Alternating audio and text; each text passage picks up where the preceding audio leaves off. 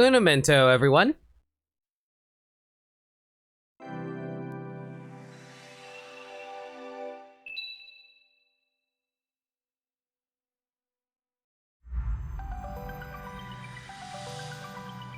Hello, everyone. Hope you're all well. Welcome back to Professor Layton versus Phoenix Wright.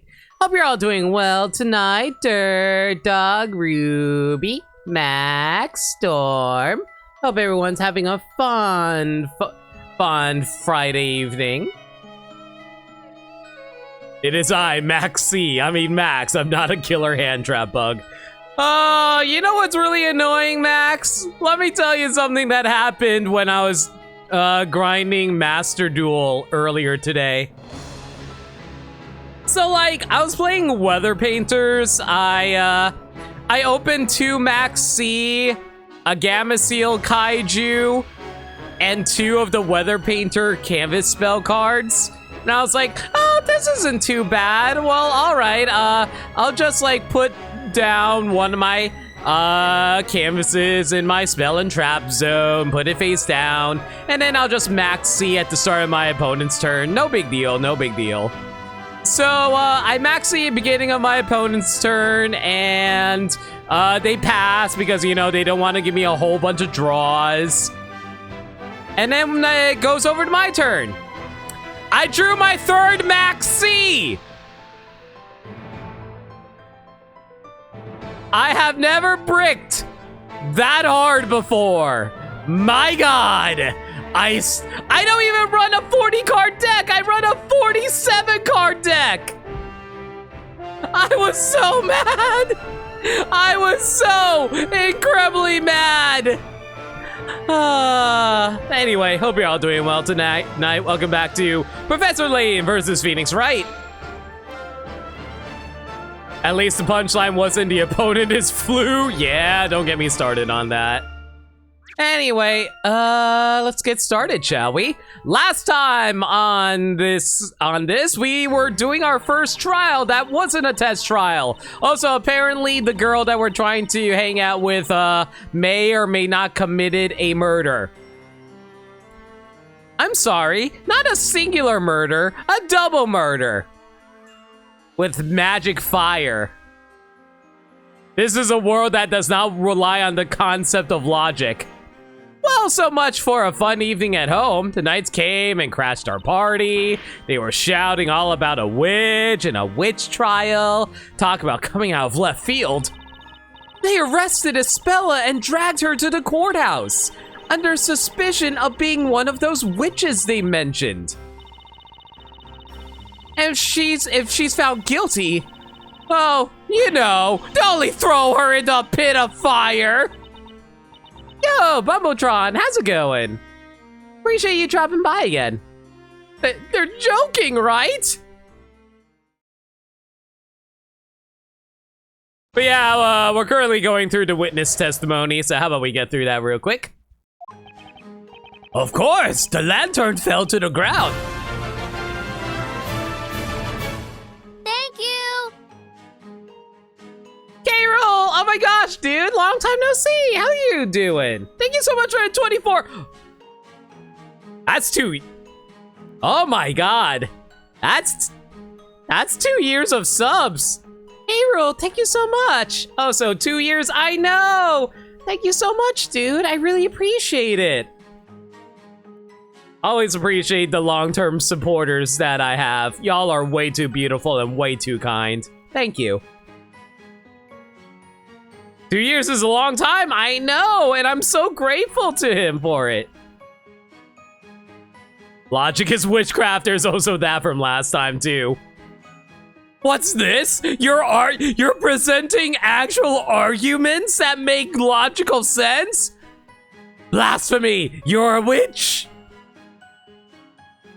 Of course, the lantern fell to the ground after the incantation of Ignize. Sploosh! I'm as sure as Snowy is white. I made certain keep my eyes peeled on that milk bucket after all. Because you stole it. You literally stole from a crime scene. Why are you still testifying when you should be in jail, lady? And then there's Aerith. What the fuck? Sorb, what the heck, dude? Why? Why are you even still awake? You should be in bed. Oh my god, look at the boss. Oh, you so much into 10 gift subs. You didn't have to do that. You know, you could have gotten a sub. You could have gotten like. Yours is mine. Because. Thank you for the 1-bit Bermsai as well. You stayed awake for this, and it means a lot. Thank you. Hang on, let me read off the gift subs real quick. Gift subs to Kira Kennedy, Liam Naloon, Zelda, TBG Hunter, Zeno, Alive, Prime, Captain Joe, History Master, and Blue Knight. I said hi to Storm earlier. I did. I just wasn't expecting the 10 subs. For the most part.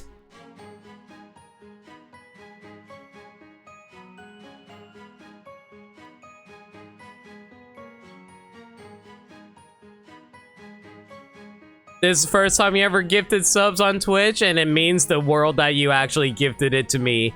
Again, I really, really do appreciate it, dude. You should go to bed if you're tired, though. Go to bed. Thank you again. It means the world to me. Again, you know you could sub for yourself, right? Like, I appreciate the gift subs, but don't forget to sub yourself if you want to have the emotes. Just a reminder, you could have the emotes too.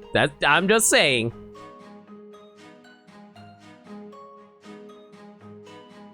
Anyway, let's get back to the game. Besides, how can you be sure the lantern fell just because it has a little mud on it? His eyes do not lie! I saw the lantern in the accursed's hand when the incantation was uttered. Ironic, isn't it? It's like rain on a wedding day. We're actually really close to a hype train too. If anybody else wants to gift any subs or cheer some bits, I would actually greatly appreciate that as well. That'd be really cool. Plus, we can get some fun hype emotes for everyone that gifted subs.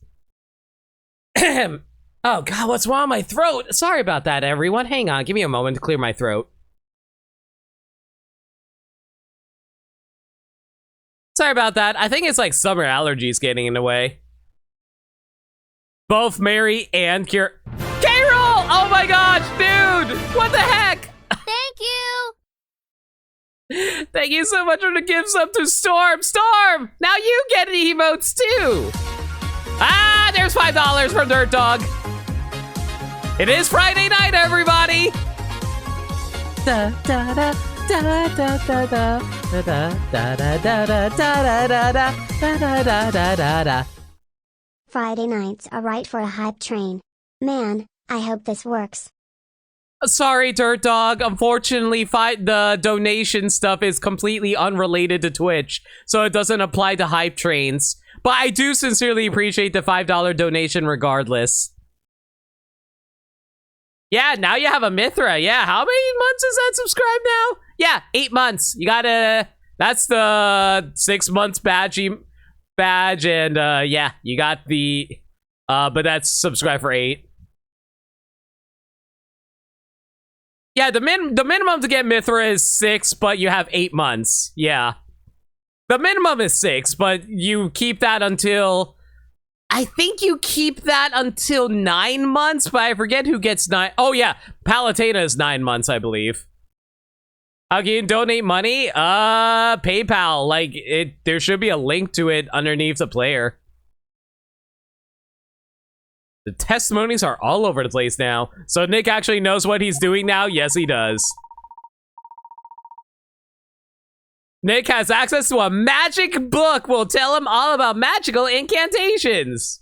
Which is honestly just more evidence at the end of the day. No idea how many months you have because you think it's been half a year since you last subbed. It is what it is. If you can't afford it, you can't afford it. It's all good. Ah, well, I guess it looks like we're missing the hype train. But it's all good, guys. I still appreciate all the gift subs anyway. I just figured that you guys... Can I just say the main reason I have the hype train on is because I want you guys to be rewarded, quote unquote, rewarded for gifting subs to me by getting access to hype emotes. Because I think some of the hype emotes are really good. Like, I think... You know what, hang on. Let me see if I can find the hype emote that I like the most. Yeah, this is probably my favorite hype emote that I once got from a hype train. But yeah, like, there's a lot of good hype emotes, so I wanted to make sure that people got those if they did start up a hype train, but oh well, it's all good. Anyway, these 4 testimonies, they are most interesting. Witnesses all saw the same thing, and yet people's memories are evidently quite fickle. They can never be a truly reliable source. Well then, Professor, with enough poking and prodding, I bet we can really cause their testimonies to crumble. You like the name on the... yeah, the ha-ha goose. I love that one too. Of course, we need to exploit their fickle memories to turn this around. What? What does that even mean? You want me to... What? Oh, so hi, Maya. I forgot you exist. We got this, Nick. We'll press them so hard they won't even remember what they had for breakfast. I can't even remember what I had for breakfast. I had breakfast 5 minutes before the stream. Oh, Sir Baker, you may begin your interrogation. I like how the judge is very kind to allow us to negotiate with each other before we start. Of course, the lantern fell to the ground after incantation of Ignice. The lantern fell after the incantation? Are you positive about that?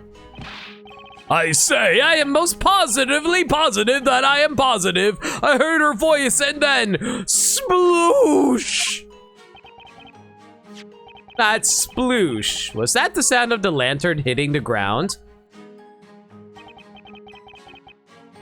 Indeed, but of course. Do you see? Have a good night, Storm. Please enjoy the emotes, and I really do appreciate the 10 gift subs earlier. You take care, all right? Have a good night. But if you look at the lantern, you'll notice that the glass is shattered. You specifically said you heard a sploosh. Shouldn't you have heard the sound of the glass shattering when it hit the ground? The sound of glass shattering? No, I'm afraid I failed to catch your drift. I was present in an area a bit further away from the crime scene, you see. I have no recollection of hearing such a sound. Why is Mary... dotting over there? No recollection. Precisely so. I'll have you know, I can easily hear a dog barking across town. Do not underestimate my hearing. I wasn't. Relax, Grandpa. Sploosh! Kaboom! There is nothing of interest in this testimony. Will the witness with the goat please proceed with her testimony? Right, you mean us. You startled us, didn't he, Snowy?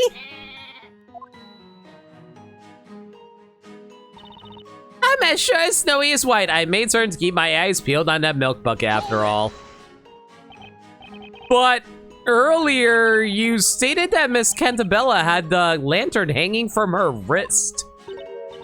Well, not quite. We didn't say for certain. We only believed it was on her wrist. Believed.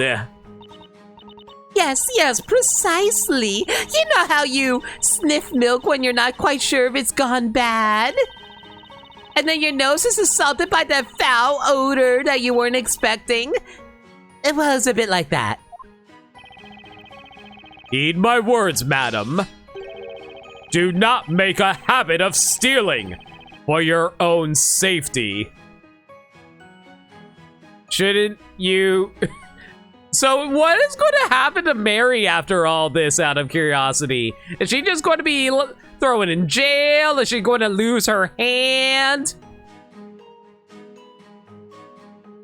Is she going to be thrown into the fire pit? We said we're sorry. Please, it was all Snowy's fault. You know what? Can we move that lamb somewhere else? I'm concerned for his safety now. Oh, brother. Give me a sec, guys.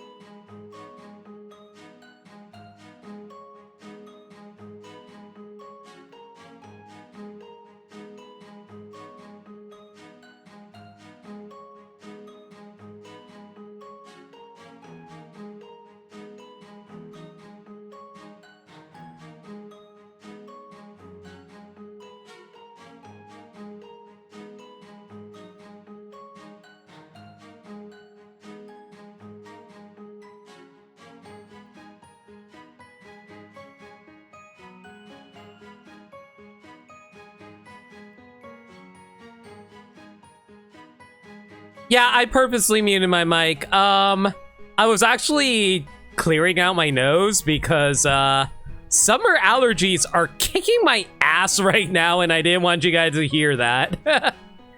Anyway, yo, Mashir Kapu, hope you're doing well. Can't believe they made a crossover between Phoenix Wright from Ultimate Marvel vs. Capcom 3 and Layton from Yokai Watch Wibble Wobble. What the hell is Yokai Watch Wibble Wobble? Anyway, we can confidently say that we both saw the milk bucket, right, Precious? And as for the lantern falling, we don't know much about that, do we now, Schnookums? You were about to sacrifice your goat to protect your own name. Thank you, woman. We've been streaming for 22 minutes. I think I can hold off on drinking water. Besides, how can you be sure the lantern fell just because it had a little mud on it? What do you mean? Well, maybe the mud was already on the lantern before any of this happened. Did you ever think of that? Before any of this happened? Like, maybe it's been there since last week. It did rain last week, too, after all. And if that's the case, then there's really isn't any point arguing about whether or not she dropped the lantern. Right? Indeed. What do you say, Defender? I say take a closer look at the lantern. You'll notice there's mud on the glass. Mud on the glass? The lantern wouldn't be very useful with all that mud blocking out the light. Miss Kira?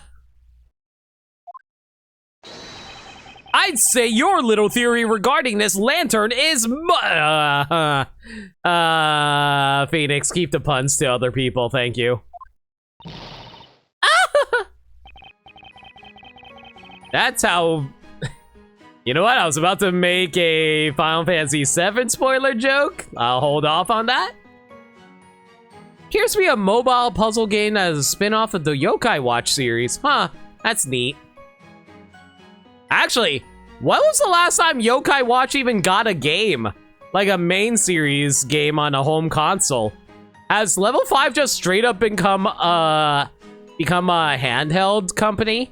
Because if so, that's really, really depressing for all the fans of their series. I could point at witnesses till the cows come home. But that wouldn't turn this testimony into anything I can use. I gotta find a lead somewhere.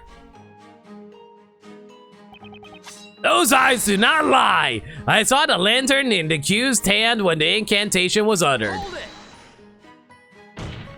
There was 4 on Switch and PS4 and Yokai Watch 1 HD on Switch. None of that was localized, was it? Yokai Watch was June 20th, 2019, so it's been 3 years. This is important. Are you sure you really saw that lantern? Yeah, I think Nintendo just gave up on trying to localize the Yokai Watch series, unfortunately. You are but a petty baker, are you not? It is not your place to be telling me what is important. There is but one thing of importance. Ridding this town of its witches as quickly as possible. Objection. Oh, hey, first objection of the stream. Hardly. I say this is far more important. What? We're trying to find out the truth here. How absurd. That witch is a girl. That girl's a witch, I say. A witch. I would stake my entrance into the Knights of the Inquisition on it. Is it bad that I kinda believe him? I have a strange feeling that Espella actually is a witch. It's just that she might not be one of the evil witches. So, Nidal might actually have a point here.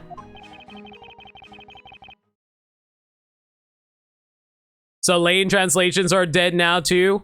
Probably. That being said, though, I don't think we've had a Layton game since Layton's Mysteries Journal. And even then, we didn't get that completely localized, I think.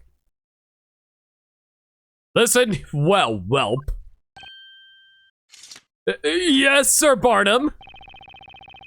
Many young men with the ranks of the knighthood share your level of passion. However, you let your ambition completely blind you. The same way that a muddy lantern leaves one blind and helpless in the dark. You know, I kind of appreciate this guy. He's logical. Yeah, let's go with that. What? This guy? Yes, indeed. I would say he is quite a tough motivator. What do you think, Nick? Did you notice anything fishy? Yeah, possibly. I think there might maybe something I can use. Really? Wow, I didn't hear anything special. There was definitely something out of place about that one witness's testimony. Yeah, I noticed Mary's not... Okay, Belmatron, I do want to say, don't remind me about stuff that I already took note of. I feel like that's a little too much detail there. I could have figured that out myself. It was something I haven't noticed from any of the other witnesses so far. It appears you may have found something, Mr. Wright. A 4-witness cross-examination. This is something I've never done before. But then, maybe there's another way I should be tackling this. I believe it is worth trusting that intuition, Mr. Wright.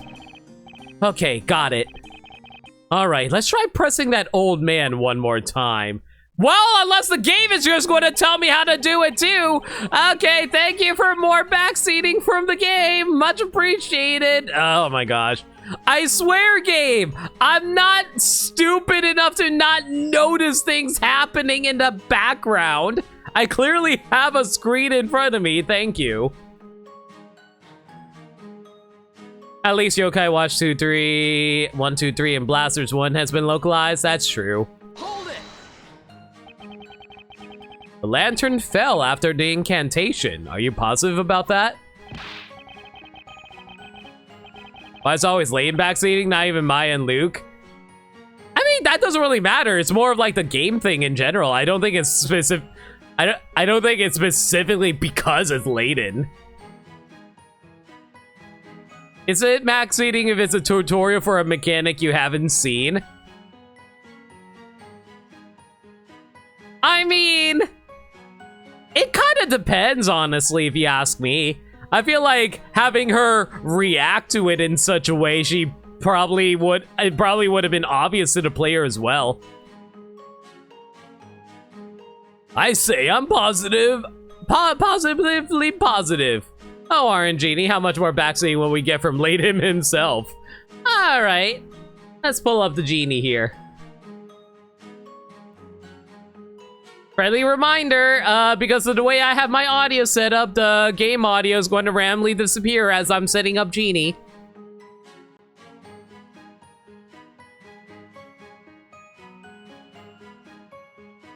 Oh, Genie! Genius slots, come on out. We need you now. Spin those wheels. We have an important question for you now. Bumbling Bubbletron asks, oh, RNGenie, how much more backseating will we get from Layton himself? And the answer is... Oh, well. That's real unfortunate. Sounding like we're going to get even more backseating more than usual. Genie, I really hope you're not talking about my chat because I do not appreciate backseating from the game nor the chat. Thank you for the wise insights that you provide me, my dear. Take care. All right. Well, looks like the game's just going to continue backseating me. Fan-flippin-tastic. Oh well, it's not the worst thing in the world. But yeah, like I said, I don't know whether or not it's going to be just this trial in particular, or it's going to be worse later on, but we'll see how it goes.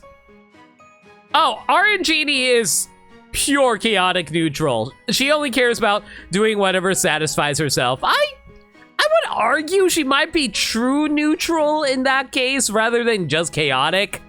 But then again, she is a genie. You never know how much those kinds of characters like to just randomly do stuff. That's sploosh. Was that the sound of the lantern hitting the ground? Indeed, but of course, do you see? But if you look at the lantern, you'll notice that the glass is shattered. You specifically said you heard a sploosh. Shouldn't you have heard the sound of the glass shattering when it hit the ground? And my mic fell over. Hang on.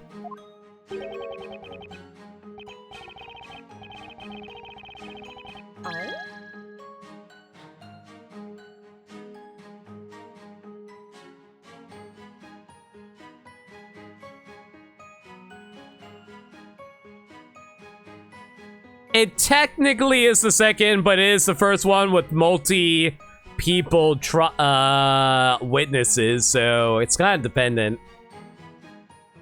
Sound the glass shattering?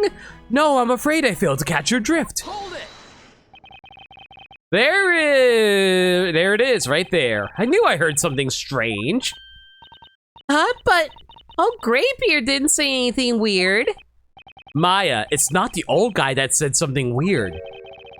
It's the person next to him. Next to him? Ah, look there, Professor, the goat lady. She looks really deep in thought. Either that or she really needs to go to the bathroom.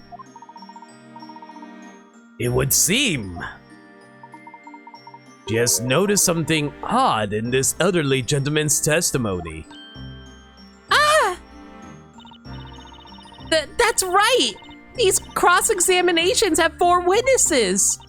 Hey, Nick, it looks like we're not the only ones paying attention to these testimonies. You're right, which means if they're all listening to each other's testimonies... Correct, Mr. Wright. Each witness is fully aware of themselves and their own actions when in the middle of their own testimonies. However, it is while listening to the testimonies of others that the witnesses may sometimes reveal the most valuable information. I see. It's habitual. I can't tell they're telling it, but I can.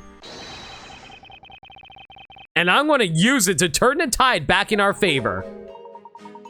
I do believe I may have spotted our first opening in which to test this new technique. Mr. Wright, could I draw your attention to the touchscreen? The touchscreen? Professor, we're in the Middle Ages. Sliding the magnifying glass during a witness testimony will allow you to shift your focus across to another witness. Right, so the important thing here isn't the witness that's in mid-testimony. It's the other 3 witnesses listening. It's just a matter of catching them off guard and questioning them. What are you waiting for, Nick? Let's give it a shot. How about we try questioning the goat lady next to the old Graybeard? Okay, all I have to do is slide the magnifying glass over to that witness. Sound of glass shattering? No, I'm afraid I failed to catch your drift. I'm actually curious to see if anyone else has anything to say on that. Hang on! I'm sorry, I don't think I've ever heard hang on in an Ace Attorney game before. That's so weird. Excuse me, Miss Mary. Oh, do you mean us? But it's snowy and I have nothing else left to say. I knew it. I caught her completely by surprise. Mr. Wordsmith just gave his testimony. He told us all about the sound he heard when the lantern fell to the ground. Mr. Wordsmith didn't seem too sure. But I wonder if you might happen to have something to say about this. Well, that's... Is that all right, Sir Barnum? May we answer the question?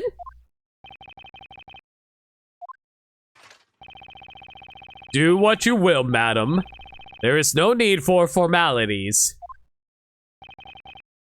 Huh? Well, we'll try and explain, won't we, Snowy? The truth is, we did hear something. That is to say, we heard the sound of the lantern's glass shattering. We're sure of it! It was frighteningly loud. It quite startled us, didn't it, Snowy dear?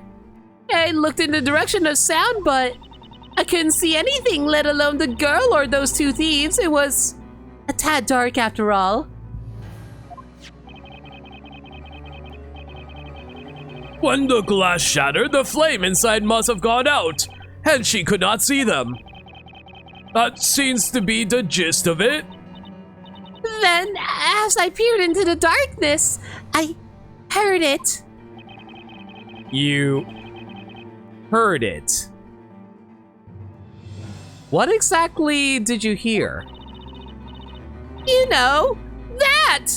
I heard! The incantation for the spell Ignize!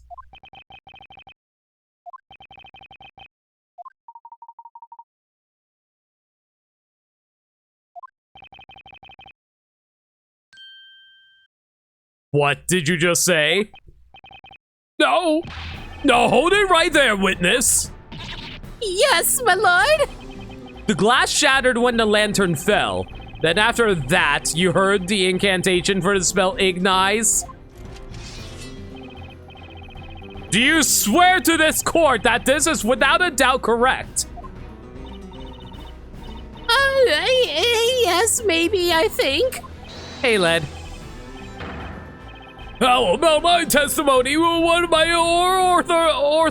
oratorical observation? That blasted spell Ignize occurred first. Then the lantern plummeted to the ground. I heard no such thing. There's no sound of shattering glass. Absurd! Simply absurd! So the lantern fell and the glass shattered. That does not change the very fact that this girl is a witch! Objection! By the way, did we mark the last objection? Like, we marked the first objection, right? Just want to make sure. We did? Alright, cool. I hate to disappoint you, but that's not quite the case. In fact, this testimony changes a lot. Wouldn't you agree, Inquisitor Barnum? What is the meaning of this? Let's go over what we know so far. As I adjust my mic because my mic fell over again.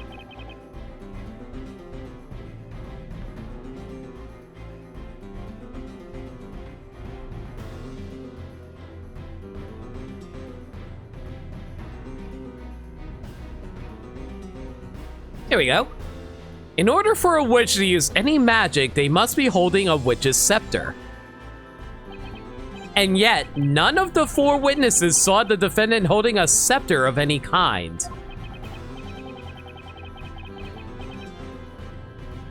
That's because the scepter was made to disappear when the spell Demir, spell Demir, correct? At the time of the crime, the two victims grabbed Miss Cantabella's arm, causing her to drop the lantern onto the ground. If at the time she was in fact holding an invisible scepter, then the scepter must have fallen when she dropped the lantern. Now, let's say hypothetically that Miss Cantabella really is a witch. In order to use any magic, she would have had to recite the spell before dropping the scepter.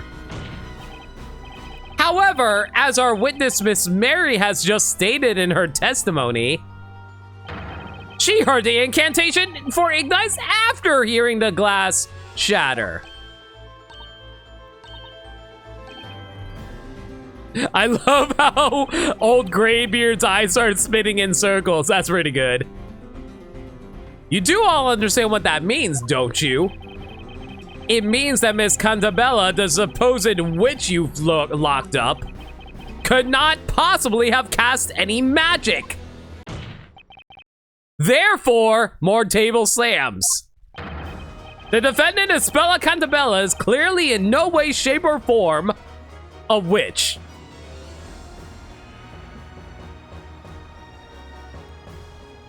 Don't mind me.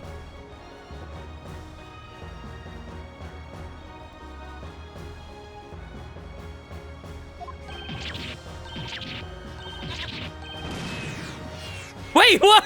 What? Wait, what? What? Why the hell did he start flying around like a balloon? Such frivolity. Do you realize what you're insinuating? Do you really think she is not a witch? Such nonsense. Did any of you even listen to my testimony? We did, but you're wrong. There's no glass shattering. Are you calling me a liar, Missy? You couldn't even see the mud on the lantern when it was plain as day. What ridiculous claims, all of you! Why am I screaming? Oh, hush. Take your little toy sword and go back to playing pretend, Sir Knight. Dab on him!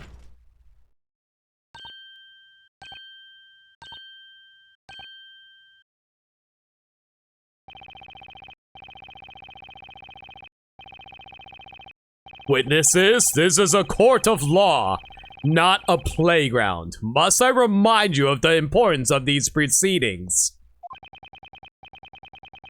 Witches and their magic threaten our fair town of Labyrinthia. Your words here today could decide the fate of every single citizen within our walls. Do you understand? As such, I expect each of you to take your role seriously and testify honestly about what you saw. Dab on those witnesses.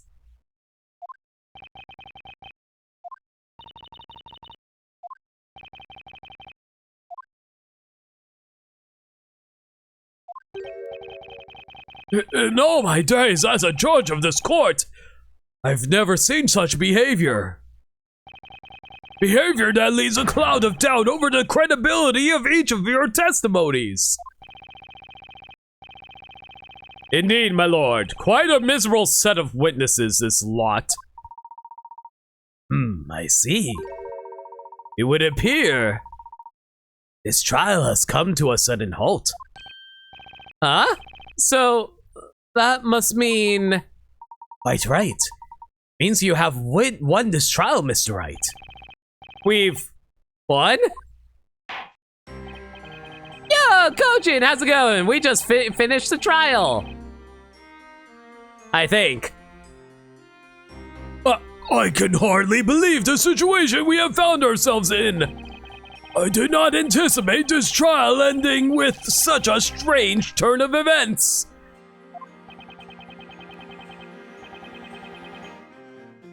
But due to these witnesses' dubious credibility, I can see no reason to continue. What say you, Inquisitor Barnum? As you wish, my lord. What is going on? They're actually going to let this witch run free through the town? Curses! If it wasn't for that witch and her friends! Hold it!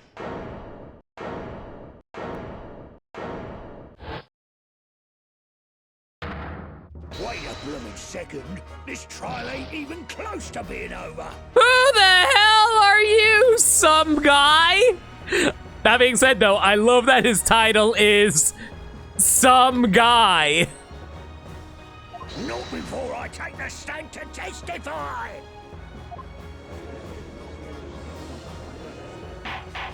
Order! Order! Who is this buffoon? Behold! Who am I, you ask? Who am I? Why? Oh my god. It's some drunk dude. I'm the man that's gonna single-handedly save this trial. I'm the 5th witness. Oh my god. It's like the 17th student in Danganronpa. Say what? Huh? What? Even Barnum didn't see this one coming. Just as I thought, this Giles is going down the drain before I got here. Okay, lot assemble. We need a strategy meeting. A sape. I say, who are you? Thank goodness you showed up. We can't give up now, everyone. Let's come down to this. To arms, everyone! We shall do battle against that baker and that hat seller. Avengers assemble. I can't believe this. What the heck is going on?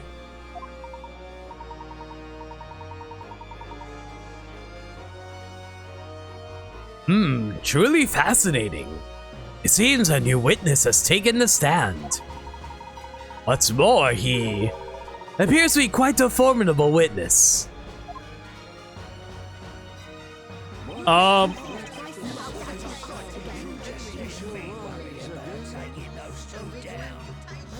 Well, I guess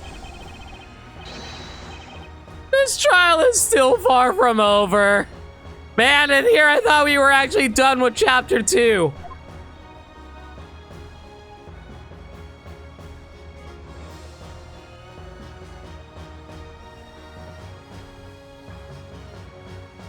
To be continued, everyone. Well, I probably could have called this here at the end of last stream, but oh well. Not the worst deal. It only took us, what, 45 minutes?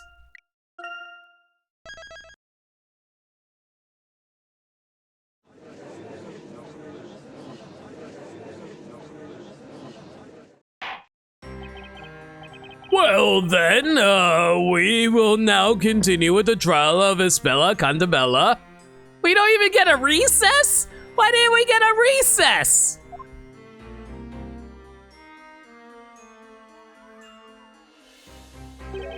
Oh boy.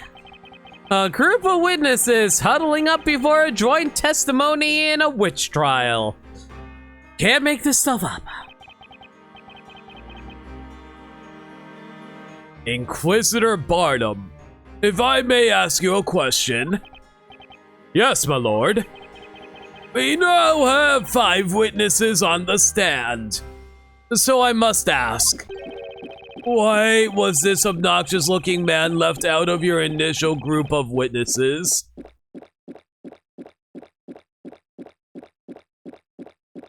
That is a very unpleasant sound effect.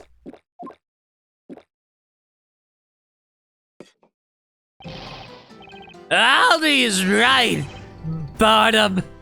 That's just cold-blooded. There is but one reason, my lord. I did not know this witness even existed. Eh? You, sir, failed to come forward. When we were asking for witnesses for this very trial, you were nowhere to be seen. That's because I can't hear a peep about it. I ain't usually around at night. Except for maybe a Fuchsia's Tavern. So you're basically telling us you were up all night drinking. Yes, anyway, it's all water under the bridge now, as far as I'm concerned. And leave the rest to yours truly. During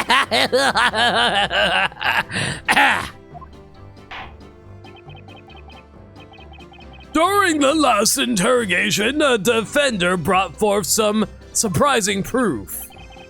Namely, that there was little possibility that the accused could have used magic. I have never heard such a claim. It must be the doing of this logic. What rubbish? Logic, you say? I ain't got a clue what that is. And that's when he's tossed out of the courtroom, right? Right?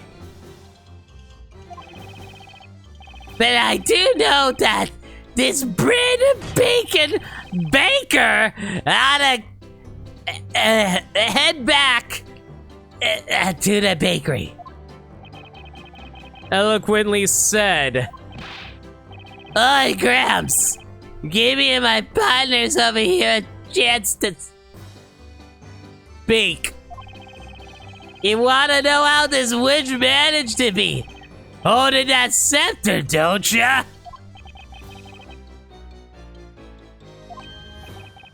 Oh, when you say Grabs, you don't mean me, would you? I fail to see anyone else meet such a description. Uh-huh.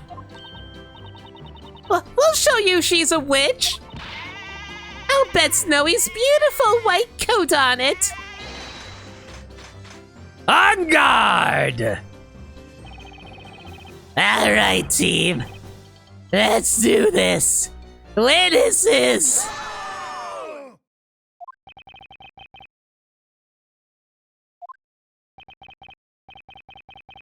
Yes, well, let's proceed with the testimonies.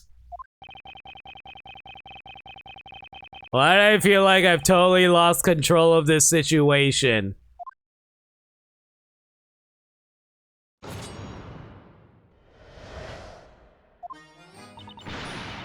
It's clear as day Isbella's a witch. We're not backing down on this. Please stop eating your own flowers.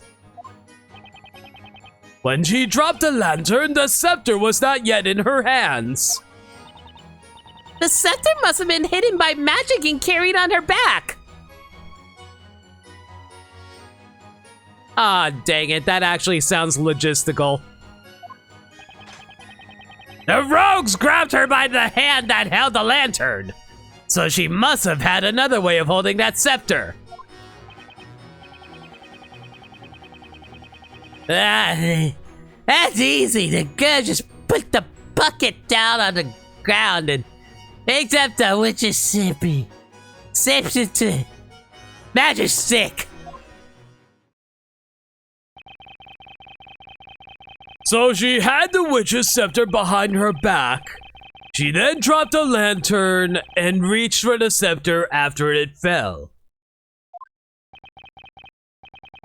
If that is the case, then it must have been possible for the accused to have used magic.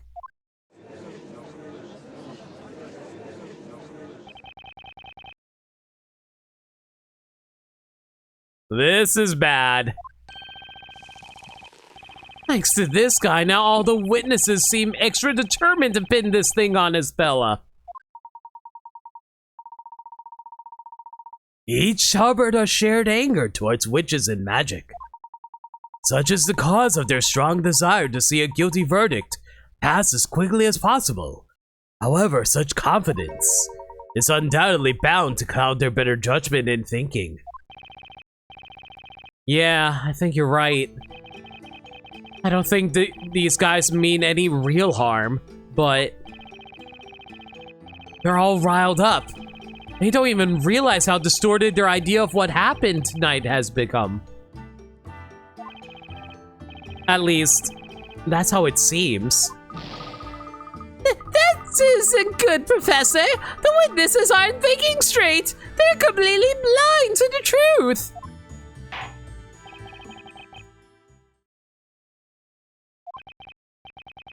Sir Baker, rather, Sir Wright?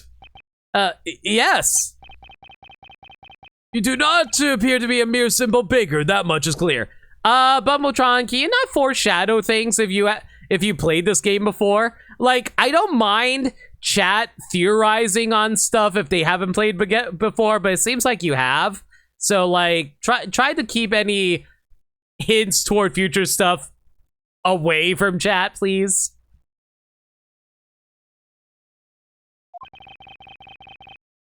On the other hand, you are no ordinary defender either. Never before has a defender managed to clash and do battle with me here on this battlefield as an equal. Like, basically, if anything is mentioned about that, that would even hint, like, even like just like mentioning a character's name or anything like that, anything about the future at all, I appreciate it keeping it out of the chat, please. Thank you. Because, like, I'll be real with you. What's the point of even doing the game if, like, I'm just going to be told what to do anyway? People rather just play the game themselves at that point.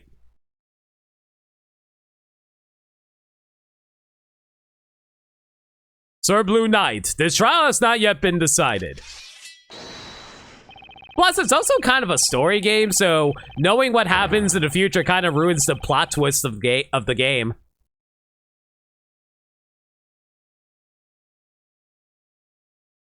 If there's any doubt in your interrogation, I will not hesitate to strike your case down where it stands. I understand.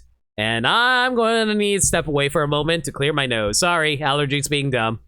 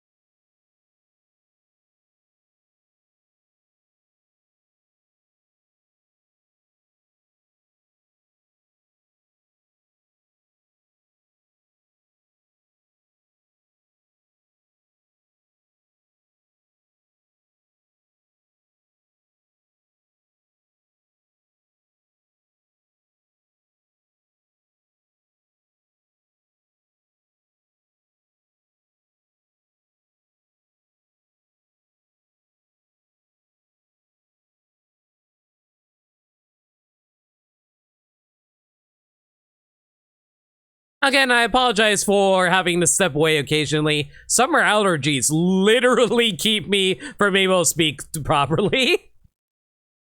Your dumb self can't take allergy meds because of your chronic headache problems. I'm sorry to hear that, Max. And yeah, I don't really take allergy medicine myself because my allergies are so sporadic is the thing. Like, some days I'm perfectly fine. I can just like do my streams normally, as you guys seen. And then there are some days it's like, nope. Time to have a cloggy nose that will not stop leaking. Sorry for the details. Defender, please begin your interrogation.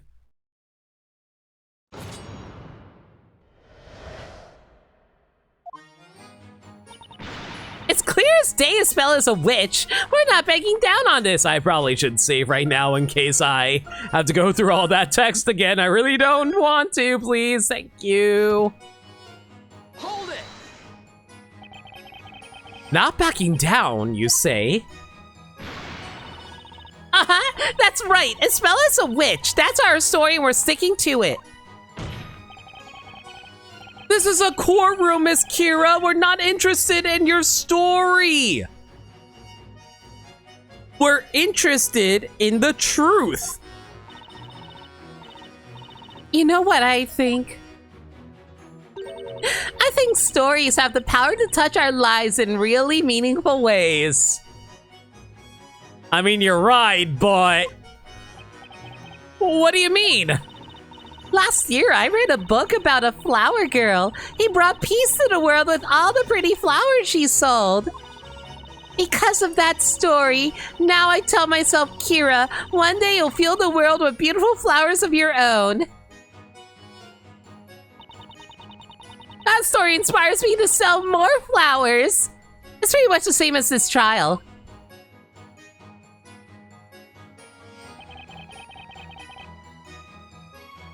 What a very touching story. Indeed, I have nary a truer tale. Would you agree, Sir Blue Knight? Maybe it's just me, but I'd have preferred something a little more relevant. I'm afraid your logic may do us no good here. Let's move on to the next witness, shall we? When she dropped the lantern, the scepter was not yet in her hands. No matter how many times we ask, I still say you didn't see the scepter, huh, Gramps?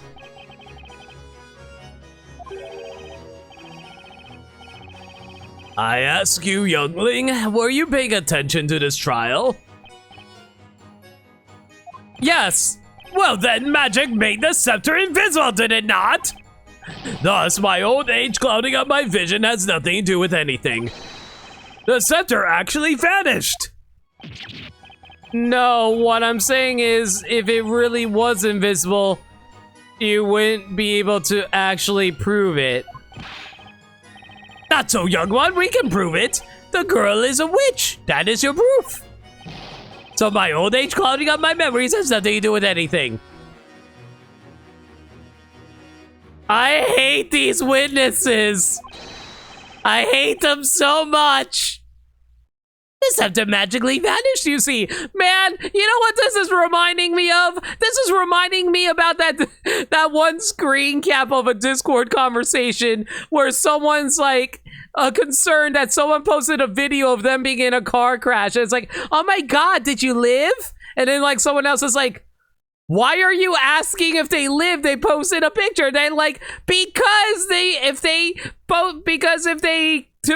died, they would have posted about it, and they would have been like, how would they have posted it if they died? They posted it with their phone, and I'm like, no, no, logic, my brain is melting. Shut down, oven. Food come out when oven is hot. Eat the food.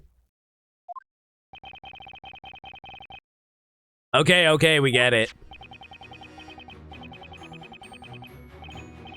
When the lantern fell, you claimed the scepter was still not in her hand yet.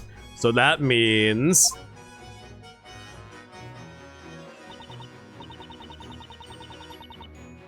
the scepter must have been hidden by magic and carried on her back.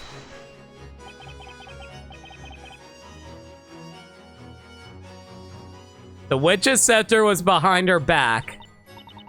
Well, it's like my little snowflake here. Whenever my darling gets too heavy, I hoist him up and carry him on my back. You mean your baby goat, right?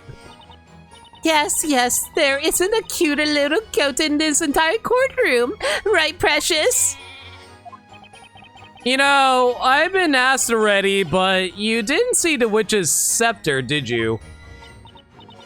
Well, no, but it must have been made invisible by magic and then put on her back. You know, Snowy is such a tiny little thing. If I put on my back, you can hardly see him. I hardly see the point of that comment.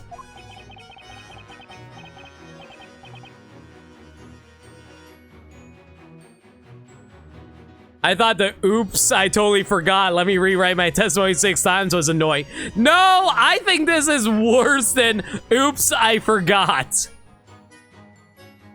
So the accused grabbed the witch's scepter after the lantern fell? The rogues grabbed her by the hand that held the lantern, so she must have had another way of holding that scepter. Are you alright? What? Why? Why? Well, for one thing, you're hiding behind what I assume is a shield.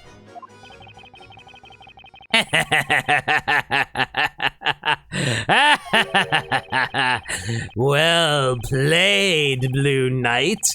You managed to see through my steel guard technique. Your steel what technique? You tried to penetrate the depths of my mind and deceive me once with your witchcraft of words. But you will find your words are futile against the strength of my shield, crafted from wood harder than steel. Now then, how about you? Attack me if you dare. No. Just listen a second. Looking at the sketch, it's quite clear that the accused could not have held the scepter in the same hand carrying the lantern. Witness, explain to the court just how the accused held the scepter. What is going on with this testimony? It doesn't sound as good as you replace steel with wood, though. That is true. Imagine if Steve Rogers ran around with a wooden shield. That's easy to go. Just put the bucket down on the ground and picked up the witch's scepter. Hold it. She put the milk bucket down. That's right. I reckon if she did that, she had no problem holding that thing. Objection. But none of the other witnesses have said anything about her putting the bucket on the ground. Nah, but no one said anything about not seeing I put the bucket down, right?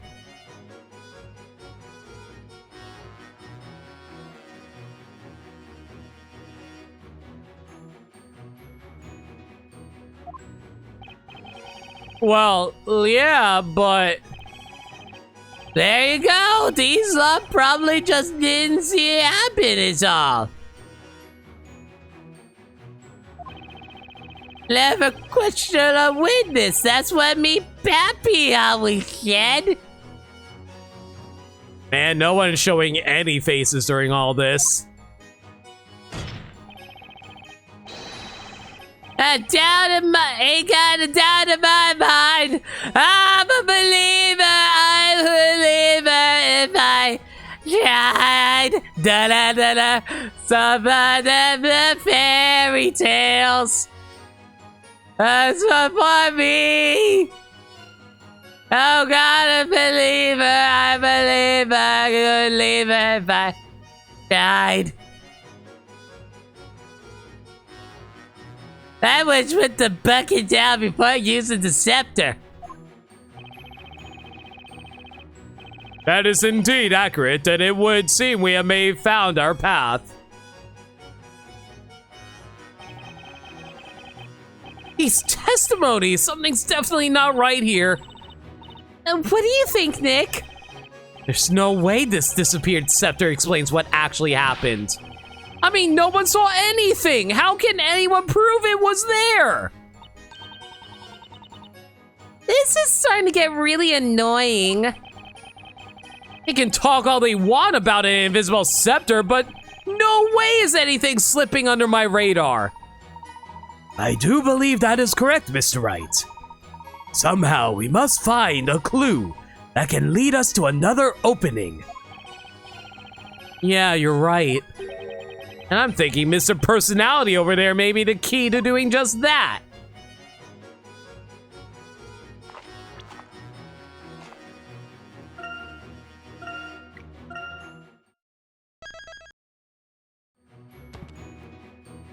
They say love only belonged in fairy tales.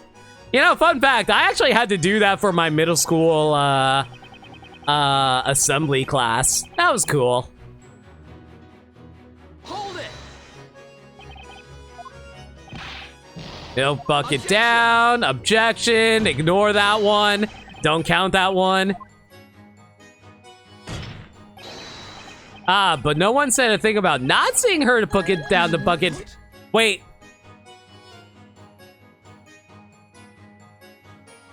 What do you have have to say about this, Kira? Hang on!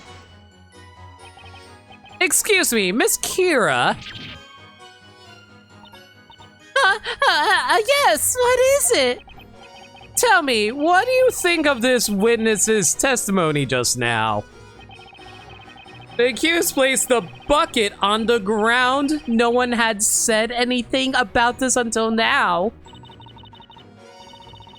Why, you're right. How odd.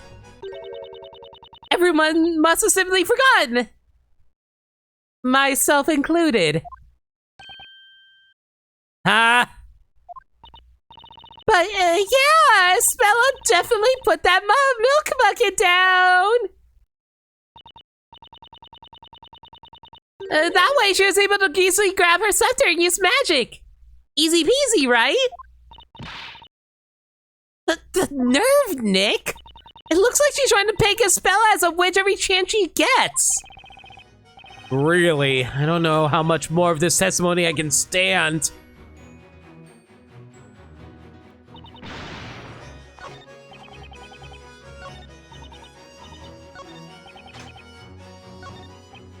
Hold it! You put the milk bucket down. Objection! Ignore that objection again.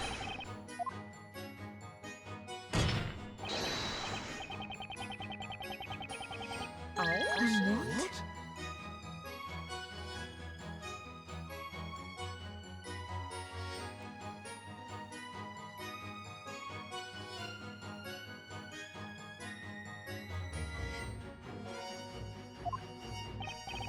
Well, yeah, but... There you go. These lot probably just didn't see it happen is all.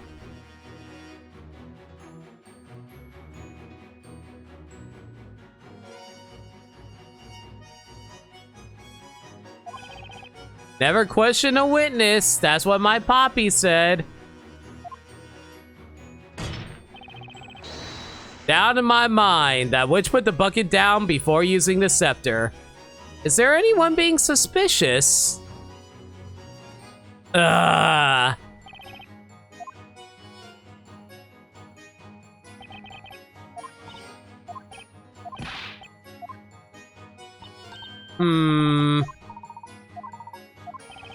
I feel like I am getting the right idea.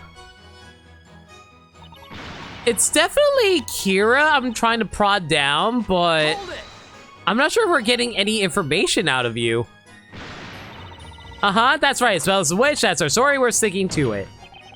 This is a courtroom, Miss Kira. Your story, blah, blah, blah. You know what I think. Oh, we already went over this. It's weird because, like, I could have sworn Kira was the one who was reacting during the testimony by some guy.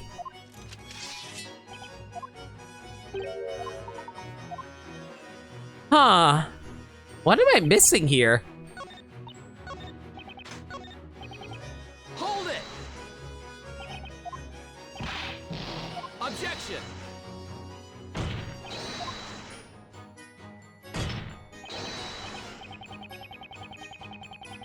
What?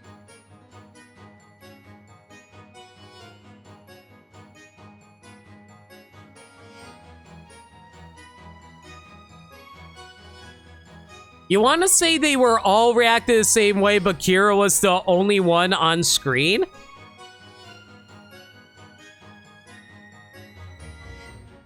They all reacted the same way, but Kira's the only one on screen? So wait, how do I question all of them then? Am I supposed to question all of them? Hang on! Excuse me, Mr. Nidal. Tell me, what do you think about this witness's testimony just now? He claims that the accused placed the bucket on the ground. No one has said anything about this until now.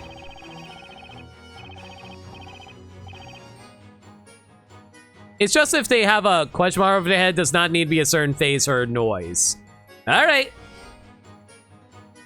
I am reminded of but one thing, sir. A battle tactic important to any knight. Imagine in one hand you hold your sword and the other your shield. When suddenly from the shadows, an inch of epic proportions takes to your back. What doth one now do? Indeed, what can anyone do? But let me tell you, one must drop one's sword and fell that unholy itch with a well-timed scratch to one's back.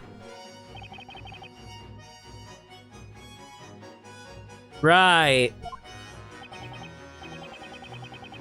The crafty witch would surely use the same tactic, wouldn't she not? I call it my signature back scratch attack of great justice. Right. By the way, be wary when using that tactic in battle. I find my opponents rarely give me an ample time to remove my armor and scratch.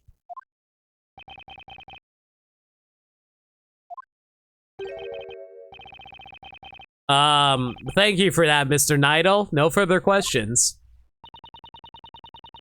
Mr. Nidal sure takes the whole night thing super seriously, huh? Sheesh, I guess it's back to the drawing board. Alright, so it's not Nidal, it's not Kira. Maybe it's... Hold it! Maybe it's Wordsmith? Objection! At least I'm not getting penalized for this, so that's pretty nice.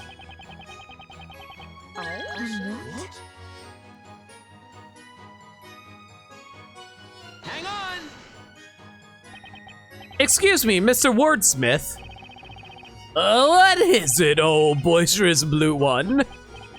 Tell me, what do you make of this witness's testimony just now? He has stated that the defendant put the bucket on the ground. The other witnesses never mentioned that. Let me tell you something, young man. Long have I lived and prospered. In that time, I have forgotten much. Dreams, aspirations, even love. I simply forgot about that milk bucket. Like one would forget about a single drop of water within the bucket that is life. Thank you for that, Mr. Wordsmith. No further questions. Okay, I guess it's Mary again. I didn't think the game would actually want me to question Mary twice in a row. That's why I didn't try to question her again. Hold it! Objection!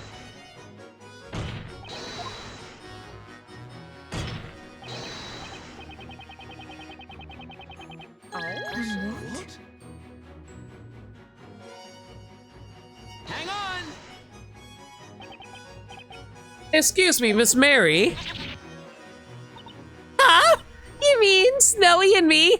Oh my god, it actually is Mary twice in a row, isn't it? Tell me, what do you think of the witness's testimony just now? The accused placed the bucket on the ground. No one has said anything about this until now. That must be how it happened. The girl probably placed the milk bucket on the ground, yes. Objection! That's an objection. Miss Mary, you did not mention anything to that effect in your previous testimony. And yet you clearly stated that the one thing you were specifically focused on, more than anything else, was the milk bucket.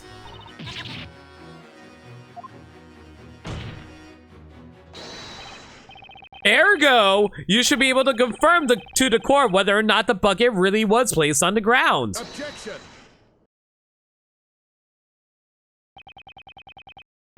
One's memory is not flawless, Mr. Blue Knight. Yeah, look at me. I keep on making dumb mistakes in Ace Attorney all the time. Pay attention to what the witness was saying. The accused probably placed the milk bucket on the ground. There is a possibility such was the case. Yes, that's right. This isn't my little cuddle pumpkin. I knew it. There's something fishy about her testimony, but... Indeed, it would seem we require a decisive piece of evidence. We were to expose the contradictions in these witnesses' testimonies. Yeah, I just have to think what that could be. Oh boy, hang on a second, guys. Give me a moment.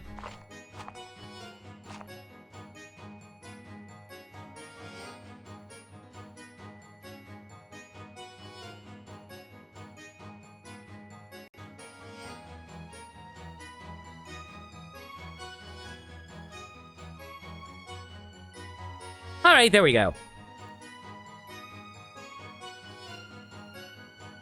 Okay, well, it sounds like I'm going to need to actually present some evidence here. Question is, what evidence am I supposed to present?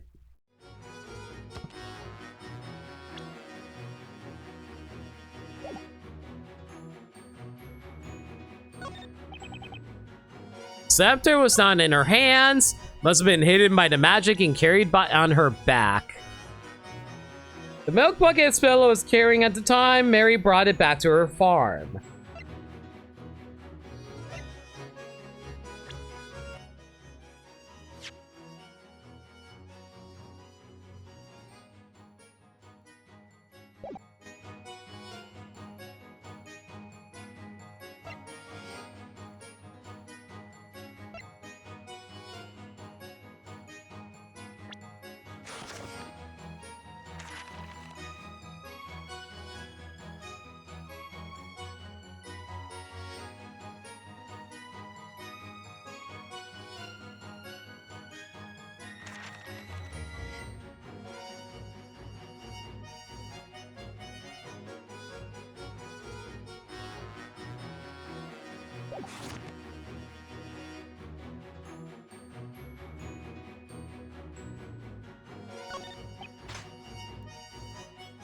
Rogues grabbed her by the hand that held the lantern, so she must have had another way of holding that scepter.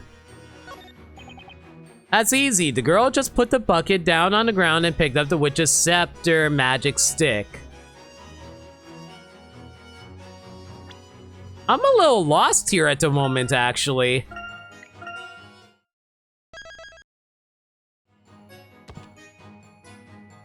Am I supposed to present during the Objection. conversation here?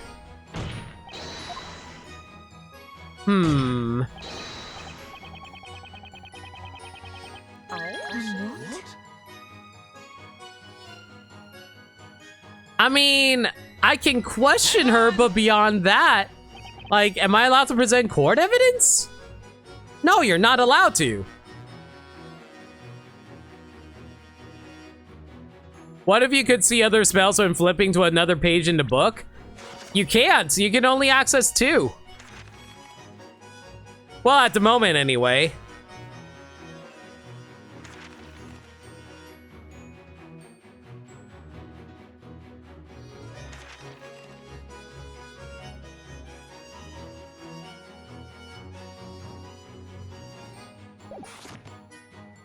Excuse me, Miss Mary.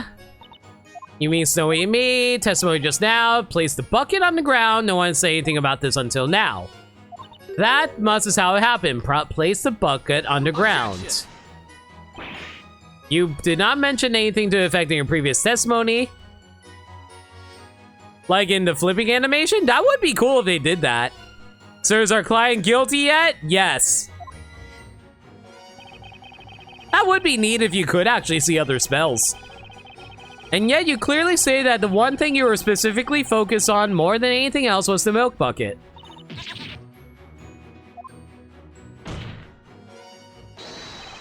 Ergo, you should be able to confirm the court whether or not the bucket really was placed on the ground. Ignore these objections, by the way, Gaddy. One's memory is not flawless, Sir Blue Knight. Pay attention to what the witness was saying. The accused probably placed the milk bucket on the ground. There is the possibility such was the case. Yes, that's right. Huh.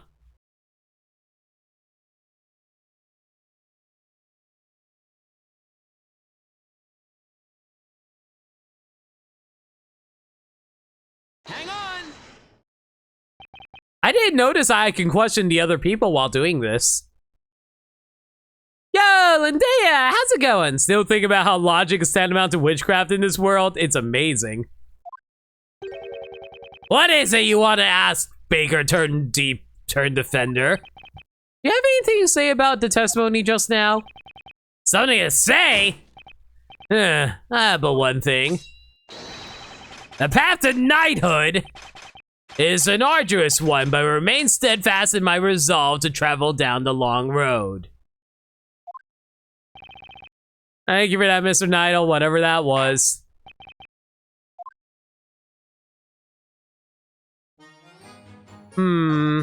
Okay, so I'm starting to see that you can actually question multiple witnesses during this, so that's actually really helpful. I didn't realize that you can actually do that. That's good to know.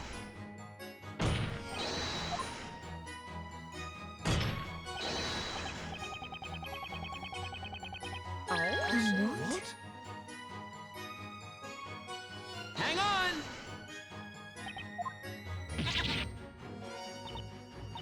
You mean Snowy and me? Doesn't look like anyone's reacting to that. Wait, I didn't mean to question Idol! Aw, that was a mistake. It is a toy sword at the end of the day, but at the same time, what the heck is that sword actually made out of? Is it made out of rubber?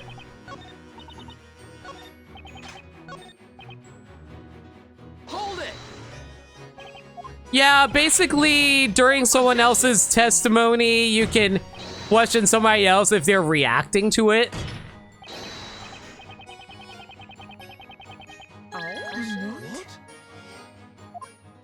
Damn it, I pressed the wrong button again! Hang on.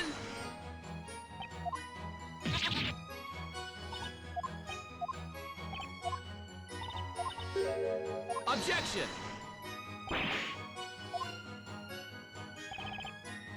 Say one thing you were specifically focused on more was the milk bucket. Doesn't look like anyone else has anything to say. Continue. Ergo should confirm. Objection. Ignore that, guys. I don't think the Middle Ages even had plastic, anything similar to plastic. Clay is way too hard to be plastic. Like, I like, you know, rubbery.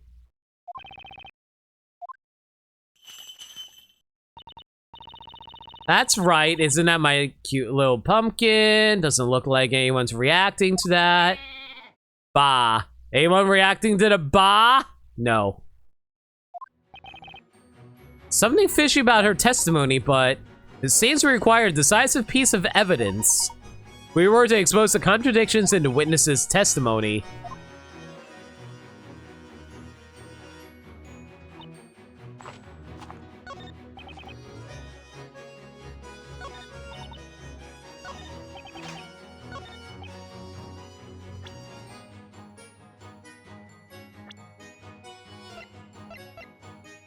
Aw, Kira! Oh my god! Okay, can I just say really fast? Kira with her glasses actually is cute as fuck. That's actually really freaking cute.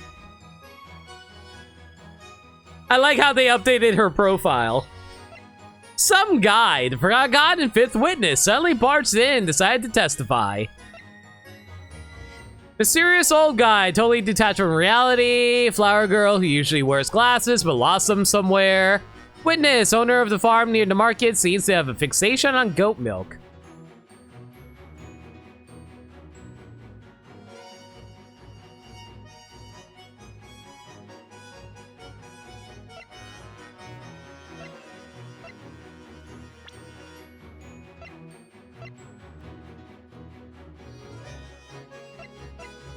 Milk, bucket, Espella.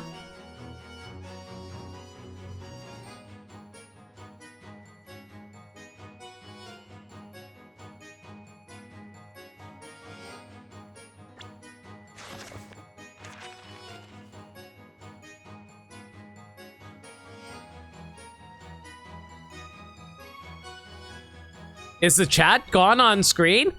Oh yeah, so that's a weird thing that happens. Hang on a second.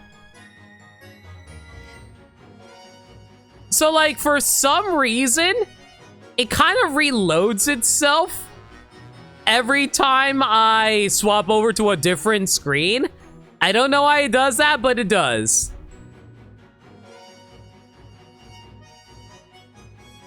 It just disappears messages after a short bit. Yeah. I don't know why it does that, because I think I have my... Hang on a second. Let me actually take a look at my chat real fast. Give me a sec.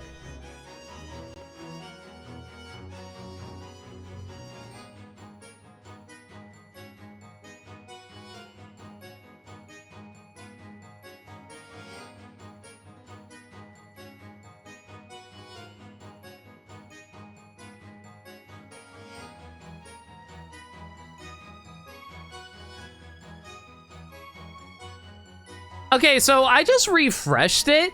It should theoretically always show the messages now instead of having them disappear, but yeah, just go off that. Anyway, something tells me it might actually be this spell over here.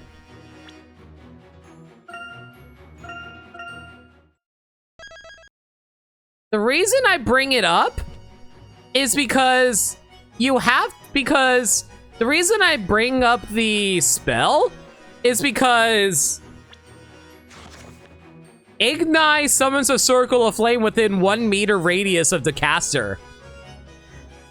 The milk bucket would have been incinerated if she did Ignite, right? Then Mary wouldn't have been able to take the milk bucket home. Well, there's why I saved there. Hopefully I'm right in my logic. Objection. I think I was wrong. Does it? I don't see how it does. Damn it! Well, time to refresh. Because there's no quick restart in this game, sadly. Oh boy, okay, so if that's not the logic that I'm supposed to do here, what am I supposed to do?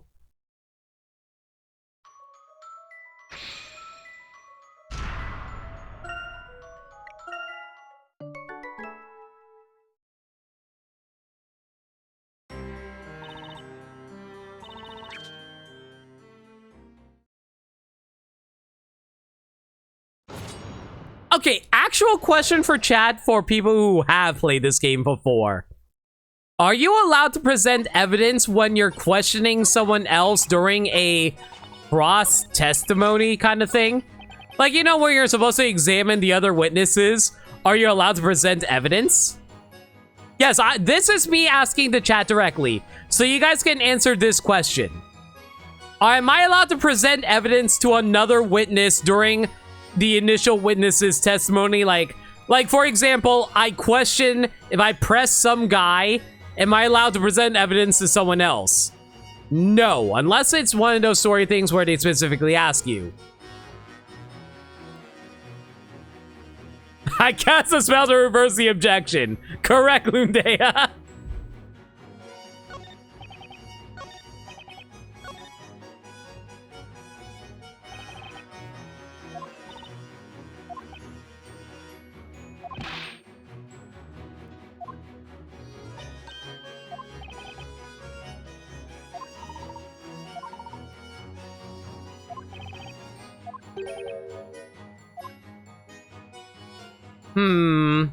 Okay, so I know I need... Okay, so if that's the case, I need to question Mary.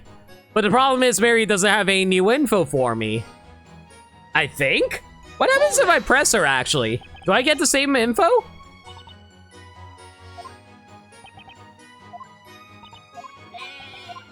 You didn't see... Invisible magic... What the heck was that bread puzzle? You don't get the solution. The solution that is because the two breads are 11 because they look like, you know, 11. But if you take a third piece of bread and stand it up, it looks like a period. So it's like 1.1. So therefore, it's smaller than 11.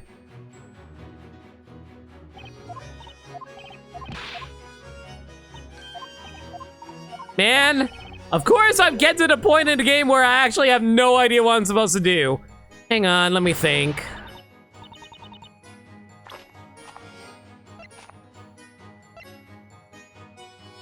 The lantern Isabella was holding, the glass is broken and covered in mud. The magic scepter needed cast spells, available spells depend on the magic gems.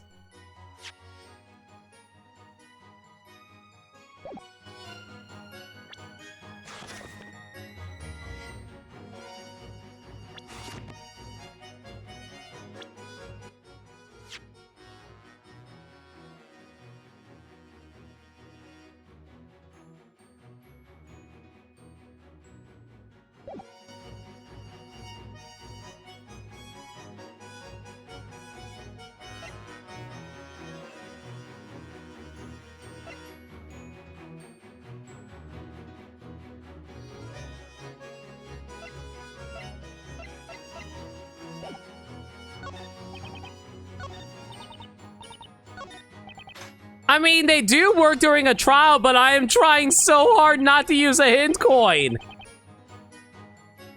I don't want to use it.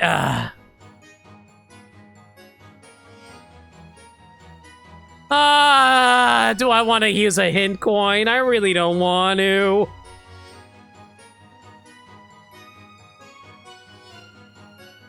Hold it. Tilt the bucket down. Where she did that. She had no problem holding the thing. Objection. Blah, blah, blah. But none of the weather witnesses have said anything about her putting the bucket on the ground. If I recall correctly, hint coins don't actually affect the Pickerats. Hang on.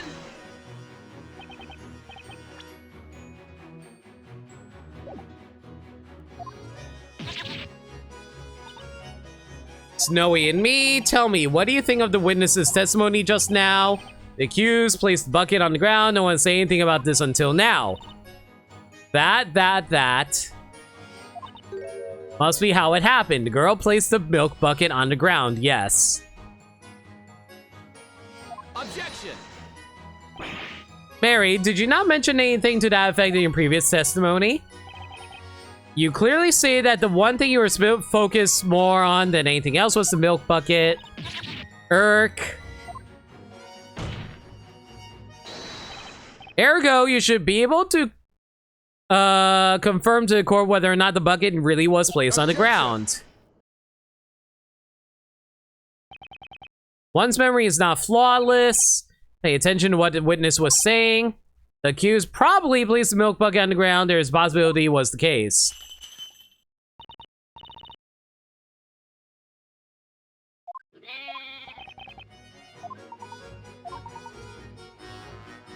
Yeah, Burmside, you can toss out a hint. Like, here's the thing that I don't understand. Who am I supposed to be presenting the evidence to?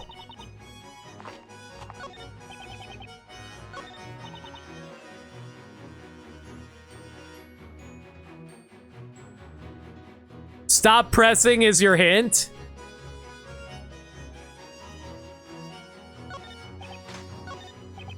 Okay. Hold it. I think I know what you mean by that. Thank you. Yo, Shadow! Thank you so much for the 47 months of tier 1 subs, dude. Really appreciate it. How's your evening been? Hope you're well. You'll be flying in about 2 hours. Why are you here? Also, where are you flying to? Hope you're having a fun trip, regardless. You enjoy this a bit, if you say so. Right now, I'm just trying to examine people at the moment.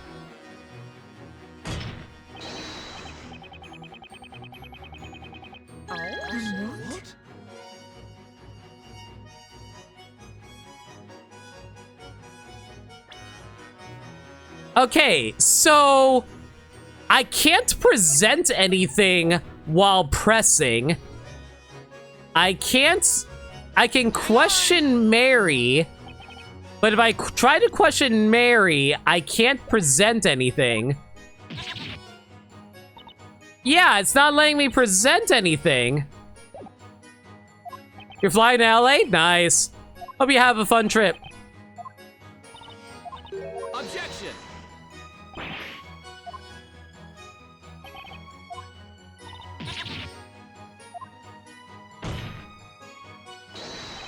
Objection!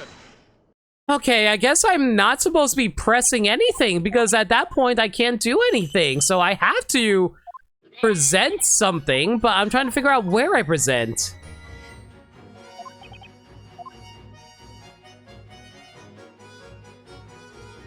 It's clear to say it smells a witch. We're not backing down on this. She dropped the lantern. The scepter was not yet in her hands.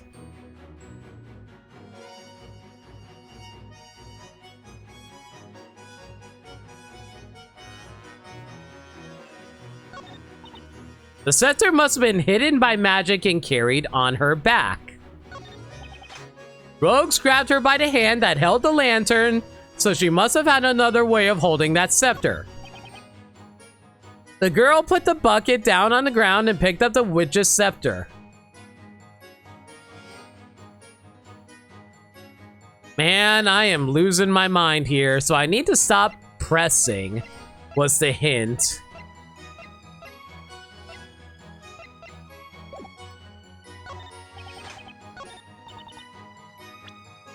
Maybe I'm supposed to present the milk bucket to Mary? Objection. That's not it. Oh my god, it takes so long to load back in every time you make a mistake in trials. This evidence proves... Oh, look at that, the time signs were set. Ah, Mother Clucker, at this rate, I might as well use a hint coin.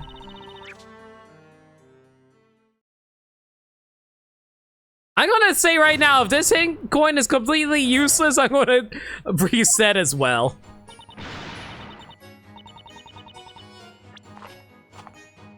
Use a hint coin to narrow the area.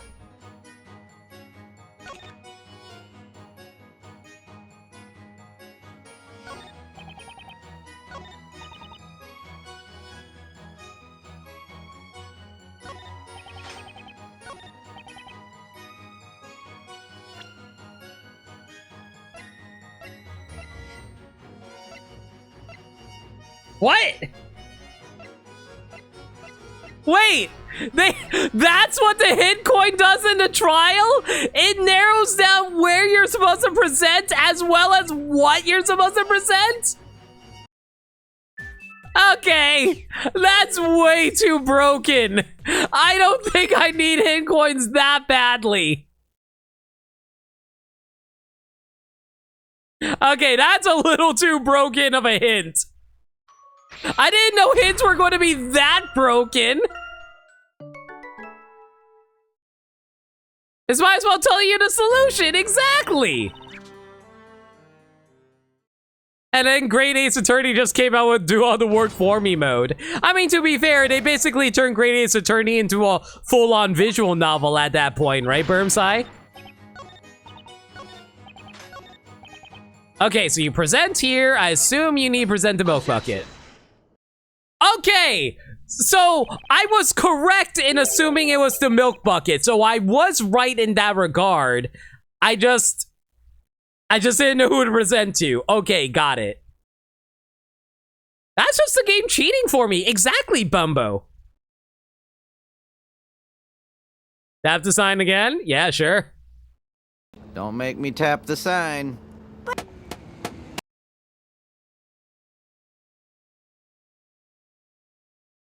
In the 3DS Ace Attorney games, if you mess up too much, you can ask to be counseled, and all that does is tell you what the statement to focus on, but you still have to figure out what you need to present. I know, the hint coin just straight up tells you.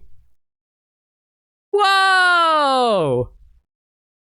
I can be famous? Caddy, why would you not want me to be famous? Showing you where to present is good enough for a hint. The fact that they actually tell you which evidence to present is crazy.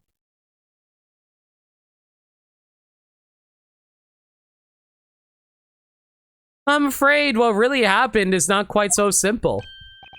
What's that? What you talking about? It had only just stopped raining moments before the crime took place. As a result, the ground was very muddy. If Miss Cantabella really placed this bug on the ground like you claim she did, then it should be caked with mud just like the lantern after it fell. Well, I'd say that clears up your muddy testimony, wouldn't you say? Well, hey, bottom. What? Yeah, just gonna sit here looking pretty? Come on, give me a hand here. Flattery will get you nowhere, witness, other than perhaps to the dungeon. At any rate, there is but one question we ought to ask. Why is there no mud on that bucket? To the witness with the goat, may I ask you a question? Oh, you talking about us? Indeed, you admitted to the court that you returned home with the milk bucket. Illegally, I might add. My, oh my, such harsh words, Inquisitor.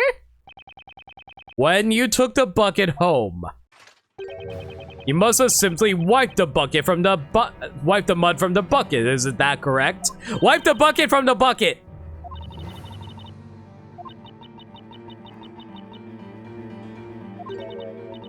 You know, not that you mention it.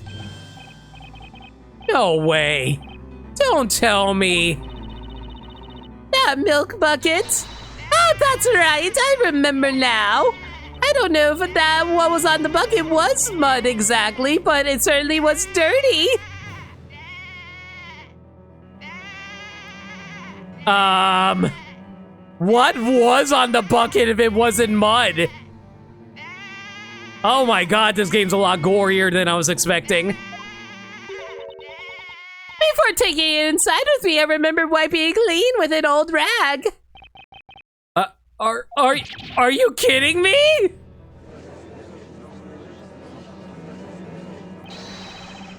Exceptional work, Inquisitor Barnum. Right. It all makes perfect sense. See, we were right all along, weren't we, Inquisitor Barnum? I knew that sword-worthy judge would show. Barnum, you slices not give me the cue. Objection! Objection, sir. Witness, Miss Mary. What is it? You're absolutely sure there was mud stuck to this milk bucket?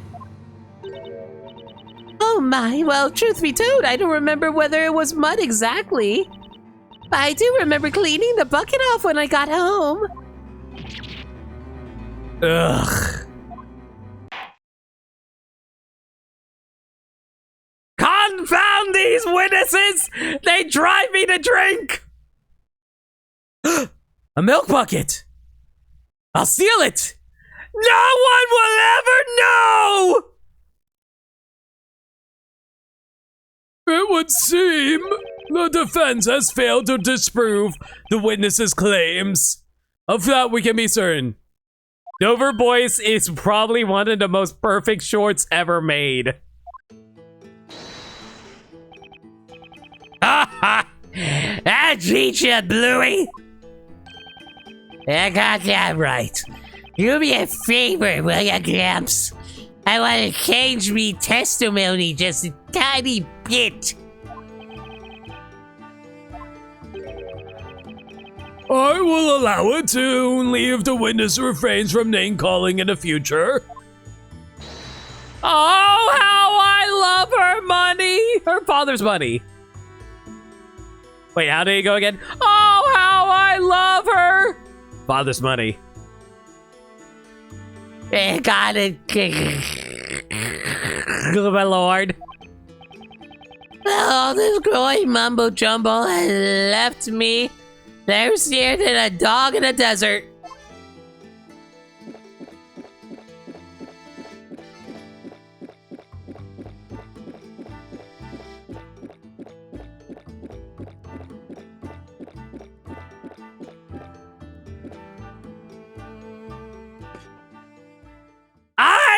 hate Luke! I hate Nick! And I hate Layton! Help me, Luke!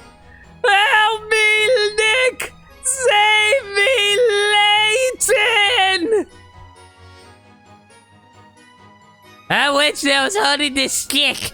I even heard her say the incantation, Kiki. That's right, I witnessed it all. Hold it!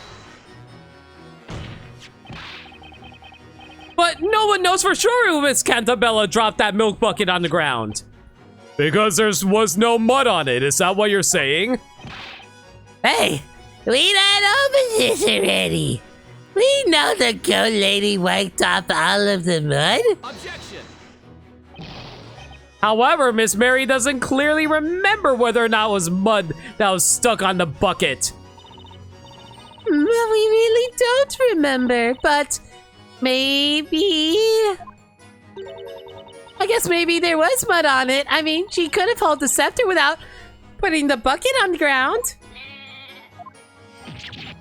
Miss Mary, please give a definitive answer. It's all done, Bluey. Take all you want, cause it ain't gonna help, you see? Well, 5 of us, we saw what that witch was. Clear as day. Hang on! Excuse me, mister. Earth to Gramps? Offender, when you say Gramps, might you be by any chance referring to me? No, of course not, Your Honor. Mr. Wordsmith, are you listening?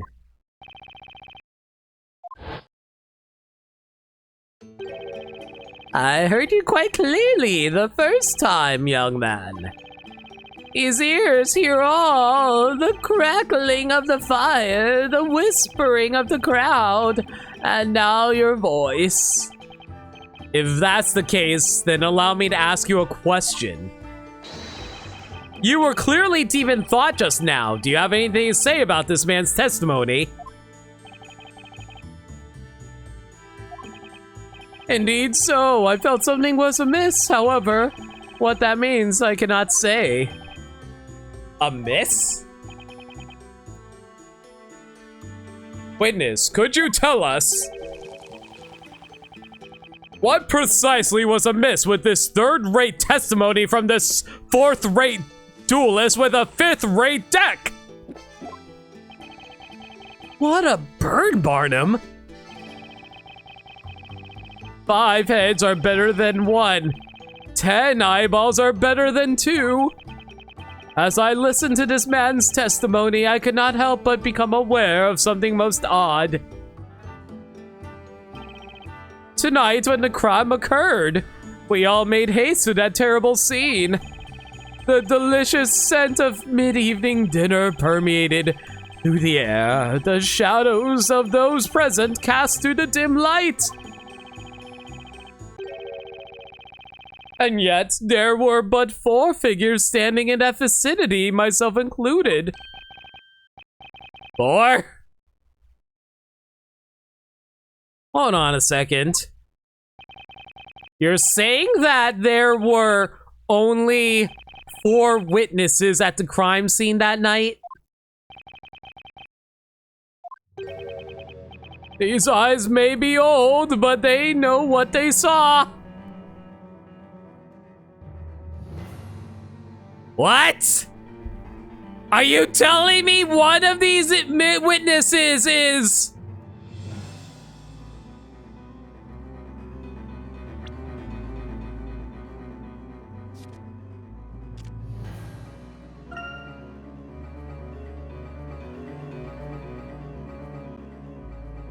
one of these? Are you one of these? One of you are one of these?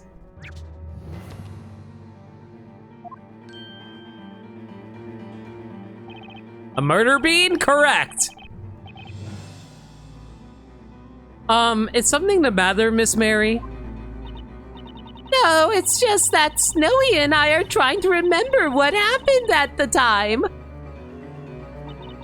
I remember the flames erupting into the air. That's when Snowy and I made our mad dash to save the precious milk.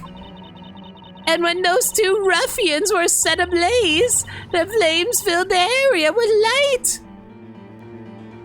Why am I suddenly reminded of that one puzzle we had to do last stream, featuring like the princess, a prince, a knight, and we had to figure out who was lying and was actually the murderer? In that sudden flash of light, we could see that there were other people around besides ourselves. And that's when I saw them, the other people that scrambled to the scene along with us. I'm quite sure of it. There were only 4 of us there at the scene of the crime. Objection! Hold on, madam. What in blazes is going on? We have 5 witnesses on the stand, all claiming to have witnessed tonight's events firsthand. That means we have 1 witness too many.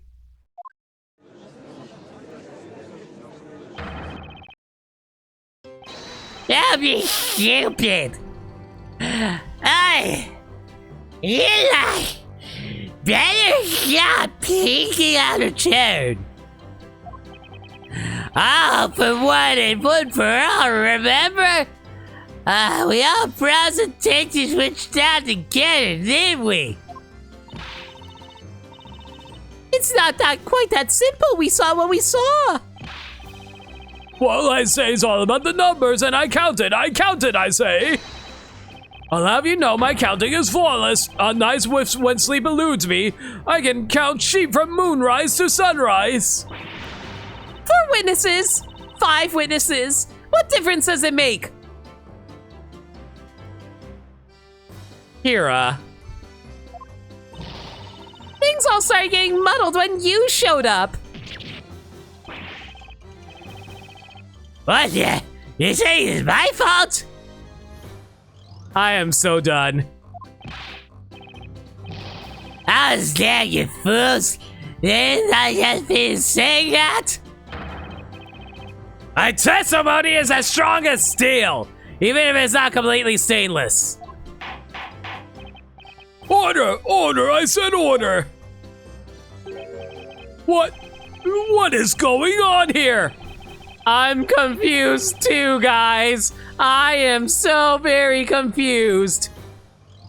You claim the number of witnesses to not add up? I've never been witness to such an outrageous conflict. There is but one answer to this puzzle. Single possibility. What do you mean? Without a doubt, magic must have been used at the scene of the crime. Furthermore, it would indeed appear that there were only 4 witnesses present at the scene. And yet, currently, we are faced with 5 witnesses testifying to the court. That certainly is quite a fatal contradiction, with only one possible answer. Would you not agree, Mr. Wright?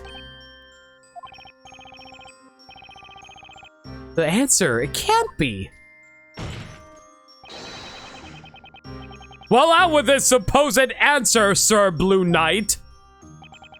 What is your explanation for the current number of witnesses?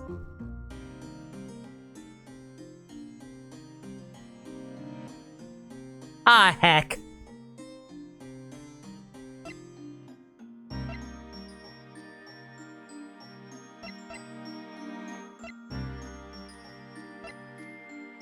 Oh, heck. Time to pull an Ace Attorney. While it may seem far-fetched, the reality is actually rather simple. The real witch and the real murderer in this case is actually one of these 5 witnesses. Yep, That's an old Phoenix Wright. Let's do it. What? What?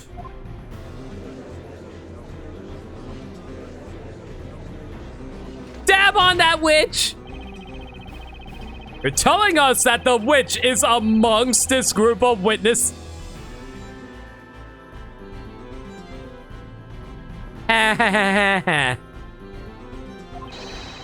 What utter rubbish! There is no possible way that such a claim could be true. That's right. You got a lot of nerve accusing one of us of being a wish.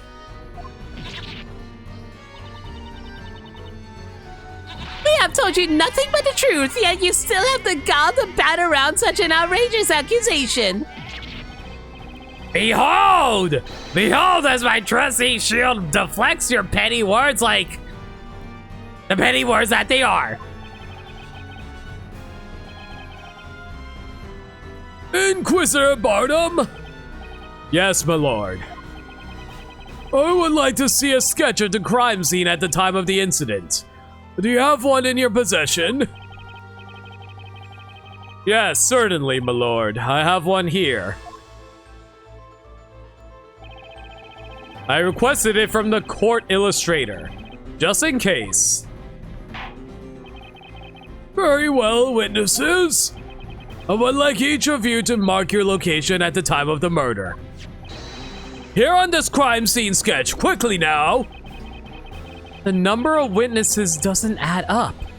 It looks like we're getting somewhere now, but we haven't even scratched the surface of this case yet.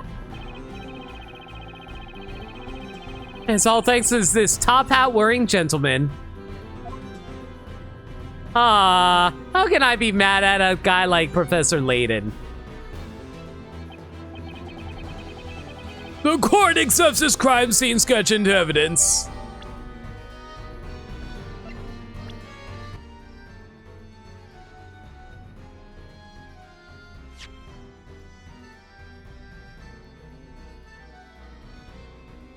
Huh. Alright.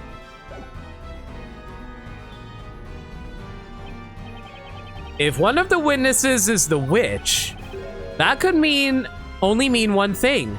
Somebody here isn't telling the truth. How fast the illustrator is able to crank that out? According to Barnum, apparently had that prepared ahead of time. That being said, though, wow, the court illustrator was able to draw all of the witnesses' faces this quickly. Major props on that.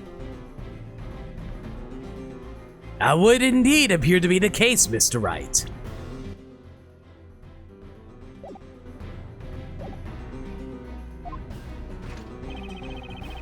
Listen well, Sir Blue Knight.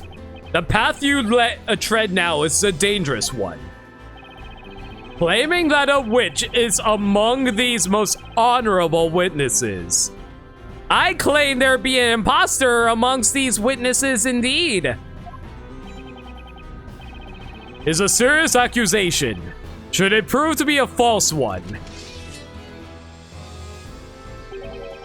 You'll find yourself at the other end of my sword.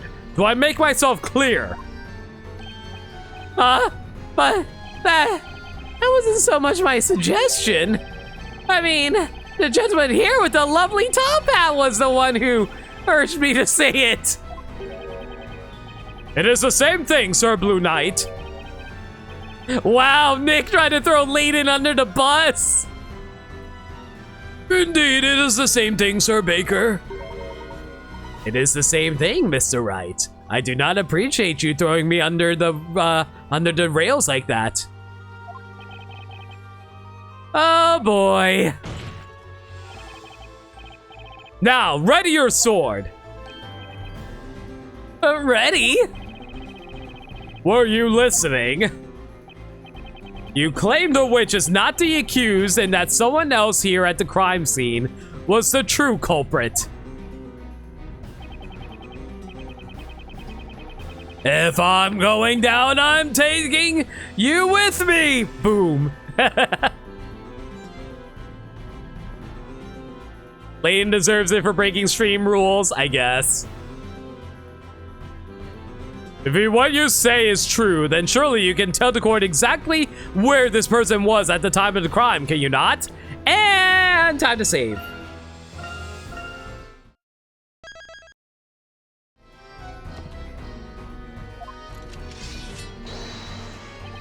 Come now, Sir Blue Knight, only you can enlighten us as to who this real witch actually is. Sir Doughy Defender, show us where the witch was at the exact moment the murder took place.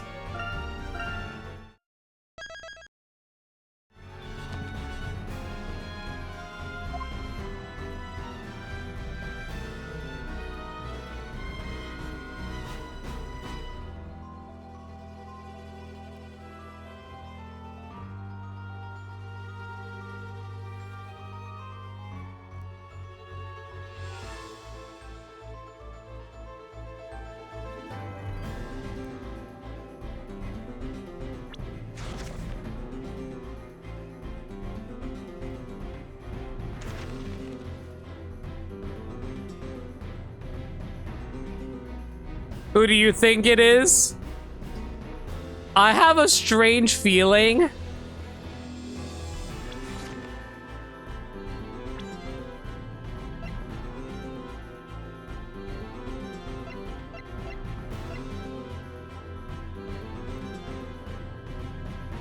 I have a feeling it might be Kira, actually.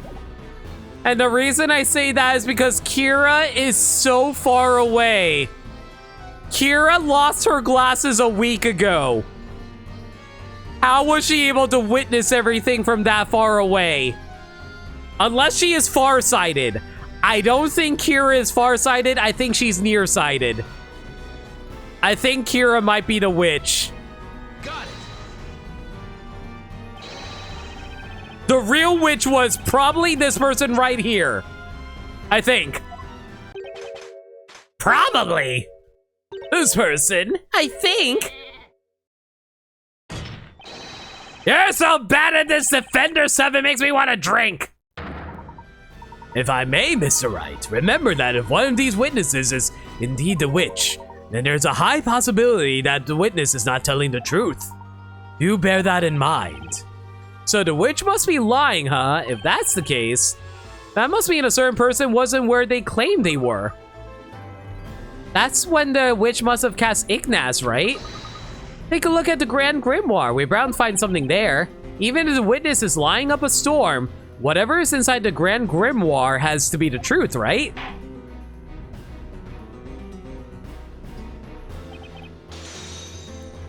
Oops. Okay, so I think I misunderstood. But you guys might forgive me for this one. I don't quite know how far a meter is. If I recall correctly, a meter is like 1 yard away. Approximately a yard away. Because, like, I am a stupid American, so I don't actually know the metric system. For people who don't know what a yard is 3 feet. So, I don't know how that translates into meters. I'm pretty sure 1 meter is approximately 1 yard.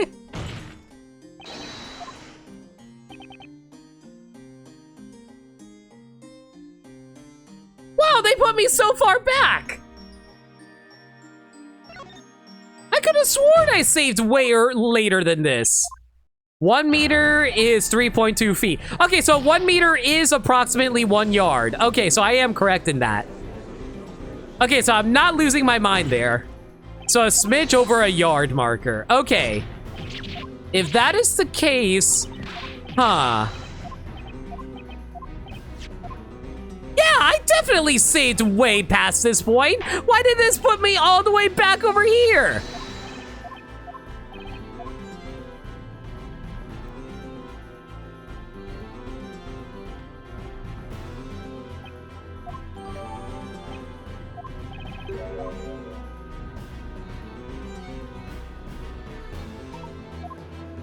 Okay, as for why I brought up the meter, the reason I brought that up is because if you go into the Grand Grimoire,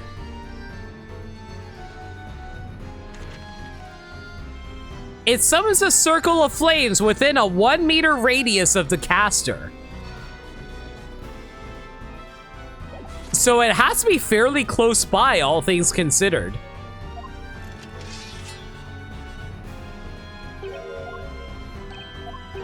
Checkpoint save spots? I guess so.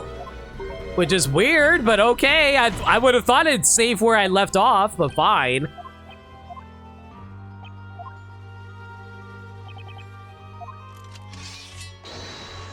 Saving saves at a spot instead of where you saved. See? This is why I wish I was playing a normal Ace Attorney game. That being said, though,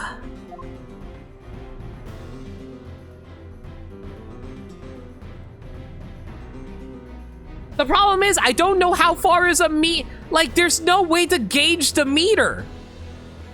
Like, the problem here is there's no way to gauge how far a meter is.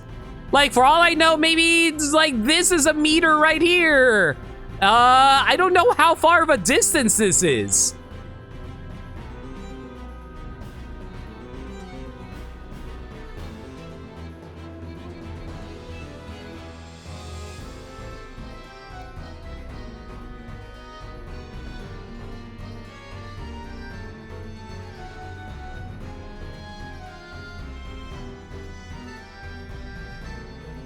So obviously someone is lying. So it's not Kira. So honestly, Kira was going to be my best bet because of the fact that she has glasses. She lost her glasses. Yeah, she lost her glasses. How the hell did she witness everything if she lost her glasses?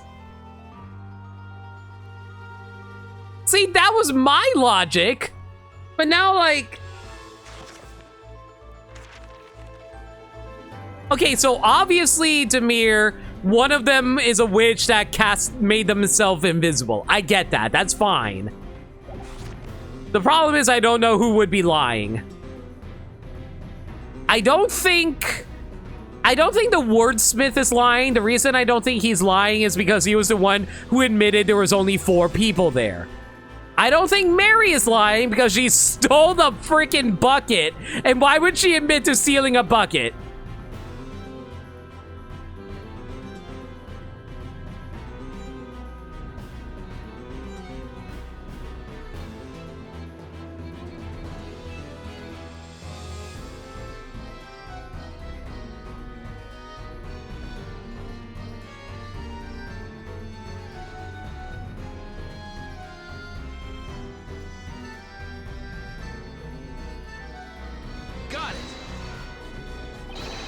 This is where it was standing, probably around here. Somewhere around there. It looks like your head is currently somewhere else, Mr. Blue Knight. What do you mean? I believe he was trying to convey that your answer was probably incorrect. Well, he didn't need to be so harsh about it. If I may, Mr. Wright, keep in mind the real witch is among the witnesses, so we cannot completely certain their So no, it has to be one of the witnesses' locations. So I do have to specify one of the witnesses' locations.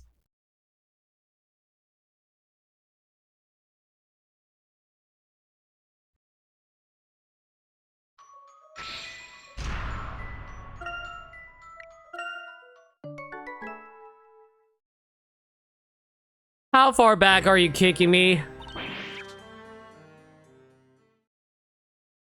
Back here again? Yep. Oops, whoops. Well, I pressed the wrong button by accident. That's annoying.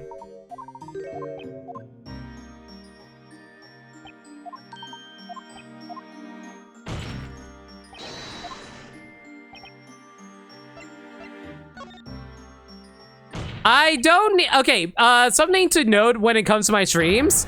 Unless I directly ask for it, I don't really want help from the chat. And I'll be sure to say, like, I sometimes say rhetorical questions like, oh man, where am I supposed to go? That's me just wondering aloud. That's not me actually asking chat, just to be clear on that. Whenever I say actual question to chat, that's when I'm actually asking for chat's help.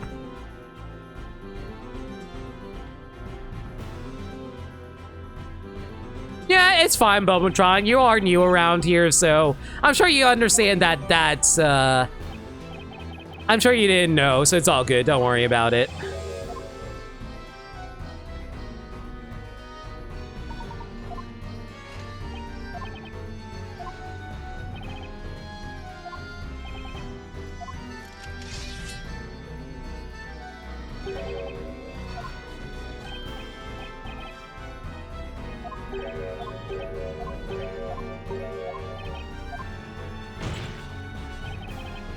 Now, ready your sword. Ready? Were you listening? You claim the witch is not the accused and that someone else at the crime scene was the true culprit. If what you say is true, then surely you can tell the court exactly where this person was at the time of the crime.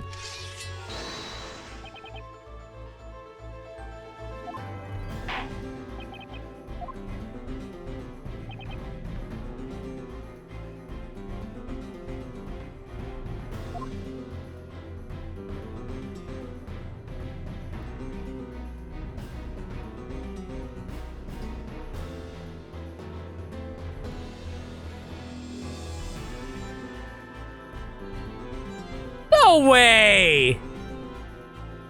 No way! Is the what? There's no way that the murderer is actually going to be one of the victims, right? No, that can't be it.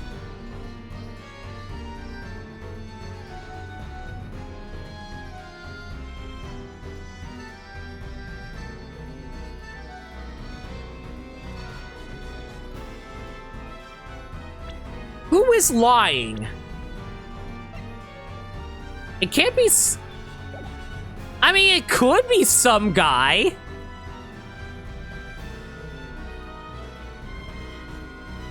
The game said that one of the witnesses is the witch. Yeah, I know that. At least that's what we're trying to claim. But we have to figure out where they were.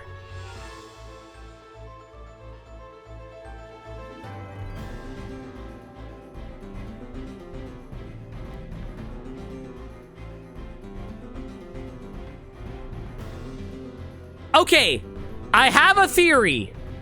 I'm not trying to claim that. Okay, so my idea is that what the game is trying to tell me is they were at the exact location where Isabella is, but it wasn't.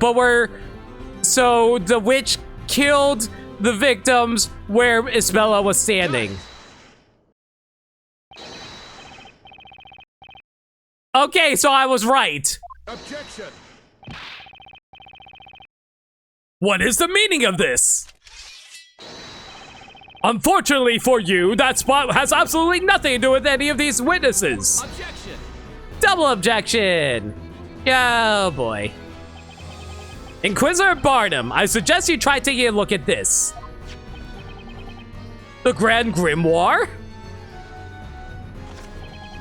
According to this tome, Ignite summons a circle of flame within 1 meter radius of the caster. Okay, so I was right! I was right about the 1 meter thing!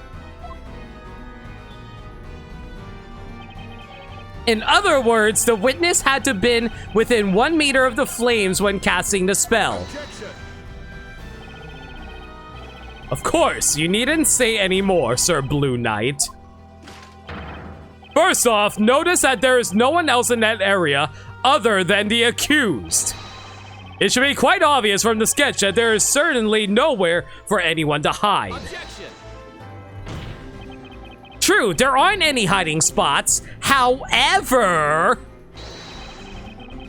Oh boy, hang on, my encoder's being stupid. 1 sec. I don't know why my encoder is overloading, but 1 sec.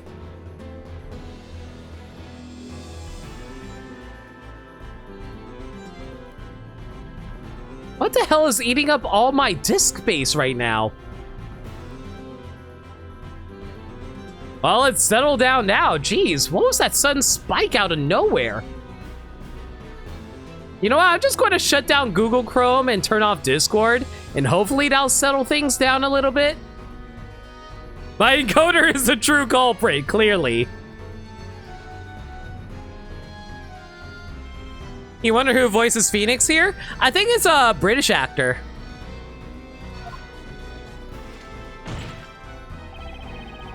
Most intriguing. Since you seem to love showing evidence, prove it. How was the witch able to hide in plain sight? I mean... yeah?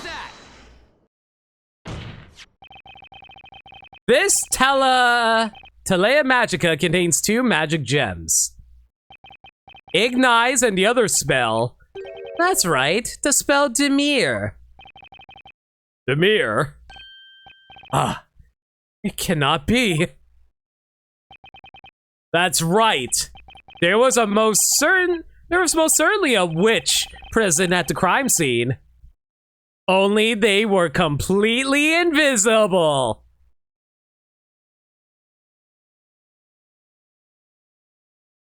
Have you thought about how ridiculous of an argument this is if this wasn't the Middle Ages? All thanks to the magic spell Demir. What game am I playing? What video game am I playing right now? What foolishness is this? Order in the court! Defender, what are you getting at? I thought the witch used Demir to make the Telea Magica disappear. Objection. According to the Grand Grimoire, under the entry for Demir, it causes anything the caster touches to vanish from sight. In other words, supposing the witch were holding the staff in one hand while touching part of their body with the other, they would be able to make themselves disappear. Are you implying that the reason for the conflicting number of witnesses? Indeed it is, which means witnesses. Someone amongst you is not disclosing the entire truth. That person is the witch we seek. You know, I'm starting to wonder. I wonder how Demir works as a spell when you're touching yourself. Like, are you making yourself invisible with your clothes? Or are you only making your body disappear? And if you do that, does that mean you have to take off your clothes? Was the witch walking around naked while invisible? That sounds like something that Bayonetta would do. Or the witch vented. Exactly, Bumbletron. I believe this is the most probable scenario. How do you wear clothes without touching them?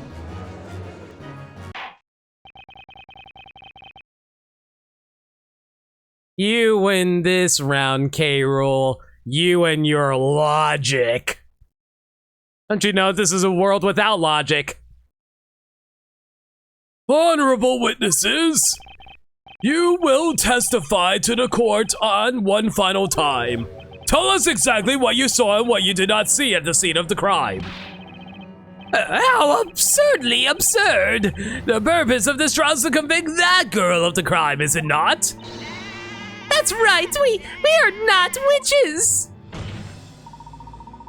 Witnesses, I ask that you listen. There is a witch mingling among you. Please stop using the word among. That's right, I'm afraid you are all no longer brothers in arms. The true opponent here is within your own group.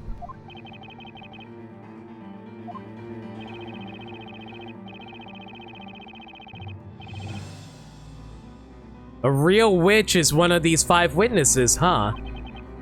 Fine by me. Time to put an end. Wait! I just realized something! Doesn't that mean if you don't touch yourself using the mirror, you end up appearing naked? Yeah! Exactly! If you use the mirror, it makes anything you touch disappear. So by that logic, your clothes disappear anyway if you cast the spell.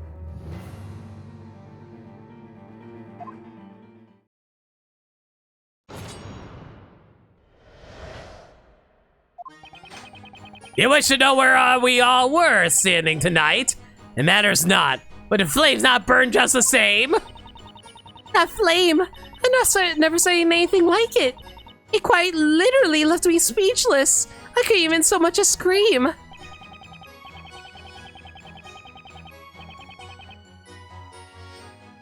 So I heard the tiniest cry. And then when I was turned around, the blighters were roasting. I rushed right over.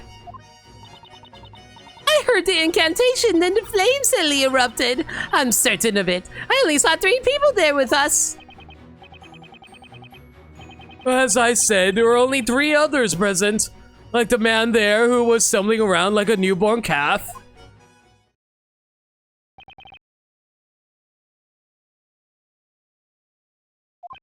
A most heinous act indeed. No small wonder these witnesses are so confused. A witch among the witnesses. What an utterly baseless claim. I don't think so, Barnum. The only baseless claim in this case is of Aspella being a witch. It's more than a little likely one of these witnesses is the culprit. These testimonies are bound to tell me who the real witch is.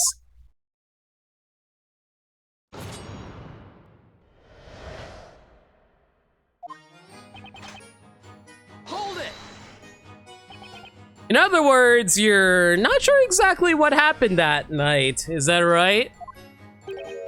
Defender! I fought with burning vigor this night. I do not belittle my efforts. Right. A knight does not just run away at the mere sight of fire. Ha! No one even said anything about running away.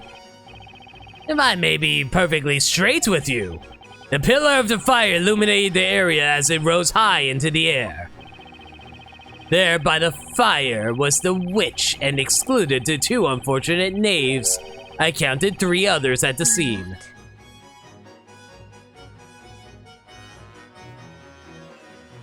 Hang on! Excuse me, Miss Kira. What do you want? You look like you had something to say about the testimony just now. Well, it was about the number of people at the crime scene. Have you ever played the Daisy pedal game? Daisy pedal game? Oh yeah, I used to play that on Mario 64 all the time. I lost it all the time. 1 witness, 2 witnesses, 3 witnesses, 4 witnesses, 5 witnesses, 6 witnesses. What an adorable game. This seems like something out of a fairy tale. Seriously, Your Honor? Anyway, you may continue your testimony, witness.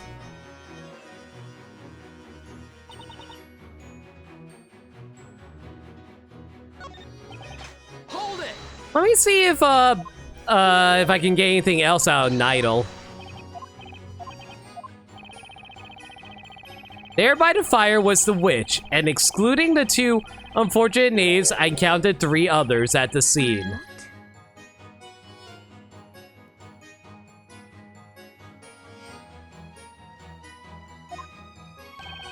Exactly, that means there are only 4 witnesses at the scene of the crime.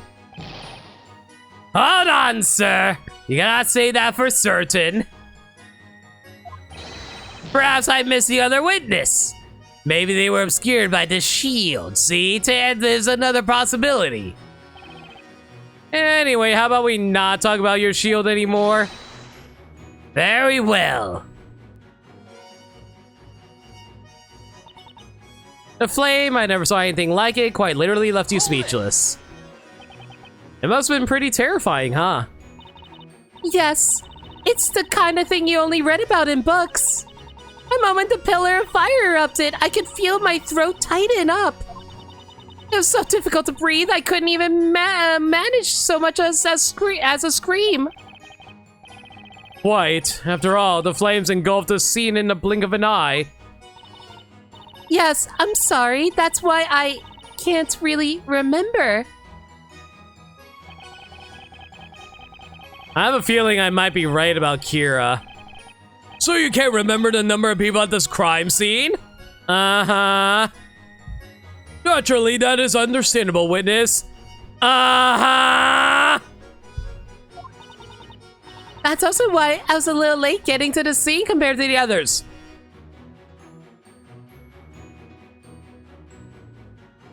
Uh-huh. Uh-huh. I heard the tiniest cry, and when I was turning around, the blighters were roasting.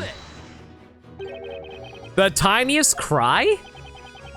It might have been somebody saying the incantation for that spell. My memory's kind of hazy on that one. Oh, hey Caesar, how's it going? Yeah, I'm starting to build up my theory here. Yeah, me good though. Never jumped up to me feet so fast in me life. Nearly had a heart attack, I tell ya. Jumped up? Yeah, they were also a superstar. It's alright. Still rain cats and dogs. So to be... So to be speaking of a social chatter, I decided to toss a tree a bit. Hang on! Is everything alright, Mr. Wordsmith? What is it that you want this time, young one? I just want to know if you had any thoughts on the testimony just now. Yes, thoughts about slumbering under trees, you mean? Slumbering? I often find myself weaving the most intricate dreams under that tree. Of course, I could not nap tonight, not with that uncouth man usurping my special dream spot, could I? Are you using this cross-examination to argue over a napping spot? Let us hope such arguments do not lead to any criminal acts in the future. Witness, please continue your testimony. I heard the incantation, then the flame suddenly erupted. I'm certain of it. Only saw 3 people there with me. Are you absolutely certain? Well, I believe so, but then when you think about it, can anyone really be absolutely certain of anything? It worries me that you're saying that in the middle of a cross-examination. I believe the witness means that there is no way she can be certain whether there were 4 witnesses or 5 at the crime scene. Anyhow, there was a matter of great importance that Snowy and I had to tend to. Ah, you must mean... That's right! The milk! If any soot had gotten into that milk, it would have been the tragedy to all tragedies.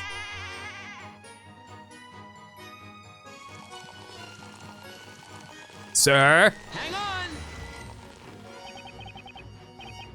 Can I stop you there, mister? Mister! Well, tone down the volume, Bluey. That's my line. Does anything come to mind regarding Miss Mary's testimony? No, not really. Nothing important anyways. I think that this old lady is full of it. Huh? I'm talking about the milk, man. The milk. You know, the second you try this stuff, ain't nothing to write home about. Let me tell you. What are you saying, you dolt? Who on earth would let you drink anything as delicious as the milk from my farm? A ruffian like you is better served by whatever unthinkable liquid is in that never-ending mug of yours. Never-ending mug! Are you guys using this cross-examination to argue over milk?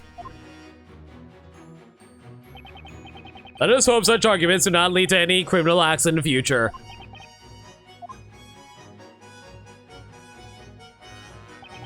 As I said, there are only 3 other present, like the man there who was stumbling around like a newborn calf.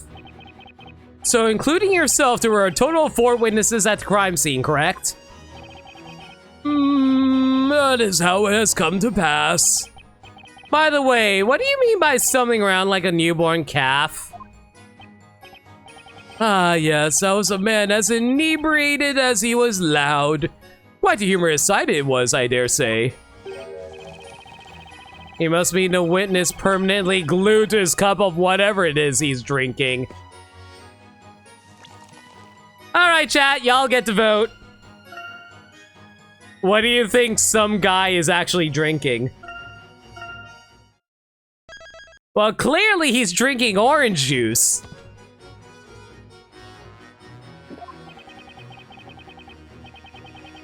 When I saw the flames rise up into the sky, I wondered to myself, my word, whatever could that be?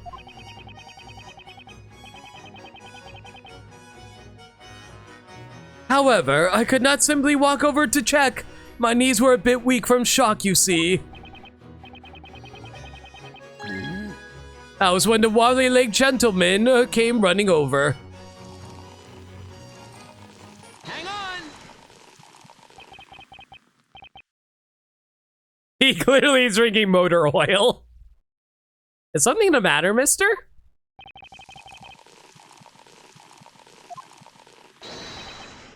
Mister? Well, turn down the volume, Bluey. That's my line.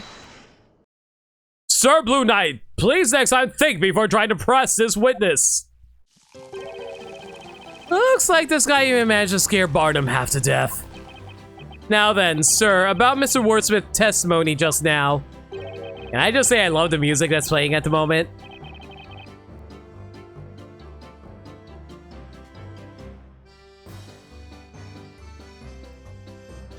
He claims you were stumbling around. What does he mean by that?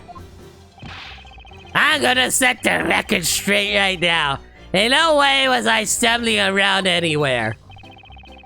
I like to think of it more like staggering with style. A responsible adult should know better than to go stumbling around in the dead of night. Hey, look. I don't just go stumbling around like some clumsy idiot. I have more sense than that. But anyway, I kinda tripped over a large stone. I mean, you don't exactly see what's on the raw ground in front of you when you're running at full pelt, right?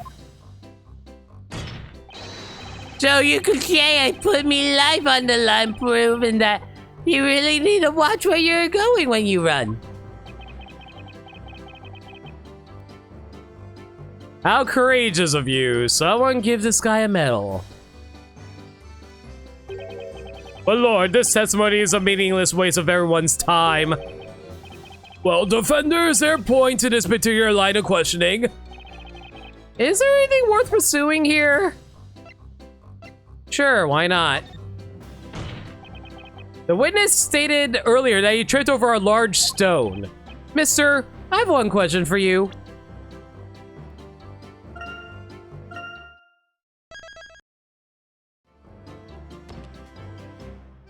Why weren't you watching what was in front of you? Well, to be honest with you, I ain't much about a real reason, but something suddenly caught me attention. Out of nowhere, I sort of heard someone call out me name. You heard your name? Of course I turned around when I heard it. Who wouldn't? When a woman calls your name, pay attention, am I right? I hate how much I agree with him on this. So you heard someone call out, "Hey, you," from behind, you mean? What? I think you called out me name. I mean, that's exactly what, hey, you.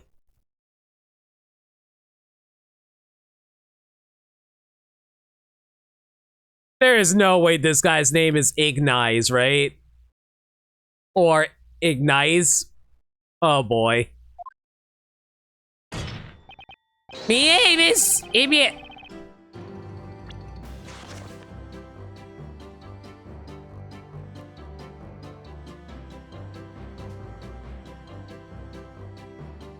Oh. Oh.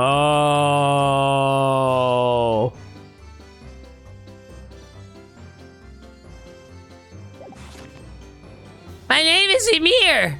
And don't you forget it, Bluey, you hear me? I must say, this gentleman really does not strike me as an emir. You know, Professor, it's not a very memorable name, huh? Yeah, about that. That's harsh. Honorable witness, is there anyone among you who is aware of this man's name prior to now? Not at all. He's always been Mr. to me. The knight's name is only as good as the name of the sword he carries.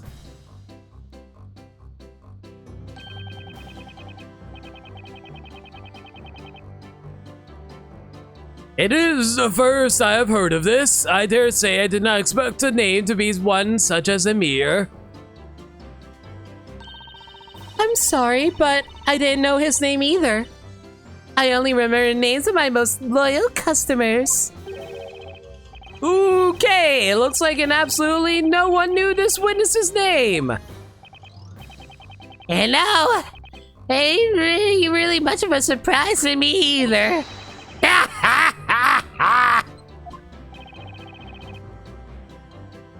Yeah, we learned this guy's name is Amir, which is really fascinating because... Yeah. Very fascinating.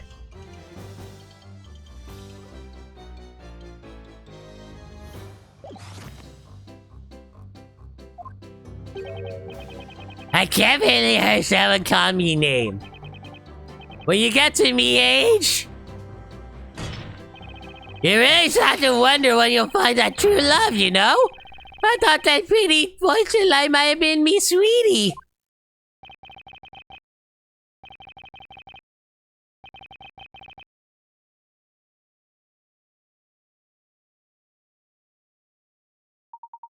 Your Honor, I don't believe we should be so quick to label Mr. Amir's testimony meaningless.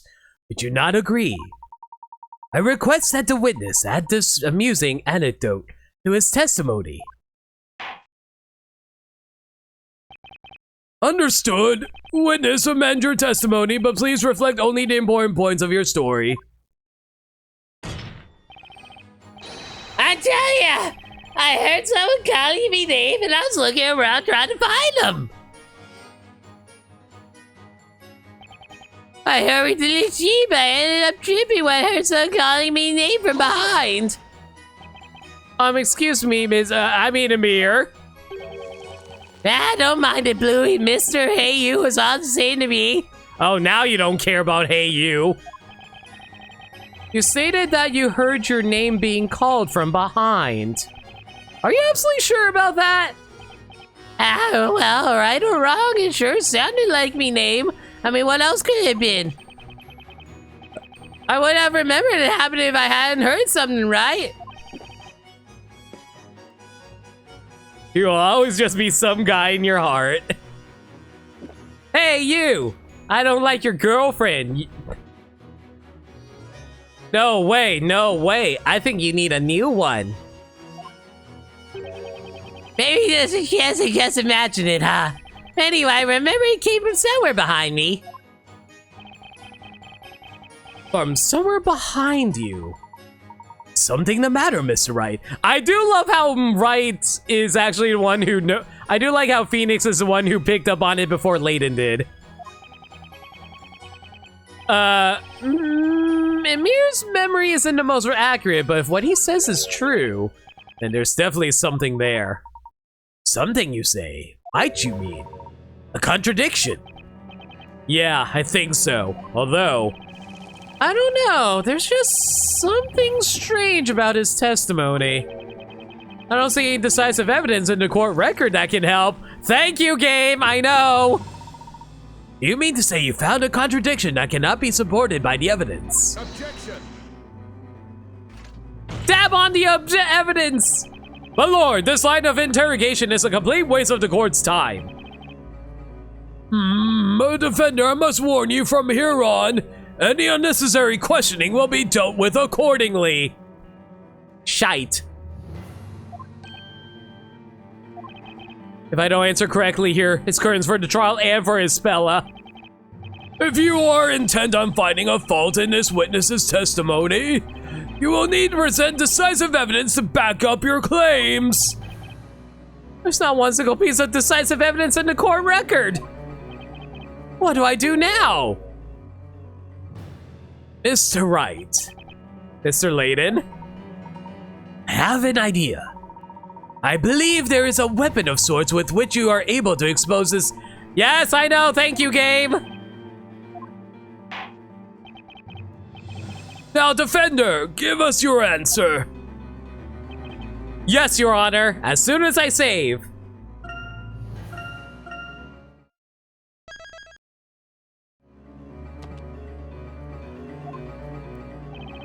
The defense finds that the witness's testimony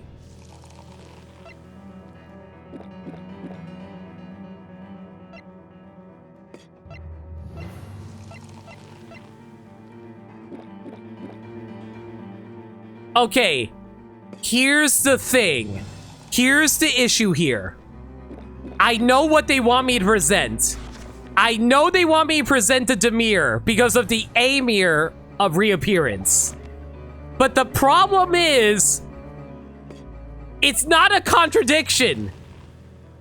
It's to point out the fact that his name matches the reappearance spell. So technically, there's not a problem with the testimony. But I don't know if that's what the game wants me to claim. I'm gonna say no problems at all. Yeah, I'm gonna go with that. I hate to say it, but can't be bet to spell his life on this one. What? What? The defense is over. That is not what I.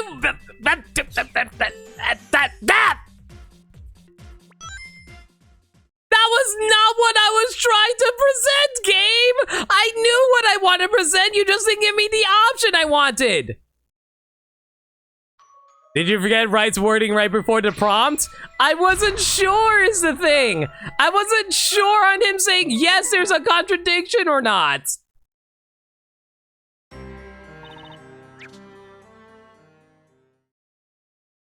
We're at the rage portion of the game. Hey, crazy, how's it going? Hold it! So basically, like, I already figured out what the right answer is. I know for a fact what the right answer was. The problem was that I didn't really know which option I was supposed to pick that will lead to the right answer. That was the issue. That's always my issue when it comes to Ace Attorney games. I never know if they want me to say, oh, yeah, there's a contradiction, even though it's not really a contradiction that I want to point out.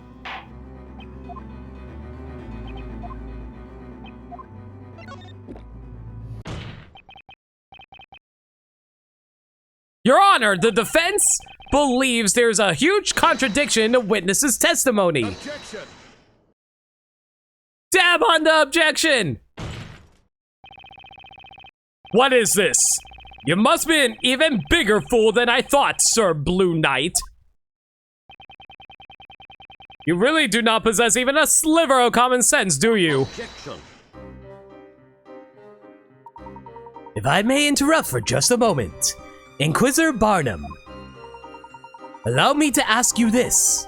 What need is there for common sense in a world that foregoes using it? Layton, you literally just called everyone in this town idiots. Accordingly, I must humbly ask that you discard such a manner of thinking. Whatever do you mean? Have my utmost thanks for placing your trust in me, Mr. Wright. Let us discuss the one remaining weapon in this cross-examination. The remaining weapon? This trial has taught us a valuable new technique to be used in the courtroom, has it not? You mean questioning, right, Professor? Indeed it is, Luke. Each of the witnesses in this trial has given their own account of what occurred. Therefore, whenever one witness has testified, the other remaining witnesses have listened. That gives me an idea. In addition to catching a witness off guard and questioning them about another's testimony, there is one more thing. Yes, Columbo?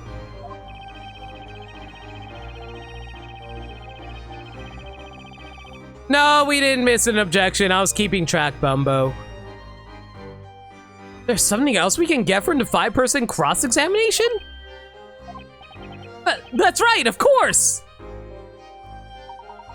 Indeed, Miss Wright, contradictions. Should one witness' testimony differ from another's testimony, then? I suppose that in itself can also be considered a contradiction, can it not? Testimony, contradiction, testimony? I never thought of that until now.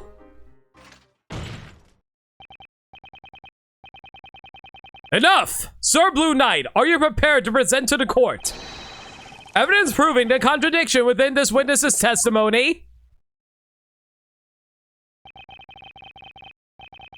The witness's testimony does not contradict any evidence. It contains a testimony. What are you talking about? It's time, Mr. Wright. Have a look at the touchscreen. There you will see the testimony of the witness in question, as well as those of other witnesses. Keep your eyes peeled and identify the contradicting testimony. Alright, let's give this another shot, Nick. And make sure you don't forget to take a look at the court record, too.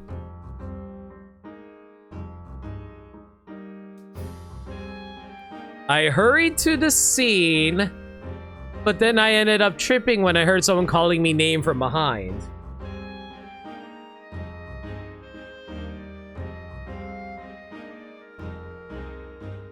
You wish to know where we all were standing tonight? It matters not. Would flames not burn the same? That flame, never saw anything like it. Quite literally left me speechless. Couldn't even so much as scream.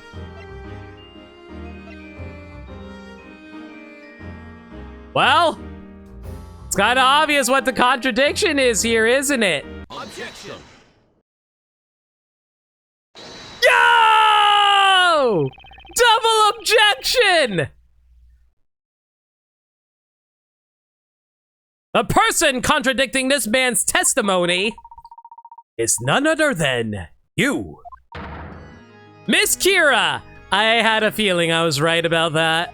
Are you both pointing at me? At the time of the incident, that man heard someone's voice call his name. That voice belonged to you, Miss Kira. It could not have been anyone else.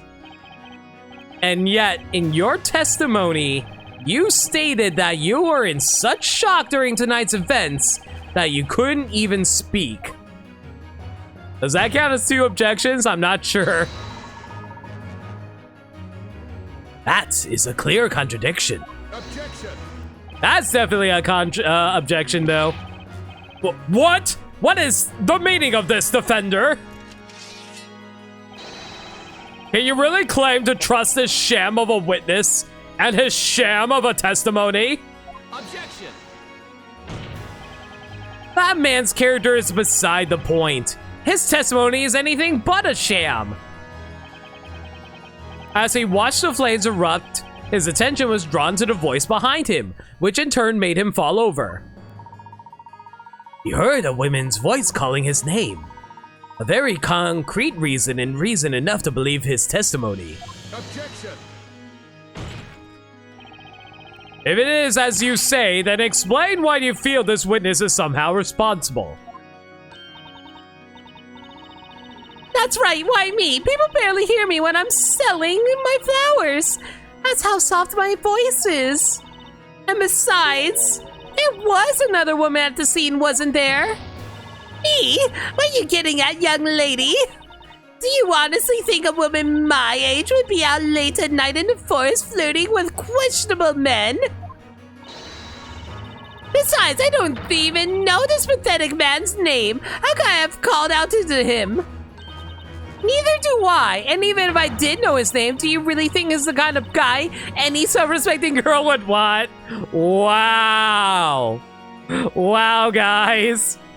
These women are putting this poor man on blast right now. Come on, ladies. I'm standing right here, you know. As I was saying, the only person that could have heard from behind him was you, Miss Kira. The defense wishes to present evidence to prove this claim.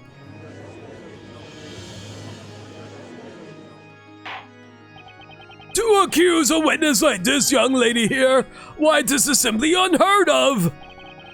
I must warn you, defender, if you cannot prove your accusation to this court, you will see the underside of my gavel. Wait, what are you doing? Oh, don't mind me. I'm just, you know, creating a, divine pulse. Show us the evidence proving this young lady was the one who called out to this man at the time of the crime.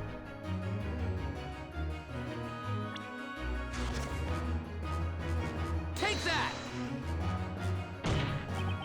This piece of evidence proves it was her. Are you fucking kidding me? Fine! I'll present the other thing then.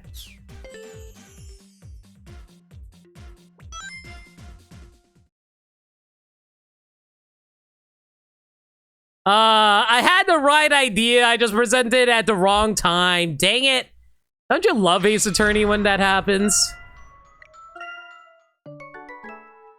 What did the game do now? I presented evidence too early again. I gotta prove that Kira is actually the witch. Objection! Blah, blah, blah. Ignore that objection. Objection! Ignore that one too. Objection! Ignore that. We're just getting back to where we left off. Poor Emir. He just wants a drink.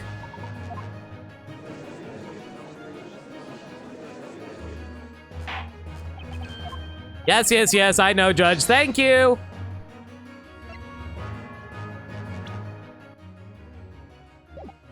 Okay, prison. Take a look at this and you'll have your answer. This is the crime scene sketch. You can see the position of each witness during the crime. You got some chicken, fries, and home. Honeydew melon bubble tea? Yo, that sounds delicious, Zendaya. The only person he could possibly have heard from behind him was none other than Miss Kira. Objection!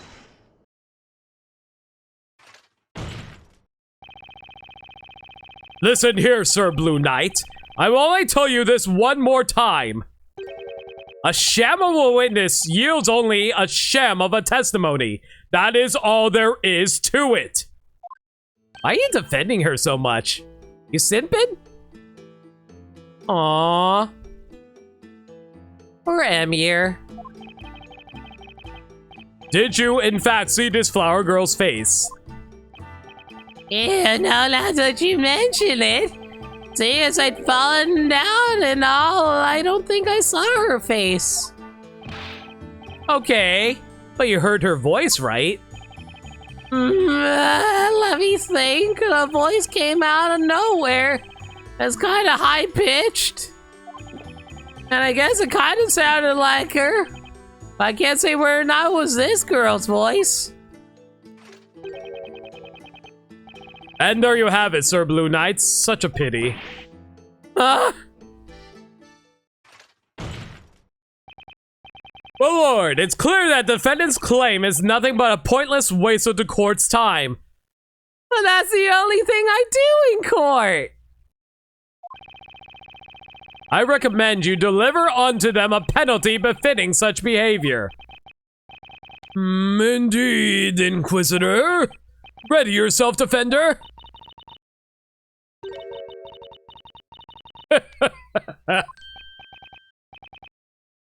What is that laughter? Pardon me, my lord. What?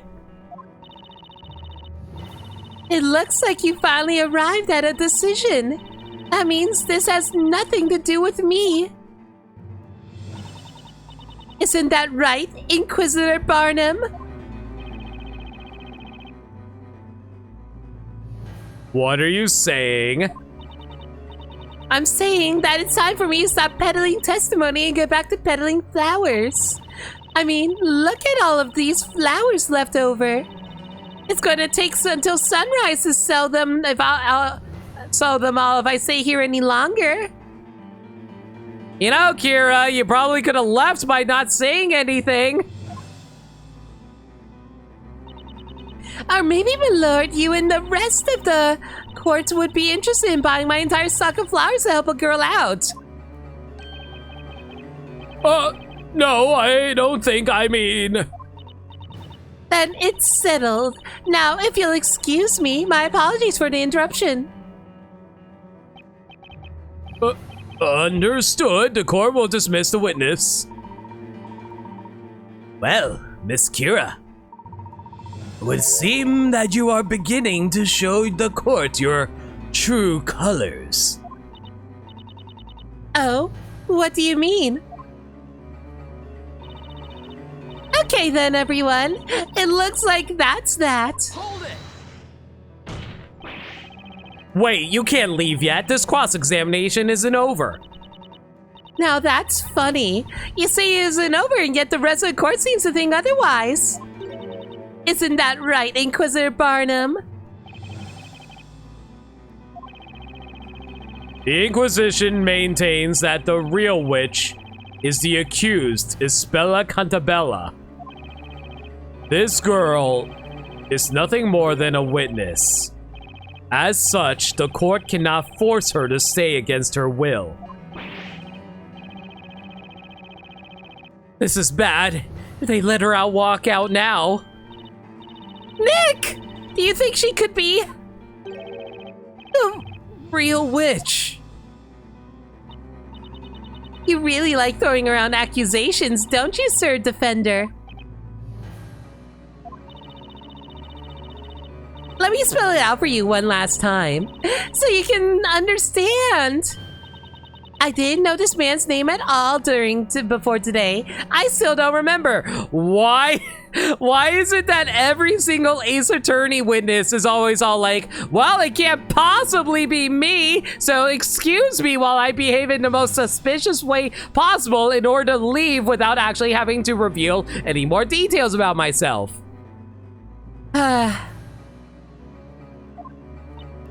So how could I have called out to him?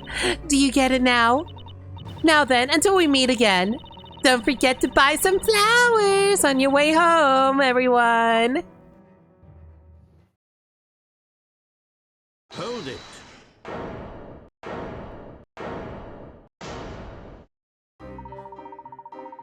One moment, please, Miss Kira.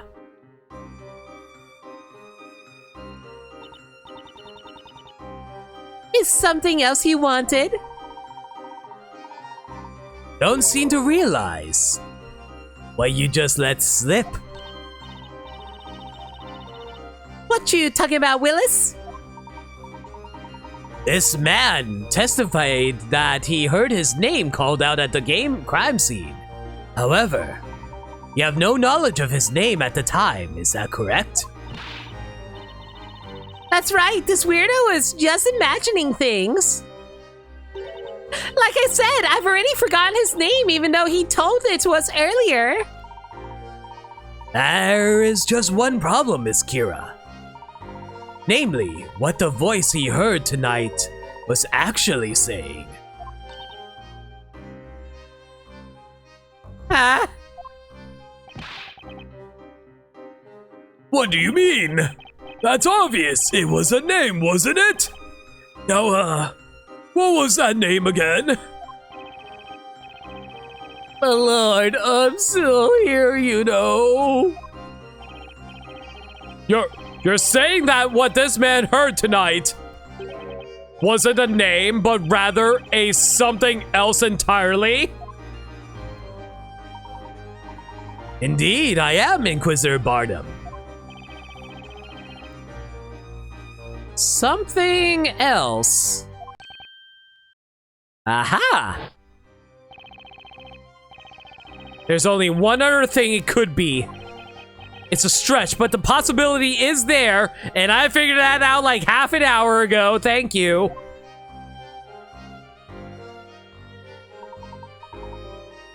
That's right, Mr. Wright. That single possibility is the key to solving this mystery. Is the defense ready to present its evidence to the court?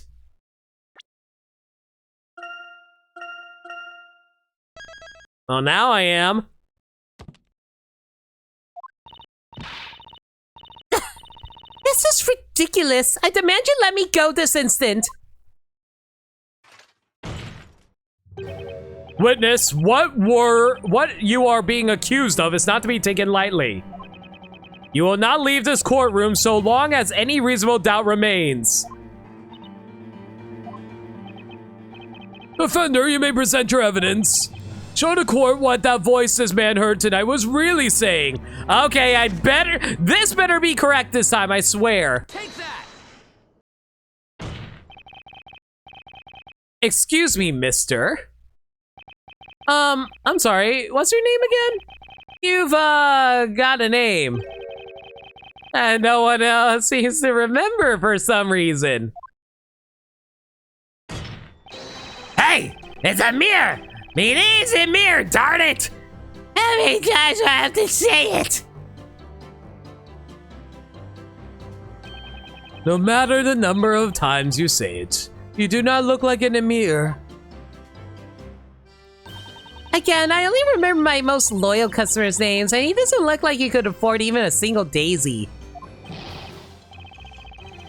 Come on, guys. Stop giving a guy when he's down. Mr. Amir, what you heard tonight at the crime scene was not your name. Your name just so happens to sound exactly like a certain other name. Another name?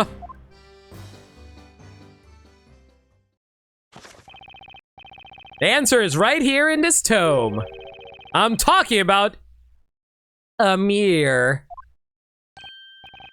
Amir? What he actually heard at the time wasn't his own name. It was the name of a magical incantation.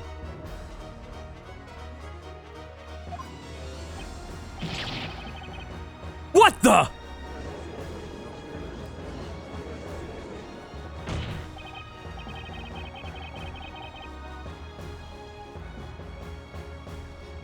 Miss Kira, have you forgotten what you said just a few minutes ago? You clearly say that you didn't know this man's name. Objection! Sir Blue Knight, let me get this straight. You're saying that the Amir heard by the witness was actually said by this flower girl. And that it was not his name at all, but rather the incantation of a magic spell? The defense proposes the following. The true criminal, this supposed witch, is not the defendant, Miss Espella Cantabella, but instead the witness who was heard uttering the magic incantation, Miss Kira. Oh my god, I just realized the pun in her name. She is the Kira. Ah! You used the magic to vanish from the scene and tried to frame Miss Cantabella instead.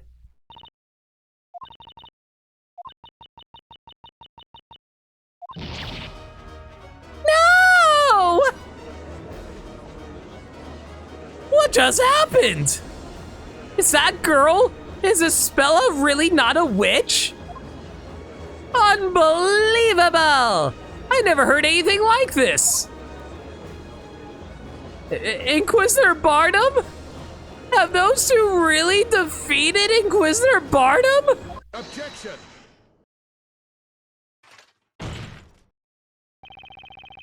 An impressive display, Sir Blue Knight. It would seem you have finally managed to hone your blade. However, I believe that blade's edge is already beginning to dull. What do you mean? I am referring to a contradiction. Naturally. Hey, that's my line. My lord, the Inquisition would like to set the record straight regarding what transpired this evening. Very well, Inquisitor Barnum. Sir Blue Knight, you claim the following. At the time of the crime, the accused Isabella Cantabella was surrounded by the two rogues.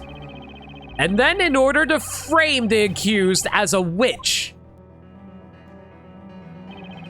Miss Kira cast the spell Demir and made herself vanish.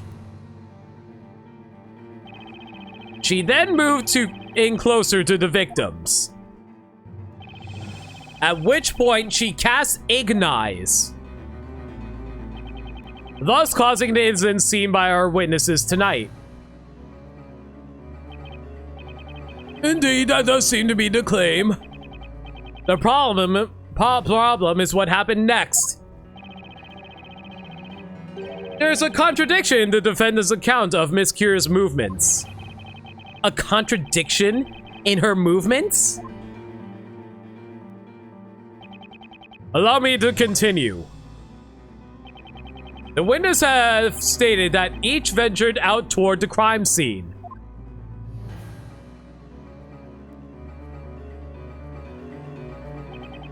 Which is when Miss Kira, the witch, made her way to this point while still invisible. When she arrived at said spot, she then cast a mirror and reappeared to join the other witnesses. And there you have it. That is accurate, isn't it, Sir Blue Knight? That's correct. Then Mr. Emir heard her call his name. Well then, I have but one question that I would like to answer. Why would a witch need to do such a thing?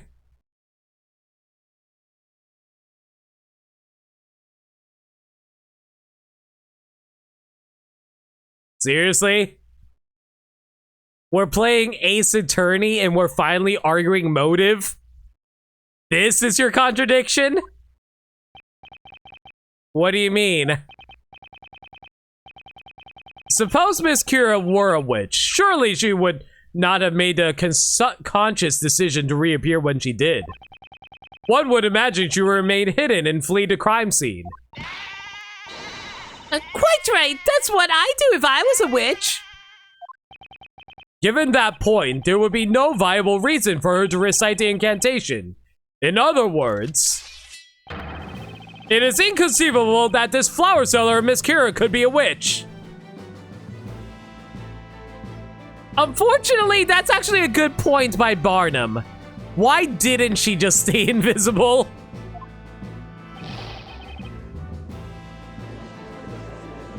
What just happened? Is that girl? Is Kira really not a witch? Inquisitor Barnum just turned this entire trial right around. That's what I expect from Labyrinthia's Sword of Justice. Oh wow, so he's a Pokemon?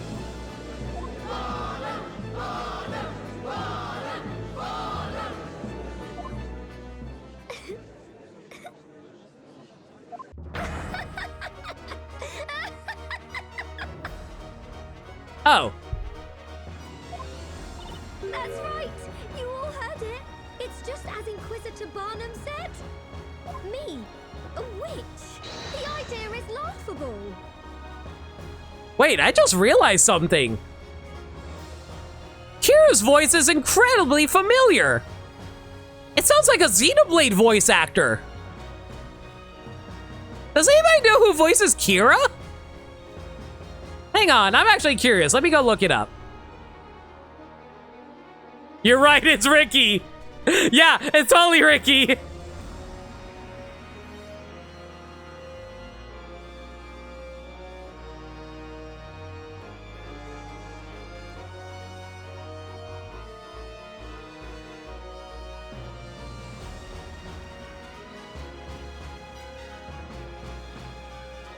It's Fiora! Oh my god! It totally is Fiora! No way!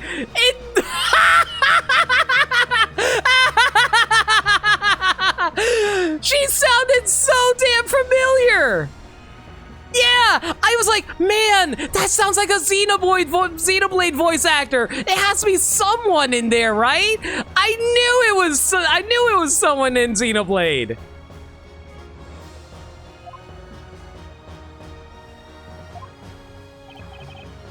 Not good! She's completely bounced back onto her feet! So does Kira want to press on and on to her exit? Yes. Oh, we were so close too! I can't believe Inquisitor Barnum! Can't he see it? You just have to take one good look at her!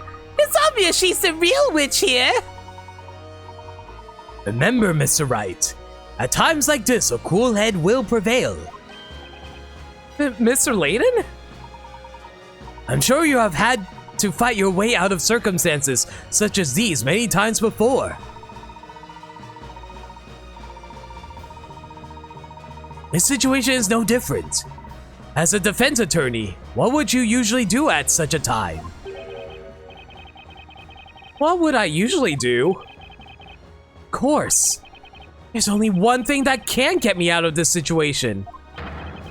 I gotta flip this case on its head and think outside the box.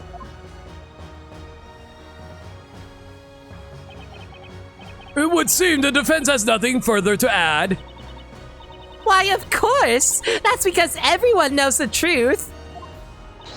They know that this girl right there is the real witch. Oh my god. Guys, I cannot hear anything but Fiora out of Kira now. Oh my god. I am so glad we went to look it up. That settles it then. Go ahead and deliver your verdict, my lord. Objection!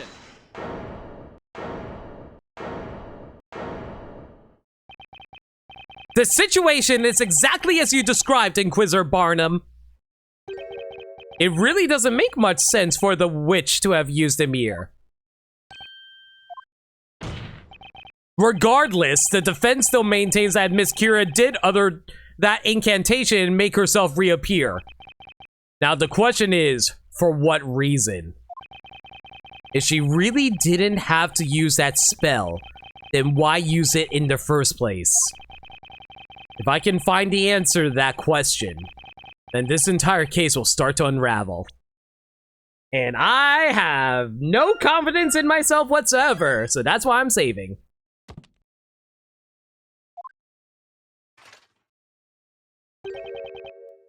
Most fascinating. Very well, allow us to hear this theory of yours. Tell the court why it was necessary for the witch to appear at the crime scene. Well, we're still in the game. Once you eliminate the impossible, whatever remains must be the truth. The reason Miss Kira reappeared at the scene of the crime was...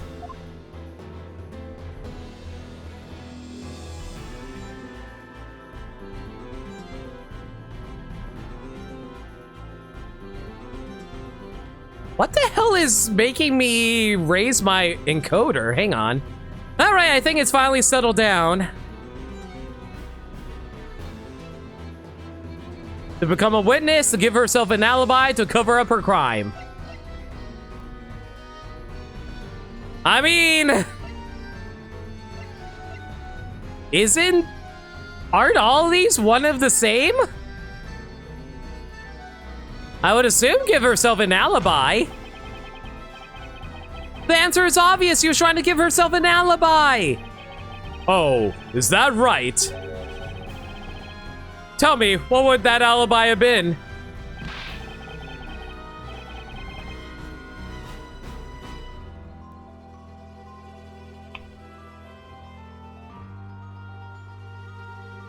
Well, just give me a minute. I'm getting that part.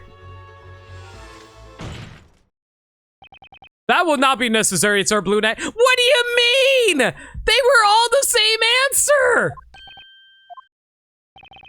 Think about it. Why would she need an alibi if no one could have seen her to begin with? Well, you don't know that for sure. Shit, they're right.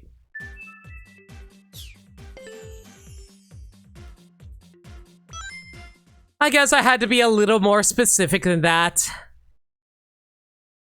Only on surface level, they're the same. I had to be more specific. Yeah.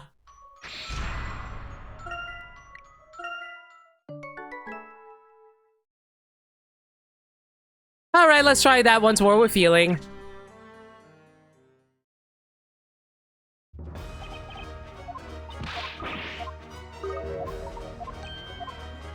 Skip, skip, skip, skip, skip, skip, skip, skip, skip. This is making me wish I was playing Apollo Justice instead. At least with Apollo Justice, I can save where I left off. Instead of having to master all these buttons to get back where I was? Yes.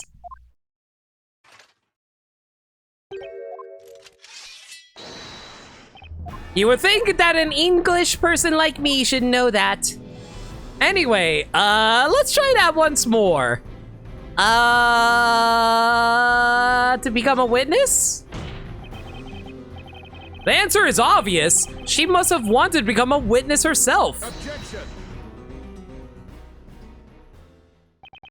Sir Blue Knight, do not slam your hands down on the desk unless you have a strong point to make.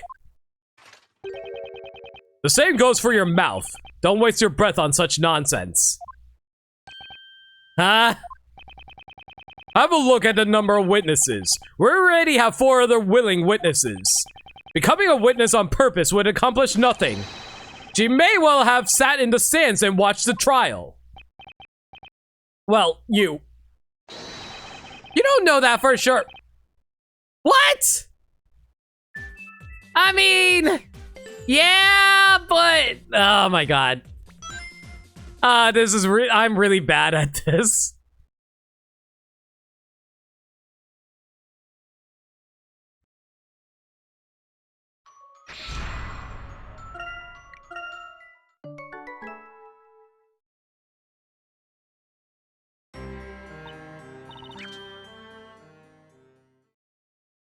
They really wanted the Vegas answer of covering up her crime. I know. I thought they wanted me to be more specific. Because technically getting an alibi to cover up her crime is still the same thing. Objection. I don't know, guys. I feel like that one is a little too vague.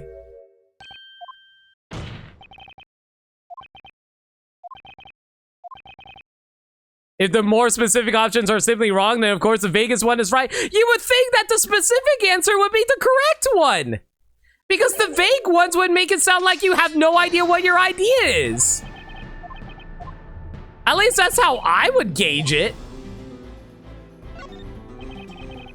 I can't think of any other possibility. This has to be an answer. It's same other possibilities. God, I hate this. This is actually the worst.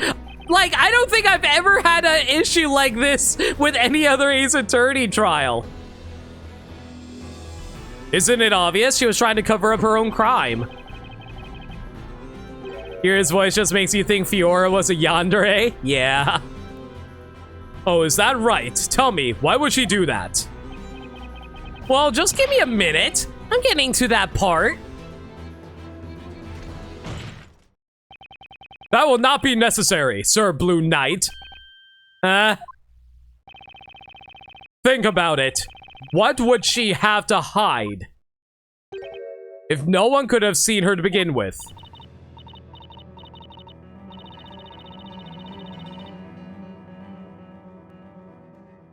I'm extremely angry right now. I'm actually really angry right now. That is literally what he said when I was talking about the alibi.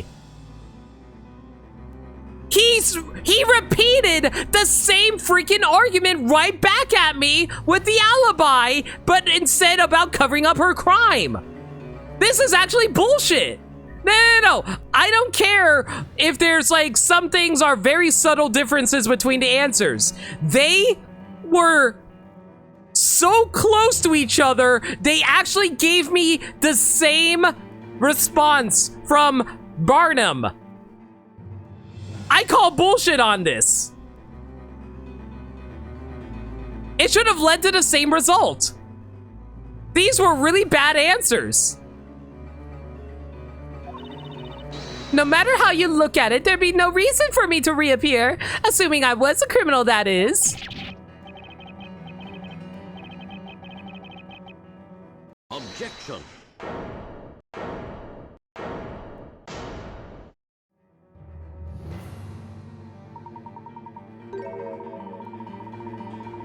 The same responses to all answers isn't something. Okay, yeah, here's the thing about that, Bermsai. Correct me if I'm wrong. No spoilers, Bermsai, by the way. I don't want to spoil it for people who haven't played the game. But do you remember whether or not the responses were at least different from each other rather than vague similarities between each one that had reasons to overlap with each other? If he gave the same response to all the answers, no, they weren't, to prevent safe scumming. Yes. That's the thing. That's the thing.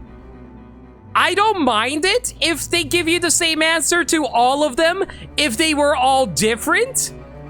But if it was all the same one, if they were vague ones that were similar to each other, I think that's bullshit. I think that's the exception I make here. Because a lot of them, because they made you think that there is a correct answer, but there isn't. And then no, they make you think there is a correct answer, and there is, but it's worded in such a vague way that you can't figure it out. I would have to revisit 3 too, don't get me wrong. I don't remember the exact difference. No.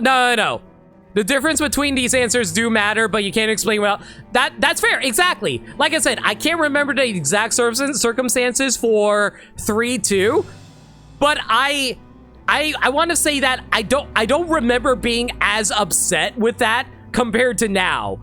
This actually pisses me off, and I don't think I was mad about when it happened in 3-2. Oh, this case? Okay, whatever. Well, either way, I don't want spoilers for either. Pardon the interruption, but that's not necessarily the case. Mr. Layton? Explain yourself, Sir Top Hat. You have stated that Miss Kira had no reason to reappear. However, the situation changed, and it became necessary for her to show herself. Isn't that right, Miss Kira? What are you talking about? I have no idea what you mean. It would seem the defense must clarify their argument with evidence. Mr. Wright, please save.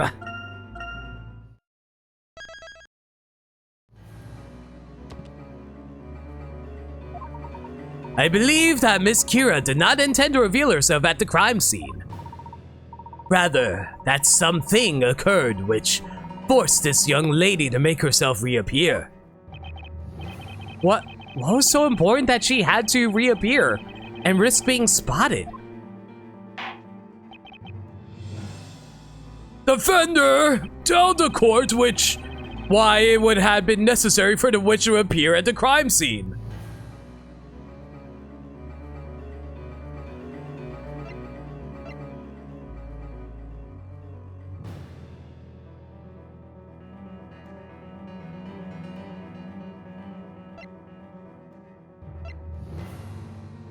Is it actually her glasses? Take that! Miss Kira, you usually wear glasses, is that correct? Huh? Are we sure Miss Kira isn't actually part goat? It's like I already told you. I lost my glasses a few days ago. Are you absolutely sure about that? Or did you not, in fact, lose them tonight during the crime? Of course not.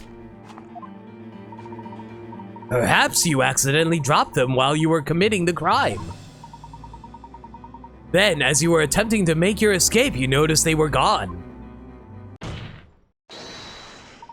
Therefore, you made yourself reappear in order to search for your missing glasses. Objection! How absurd! Such baseless conjecture! So wait, hang on, I'm confused here. So, is the idea that she shouldn't just search while staying invisible? Yeah, that's what I was about to say. So is the implication that she had to reappear, or otherwise the glasses would stay invisible?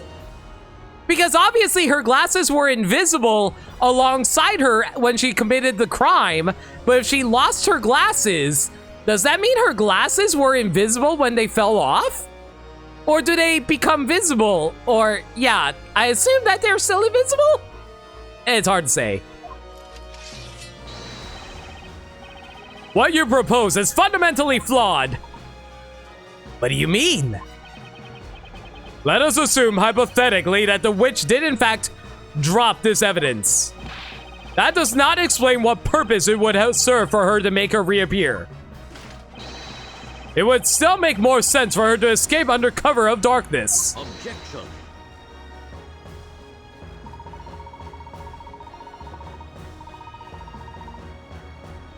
Unfortunately, Inquisitor Barnum, such a plan was simply not possible. What? So Wright, do you understand what I'm suggesting? You know what's really confusing to me?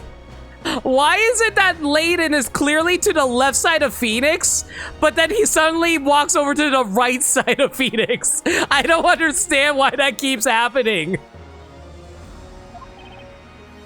Yes! He means the reason Miss Kira made herself reappear at the crime scene. Okay, this is it. Defender, enlighten us.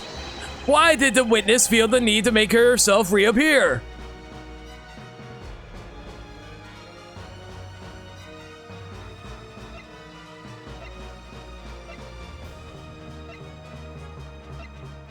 She couldn't find her glasses? The answer is simple, Your Honor. She couldn't find her glasses. She could not find them? If you notice, she's still not wearing her glasses right now. Objection! Layton's an Abra? Yes. Hold on a minute, Sir Blue Knight. What does that have to do with anything? That's right. That doesn't change a single thing. Objection! That's where you're wrong. In fact, it changes quite a bit. Tonight, the two victims were engulfed by flames, courtesy of a magic spell. That very instant, 4 witnesses saw the flames erupt at once. It was at that point that something you didn't expect occurred. You suddenly lost your glasses. That's right. You were scared that if your glasses were discovered at the scene of the crime, you would be suspected of being a witch. Objection. What foolishness. Even if her glasses were found, she could simply have explained that she dropped them there days before the crime happened. Objection. I'm afraid that is not a possibility, Inquisitor Barnum. What did you say? You recall, it's been raining quite heavily in the crime scene beforehand. And she stated that she dropped them her glasses before the crime. And naturally, one would expect the glasses to be soaked in water and covered in mud. However, the rain had already stopped at the time the crime itself was committed. In other words, one look at the pair of clean, dry glasses would reveal she had dropped them later, thus implicating her as the witch.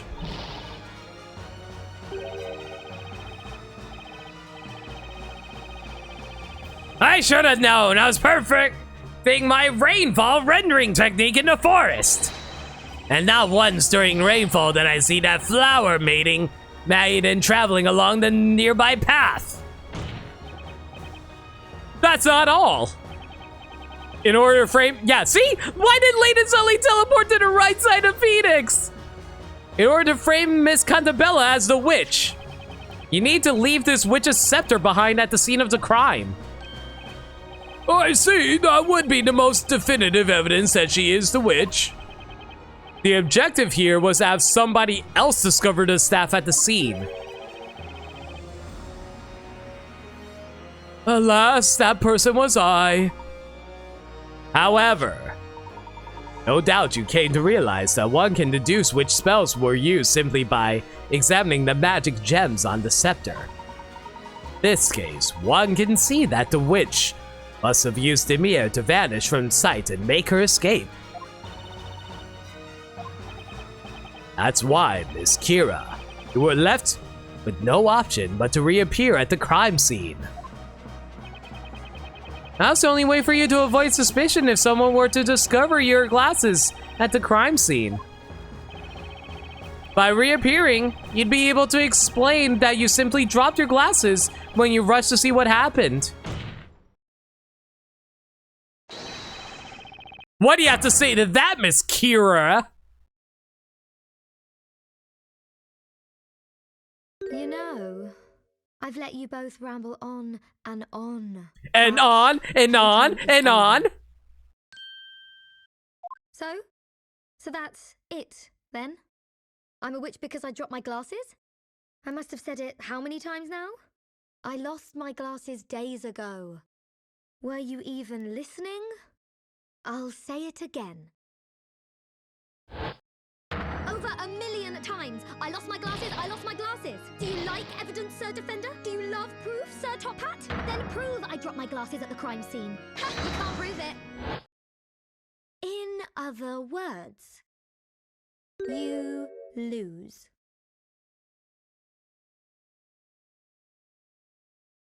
I love Fiora's voice actress. She's so good.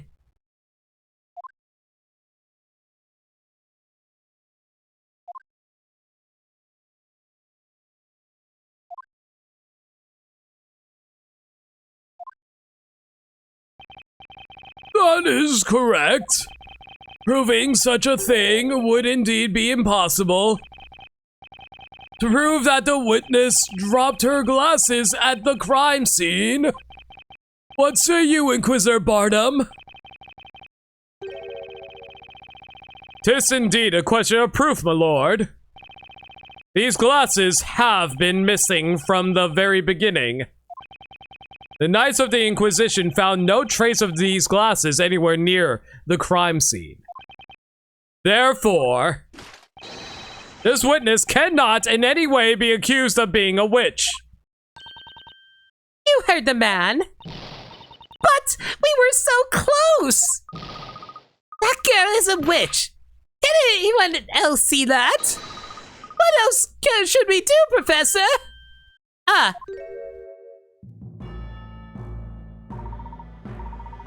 Well, it would seem the young lady has finished what she had to say. Wouldn't you agree, Mr. Wright? Yes, it certainly looks that way, Mr. Layton. What the? What's with that face? Do you find something funny here? It's as you said, Inquisitor Barnum. Explain. The defense raises one further question. Why were you unable to find those glasses? What do you mean? You must have searched the area quite thoroughly looking for them. And yet, even now, the Knights have been unable to locate those glasses. Oh wait, it's actually a plot point? Wait, her glasses disappearing was actually a plot point. Did you ever wonder why? Oh my god. Yes, that is quite a mystery. Surely they must be around here somewhere. The glasses were lost to the wolves. That is the only explanation. There is still one remaining place that you have not searched tonight. Huh? What did you say? The glasses were supposedly not found at the crime scene, leaving only one other possible place. What is this, you two? How about you, Sir Blue Knights? Draw your blade and reveal to court where the glasses are supposedly hiding. It looks like I've somehow managed to make it through my first witch trial.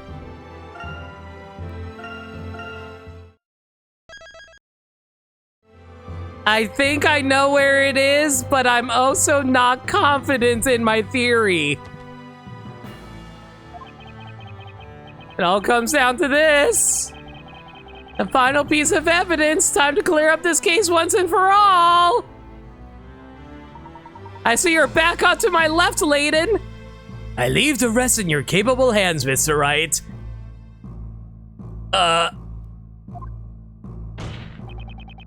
The piece of evidence pointed to the one place not searched tonight is...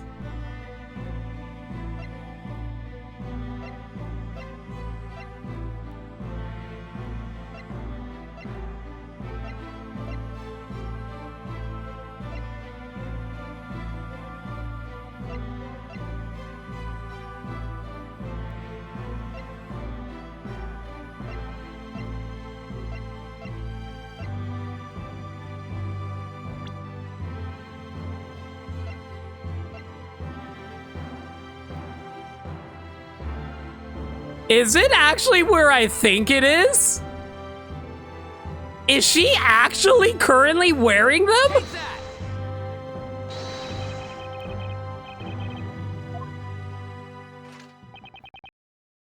Yeah, I'm a colossal idiot. Okay. Okay, I'm not that stupid. Okay, I'm glad that the game wasn't trying to argue that her glasses were invisible on her the entire time. That would have made no sense.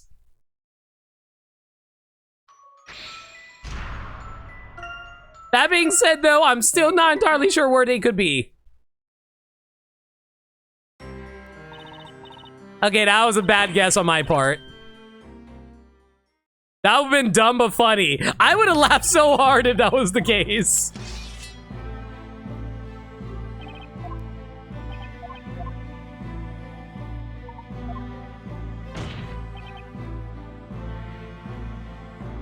It was on Limit's person the entire time.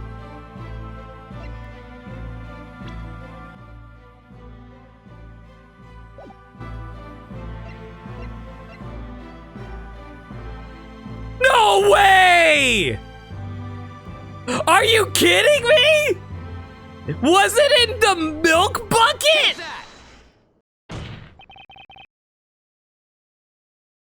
No way! It was the milk bucket! Tonight, there was one thing that was carried away from the crime scene right under everyone's noses. It was the bucket. If it's invisible, nobody would notice it was in the milk. Yeah. Carried away? I am speaking, of course, about this. That's the milk bucket that disappeared from the crime scene. Thus far, the defendant's claim that the glasses were dropped at the crime scene has been regarded as mere speculation. However, if Miss Kira, we find your glasses within the contents of this milk bucket, then our mere speculation will suddenly become fact. Speculation? I didn't even pick up on that, Lindea.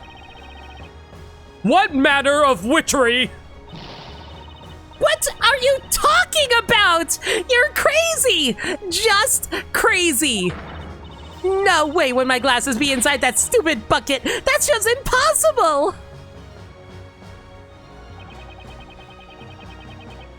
How about we quit with the speculation and actually find out? What do you say, Inquisitor Barnum? I'll just waste the court's time. Don't listen to them, don't!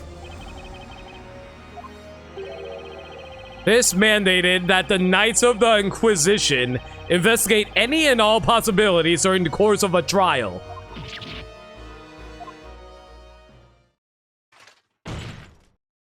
Dab on the milk bucket!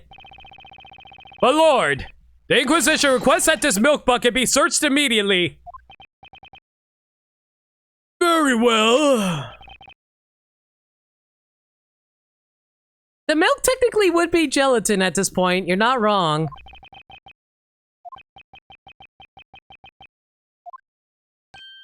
Oh! What?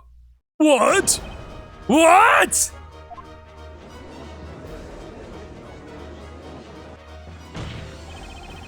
Miss Kira, as you can see, your glasses have been found inside the milk bucket. The truth is out. Nothing you say can change that now. Which leads us to the next question. Specifically, a question of when. When did you drop your glasses into the milk bucket? What? Why is this happening? This whole thing is ridiculous! The answer is obvious, isn't it? I dropped them afterwards, after I ran out over to see the fire. I took a peek inside that milk bucket. That's when they fell in. Objection! Wow, Mary did an objection. Don't be stupid, child. Snowy and I were at the scene first. We made sure to take that milk bucket before anyone else could get their grubby little hands on it. We weren't going to let a single soul get anywhere near that sweet, creamy bucket of delicious. Girl! Ugh. Each of these four witnesses have stated they heard the spell ignize before being cast at the being cast at the time of the incident. Yo! Hunter, how you doing? Yeah, we're about to wrap up the case here. We're about to convict Xenoblade Fiora for witchcraft. I'm not even joking. According to the Grand Grimoire, Ignize summons a circle of flame within 1 meter radius of a caster. In other words, the real witch must have been at Miss Cantabella's side at the time of the incident. Oh yeah, convicting her for witchcraft and murder. Yeah, Fiora is actually in this game, Maniacal. I'm not even joking. You're about to hear it.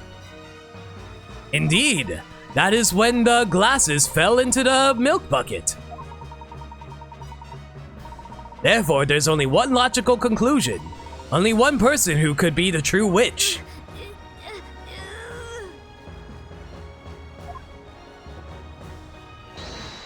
Miss Kira, you are the real witch.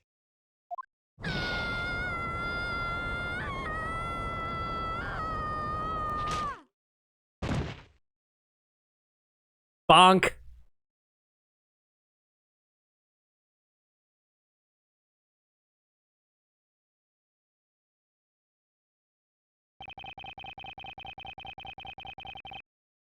She was talking a lot more earlier. What a very strange trial this has been.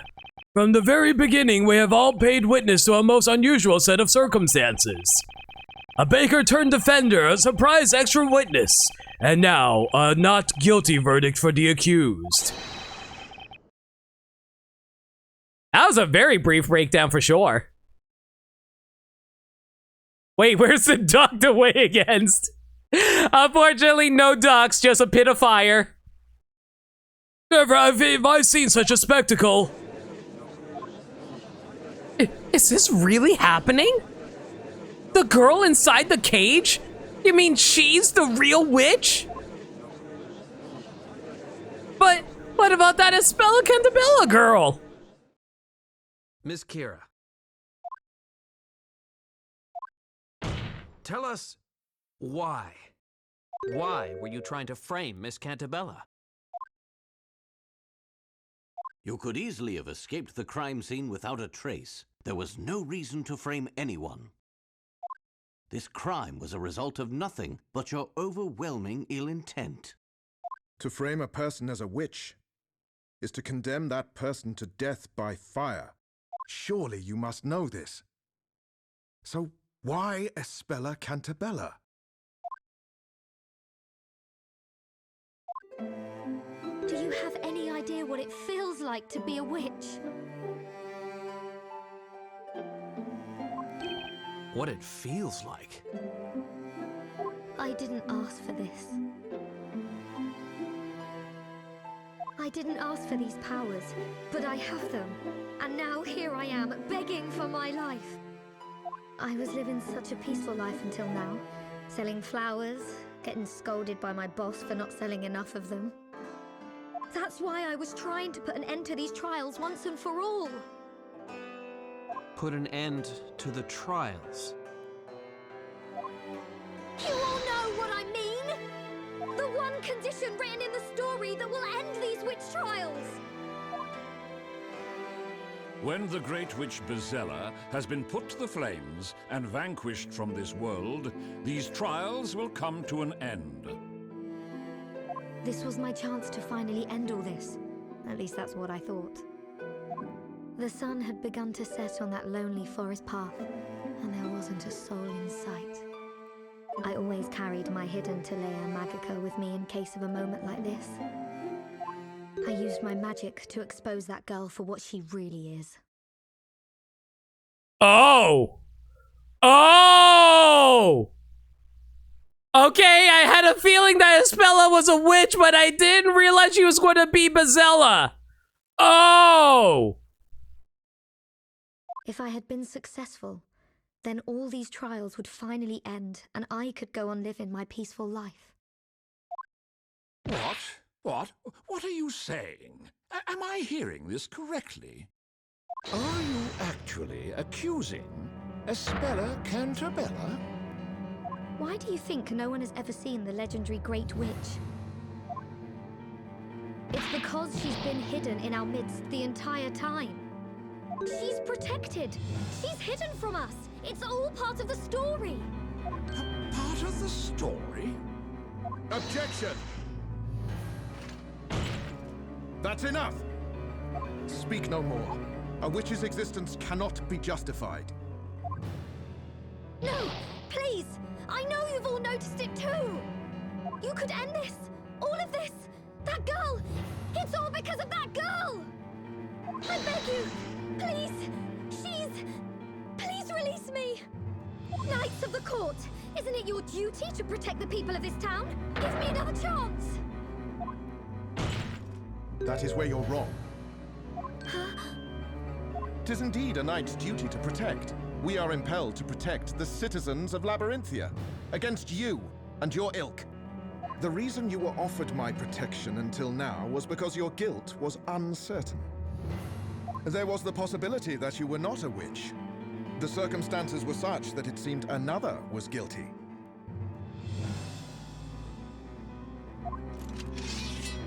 That possibility has since disappeared, and your innocence along with it. You now find yourself at the other end of my sword.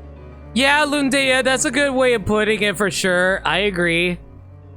I still feel bad because of why she did it. But why, but her doing it is not cool for sure.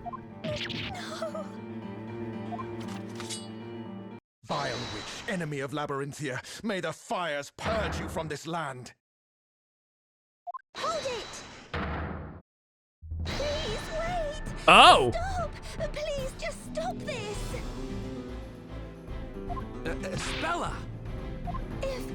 If it means putting an end to these horrible trials... Let me take her place. Let me be Bezella. Send me to the flames. But please, if it would save her life... This trial has proven beyond a shadow of a doubt that this flower seller, Kira, is a witch. And according to the law, all those found to be witches will be executed. Well... Right. Did he say executed? He can't mean... Phoenix, what are you talking about? You sentence criminals to basically their deaths every single game. Probably at least 4 times per game. This is most unsettling. Bailiff, ready the fire. Can we at least do it in a more humane way? No! No! Don't do this!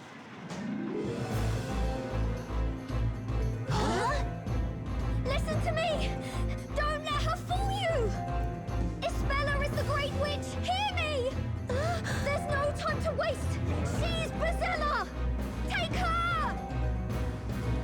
And then these witch trolls will be no more! The witch trolls will end!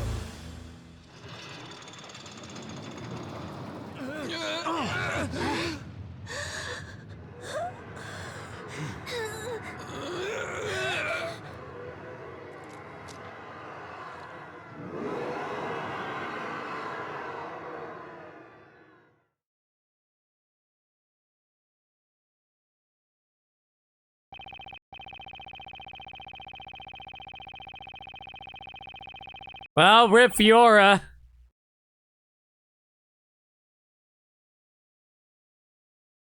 Executed instantly, I know.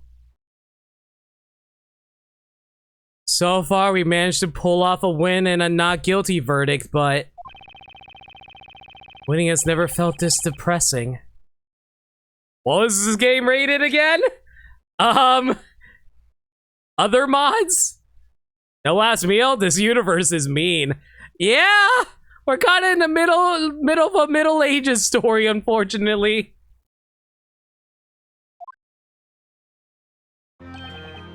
Oh, Isabella, are you alright? Yes, I just... If you check the court record, you'll still be labeled as some guy and his name is in his description. That's amazing, Bumbletron. I just want to thank all of you! Thank you! Thank you for the gifts up to Burn the Witch. I see you have all the compassion as per usual, Maniacal, which is really surprising because normally you love Fiora. I guess you don't mind burning Fiora when she's a witch. You think Dual Destinies is the only Ace Attorney game that's rated M? Yeah, every single other Ace Attorney is T, I believe. But this isn't Fiora? Sounded like Fiora.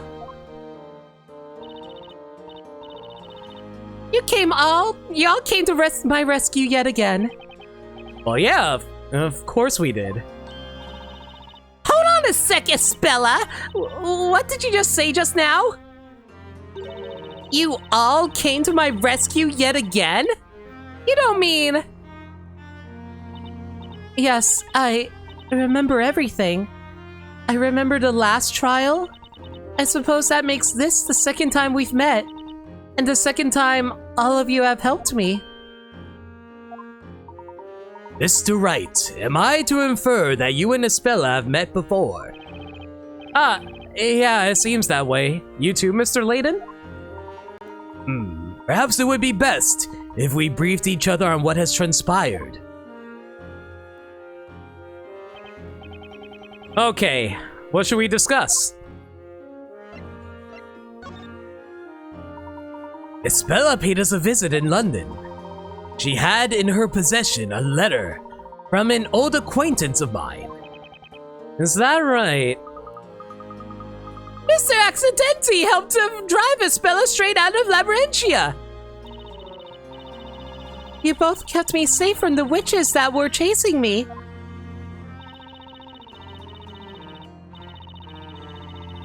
So Kira's name in Japanese she's called Madala. Making it more obvious. Oh my! Oh my god! Really? How did I not pick up on that? I thought, oh, Kira's a normal name. There's nothing weird about it.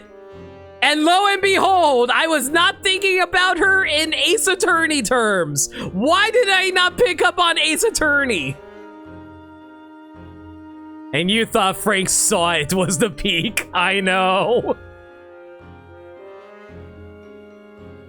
Wait, did you say witches? So they appeared in London too? Regrettably, I'm unable to say that our protection was absolute.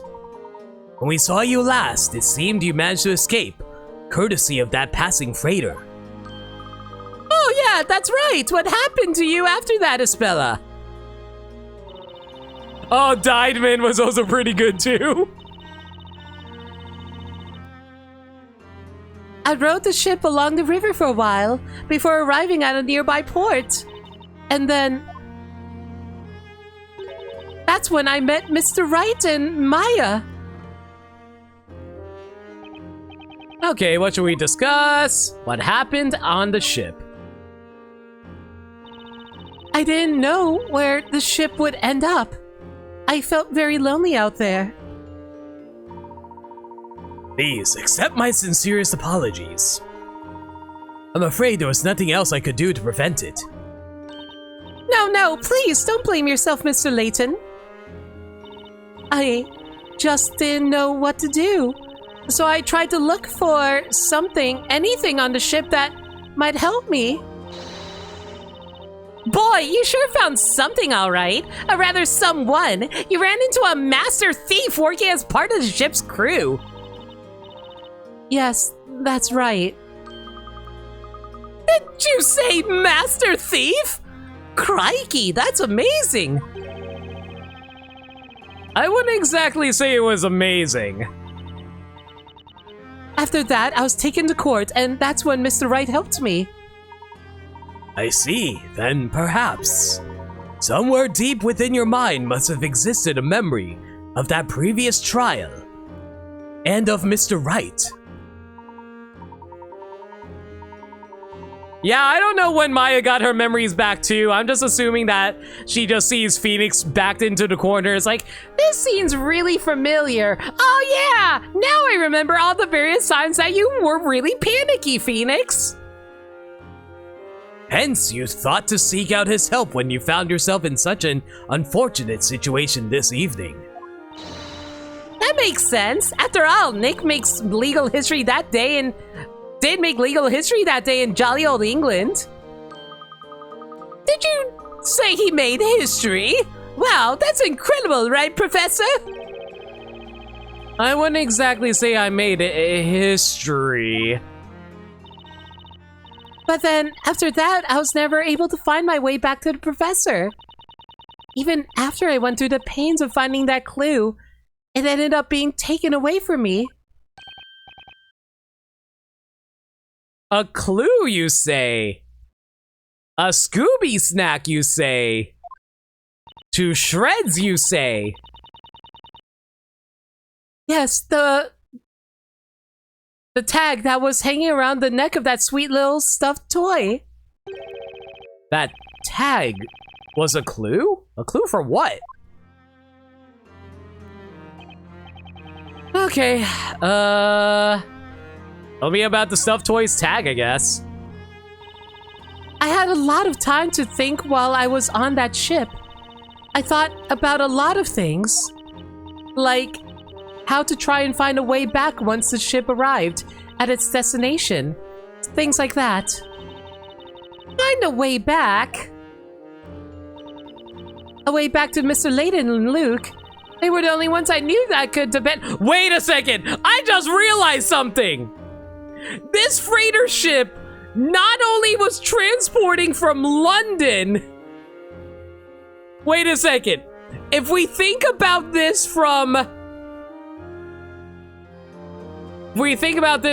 the Japanese side... Oh, you know what? Never mind. Okay, I got a little confused here because I thought the destination where the freighter ship arrived at was America/Japan. And I was going to point out how ridiculous it is to transport that from London, transport toys from London to Japan or America, but I forgot it actually was moving over to another part of England, so never mind on that.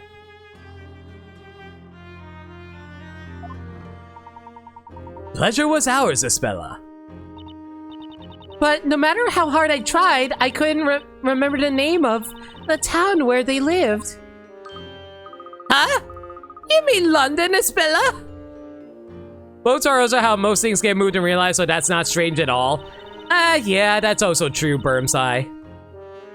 Oh, that's it! London! That's what was written in Carmine's letter to Mr. Layton. The blue teddy bear I found in that room was wearing a tag around its name. Sorry, Espella, but PC Badger looks nothing like a teddy bear.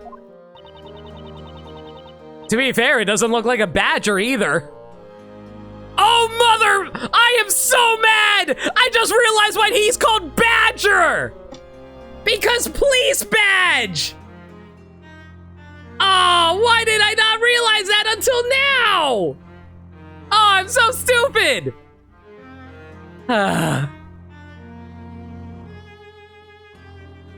It finally clicked for me. I never realized.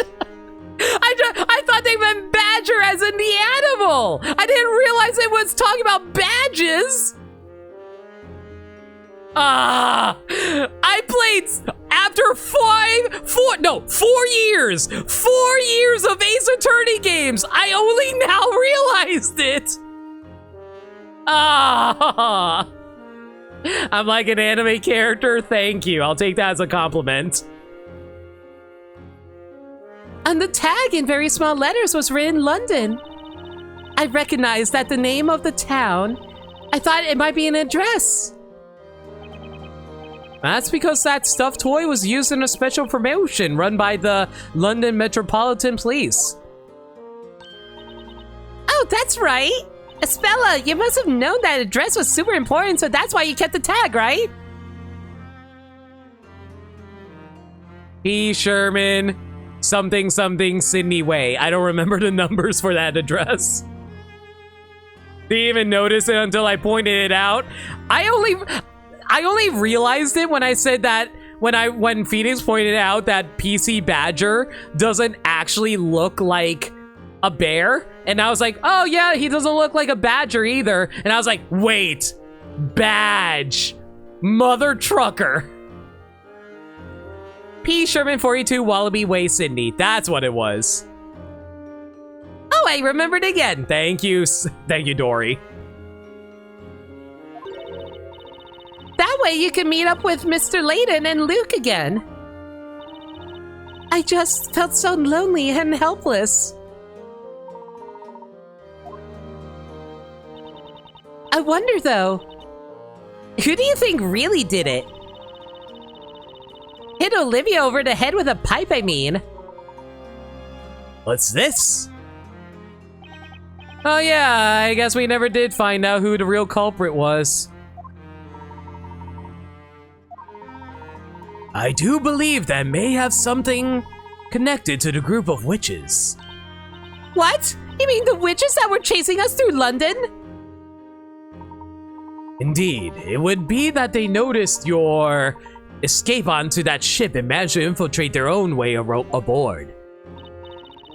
Could it be? So, you're saying there was some big scary witch lurking inside that cargo hold? I'm afraid there is rather high possibility that was the case. Those witches were intent on seeing you brought back to Labyrinthia no matter what. However, in order to do so, they had to make certain you did not become entangled in any situation that may stall your capture. In other words, the situation with Miss Al Dente, you mean? Precisely. He must have knocked that crew member unconscious and attempted to recapture Espella before the police could arrive.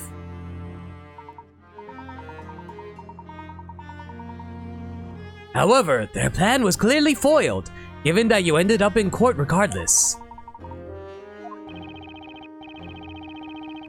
And that's when she became my client. Okay, but that doesn't explain why she was like lifeless and dead during our trial. I just can't clearly remember anything that happened back then. Yeah, we're going to have to figure out what the heck was up with that. Do you think there's a possibility that someone else was pulling Espella's strings through the entire trial? Hey, maybe you're right. There was something a little strange about Espella at the time. Mr. Wright, Espella was introduced to you at the time as a schoolgirl. Is that correct? Whatever happened to Dark Law? That's what I'm wondering. She would have no knowledge of the world outside of Labyrinthia. That being the case, having her stand in an English courtroom, as she would pose a serious problem. Meaning that someone must have been attempting to cover up Espella's identity. What? But Professor! Could someone really do that? That they would indeed, Luke. And if it was as I suspected, I believe our adversaries were far more powerful than we originally thought. Just exactly who or what are we dealing with here?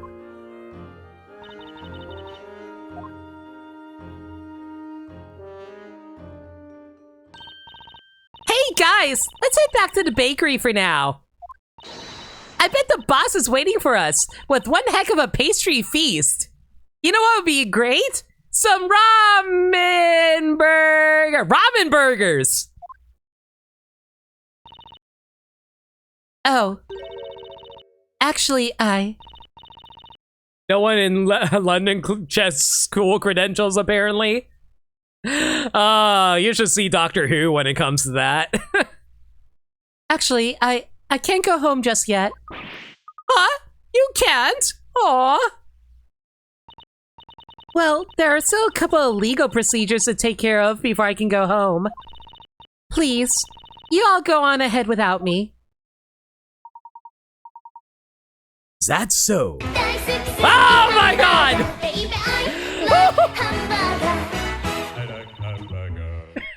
Is this appropriate? The name sounds like maybe. Hamburger. Hunter, you gave me an actual heart attack there. I have not heard that alert in such a long time. Thank you for the 121 bits. And remember, I like hamburger. And yes, that is appropriate. Yeah, that's from Idolmaster. I really must thank you all. Thank you so much for everything. Alrighty then, Espella. We'll catch you later. Yes, farewell for now. Oh. Oh, man. I'm sorry. I haven't heard that alert in such a long time. It actually caught me off guard. I'm so used to getting, like, subs or, like, 100 bits, so I'm used to getting, like, the Rocky joke, but aside from that... Mr. Wright, please allow me the pleasure of a proper introduction. My name is Herschel Layton. I am a professor of archaeology in London. A professor? Huh. You haven't heard Buster Wolf in a long time? It's just not that popular of an alert, sadly. Well, my name is Phoenix Wright. I'm an ace baker, I mean an attorney. As I suspected, you were no ordinary baker after all, Mr. Wright. Yeah, I thought it was pretty weird myself, to be honest. I mean, I really did believe I've been a baker all my life. But more everyone kept saying it, the less sure I was I was actually— Are you okay, Flarga? Thank you very much for the 25 bits.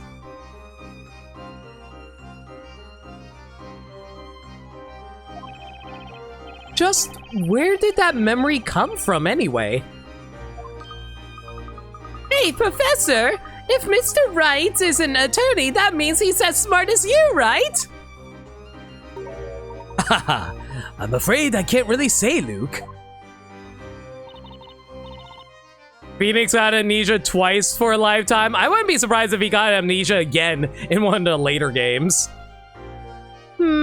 But behind every ace attorney, there's even an even smarter, not to mention beautiful, witty, and utterly amazing ace assistant, right? I think you also forgot humble. The name's Luke Triton. I'm the professor's assistant. I'm Maya Fey, and Nick here is my apprentice. Is my apprentice. Isn't that right, Nicky boy? I love Maya. Maya's a good girl. I'm gonna be so sad when I'm gonna be playing through Apollo Justice and not have Maya around. I'm gonna be so sad. Nicky boy? Hey, wait, why am I your apprentice? Anyway, we should head back to that bakery. Let's get a move on.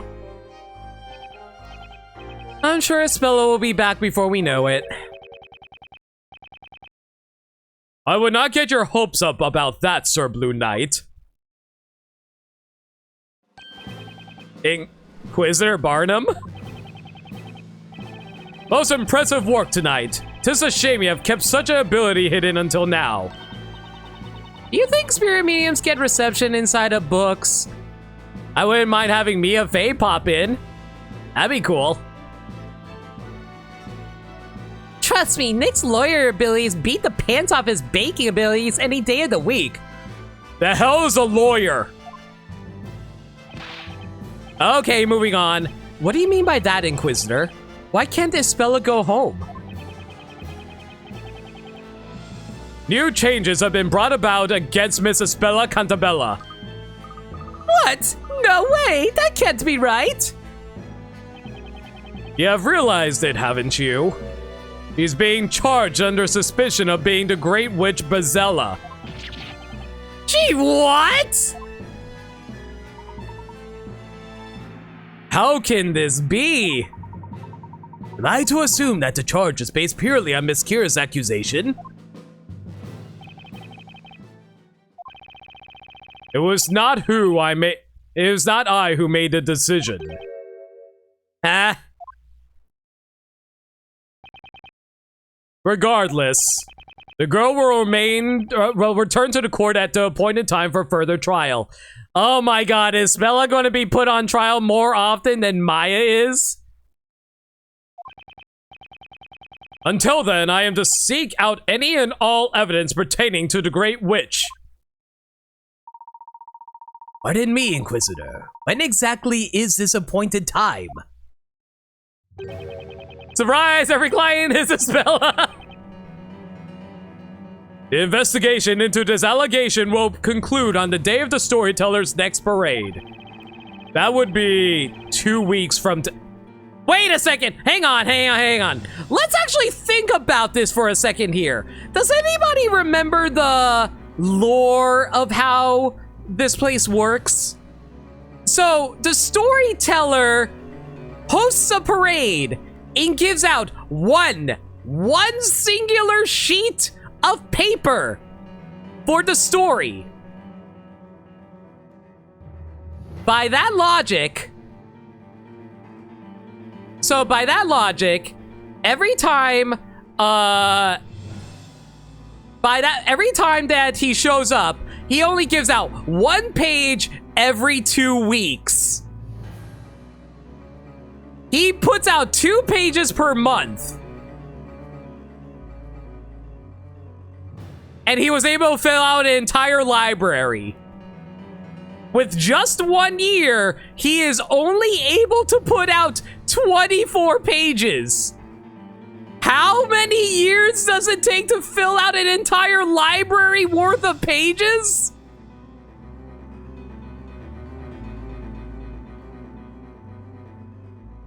Maybe he overworked himself in his youth? Yeah, sure, let's go with that. Oh, no, I don't think they actually think it was 5 years. I think they just thought that because they just were put there and got amnesia. Tonight, Tails gets punched in the face, and so it was written, pretty much led. Follow our investigations into the matter. The trial of the Great Witch shall proceed. What the? It would appear the girl has been withholding a dark secret from you all. Espella Cantabella's questioning is set to begin shortly. That means visiting hours are over. I recommend you leave immediately.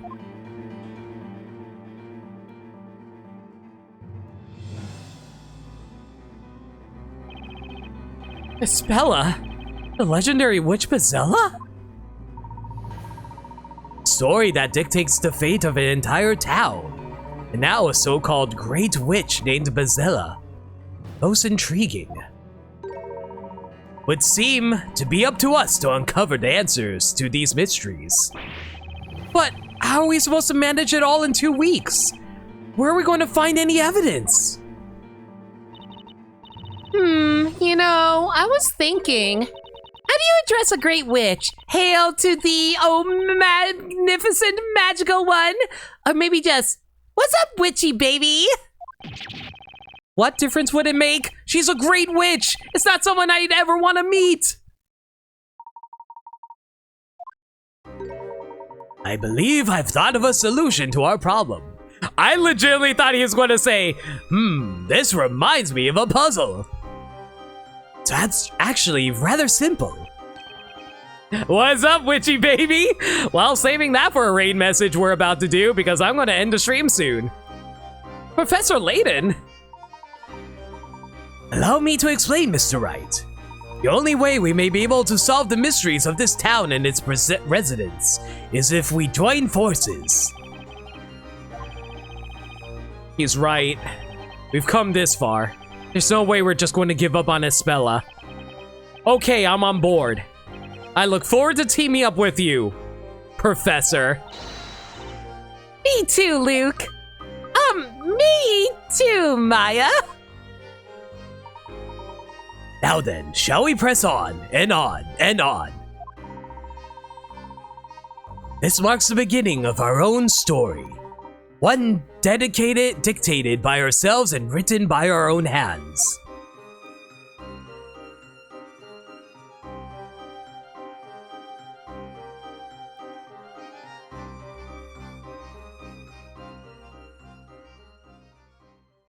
Ba ba ba ba ba ba ba ba.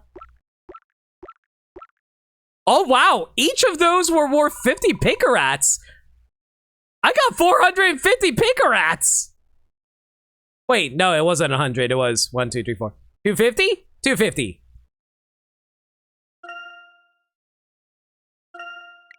Oh boy. Well, accidentally killed Fiora. That kind of sucks.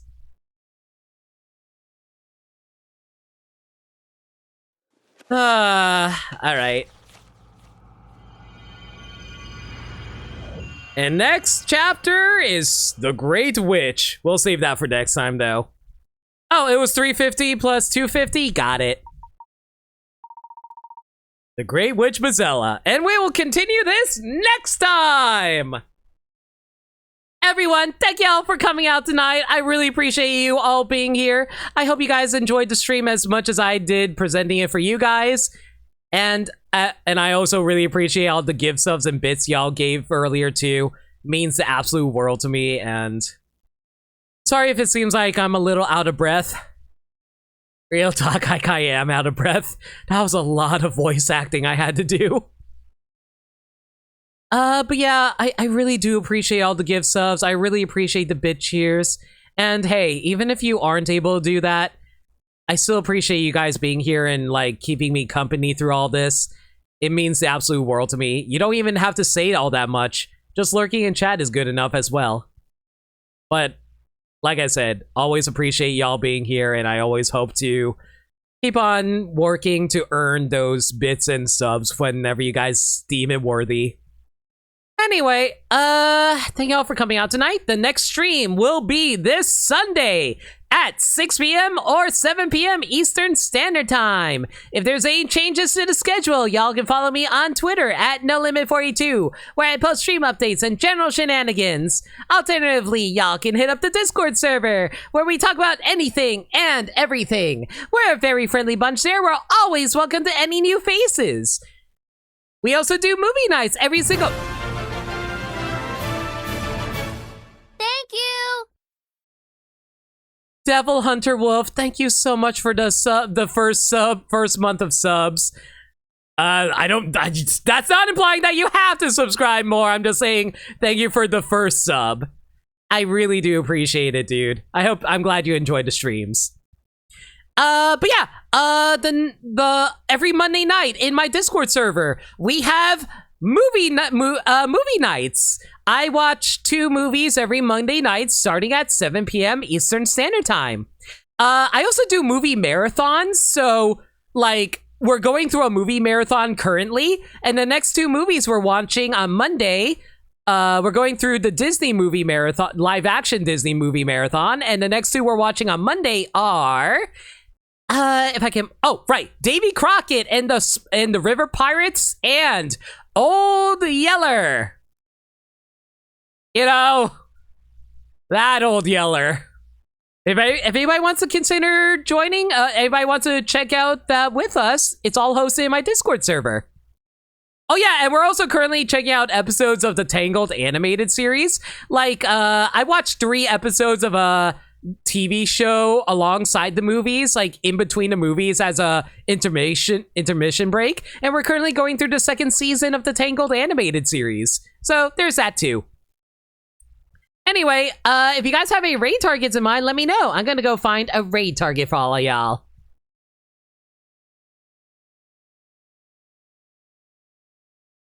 I feel like we had a lot of interesting moments tonight. Oops, all alibi. There was some other good ones that I saw earlier too. What was it again?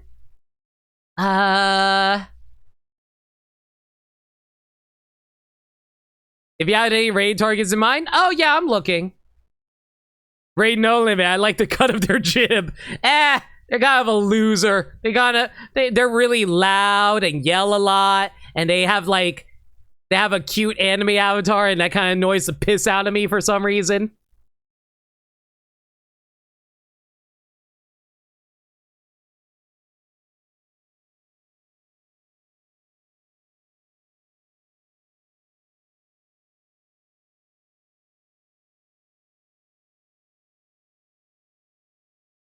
No, yes, us if we have any raid messages. Oh, sorry. Do you guys have any raid messages in mind? I will look for a raid target. If you guys have any raid message in mind, let me know. Bit of a misspeak there. Sorry about that.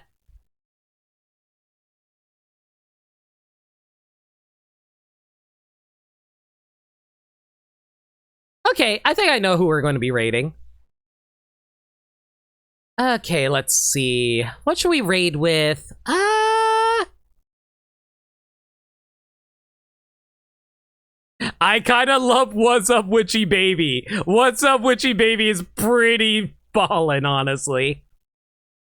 Let's go with What's Up Witchy Baby. And as for who we're going to be raiding, we're going to be raiding the incredible Liam6, who's currently doing a blind playthrough of Elden Ring. How about you guys go give him some love?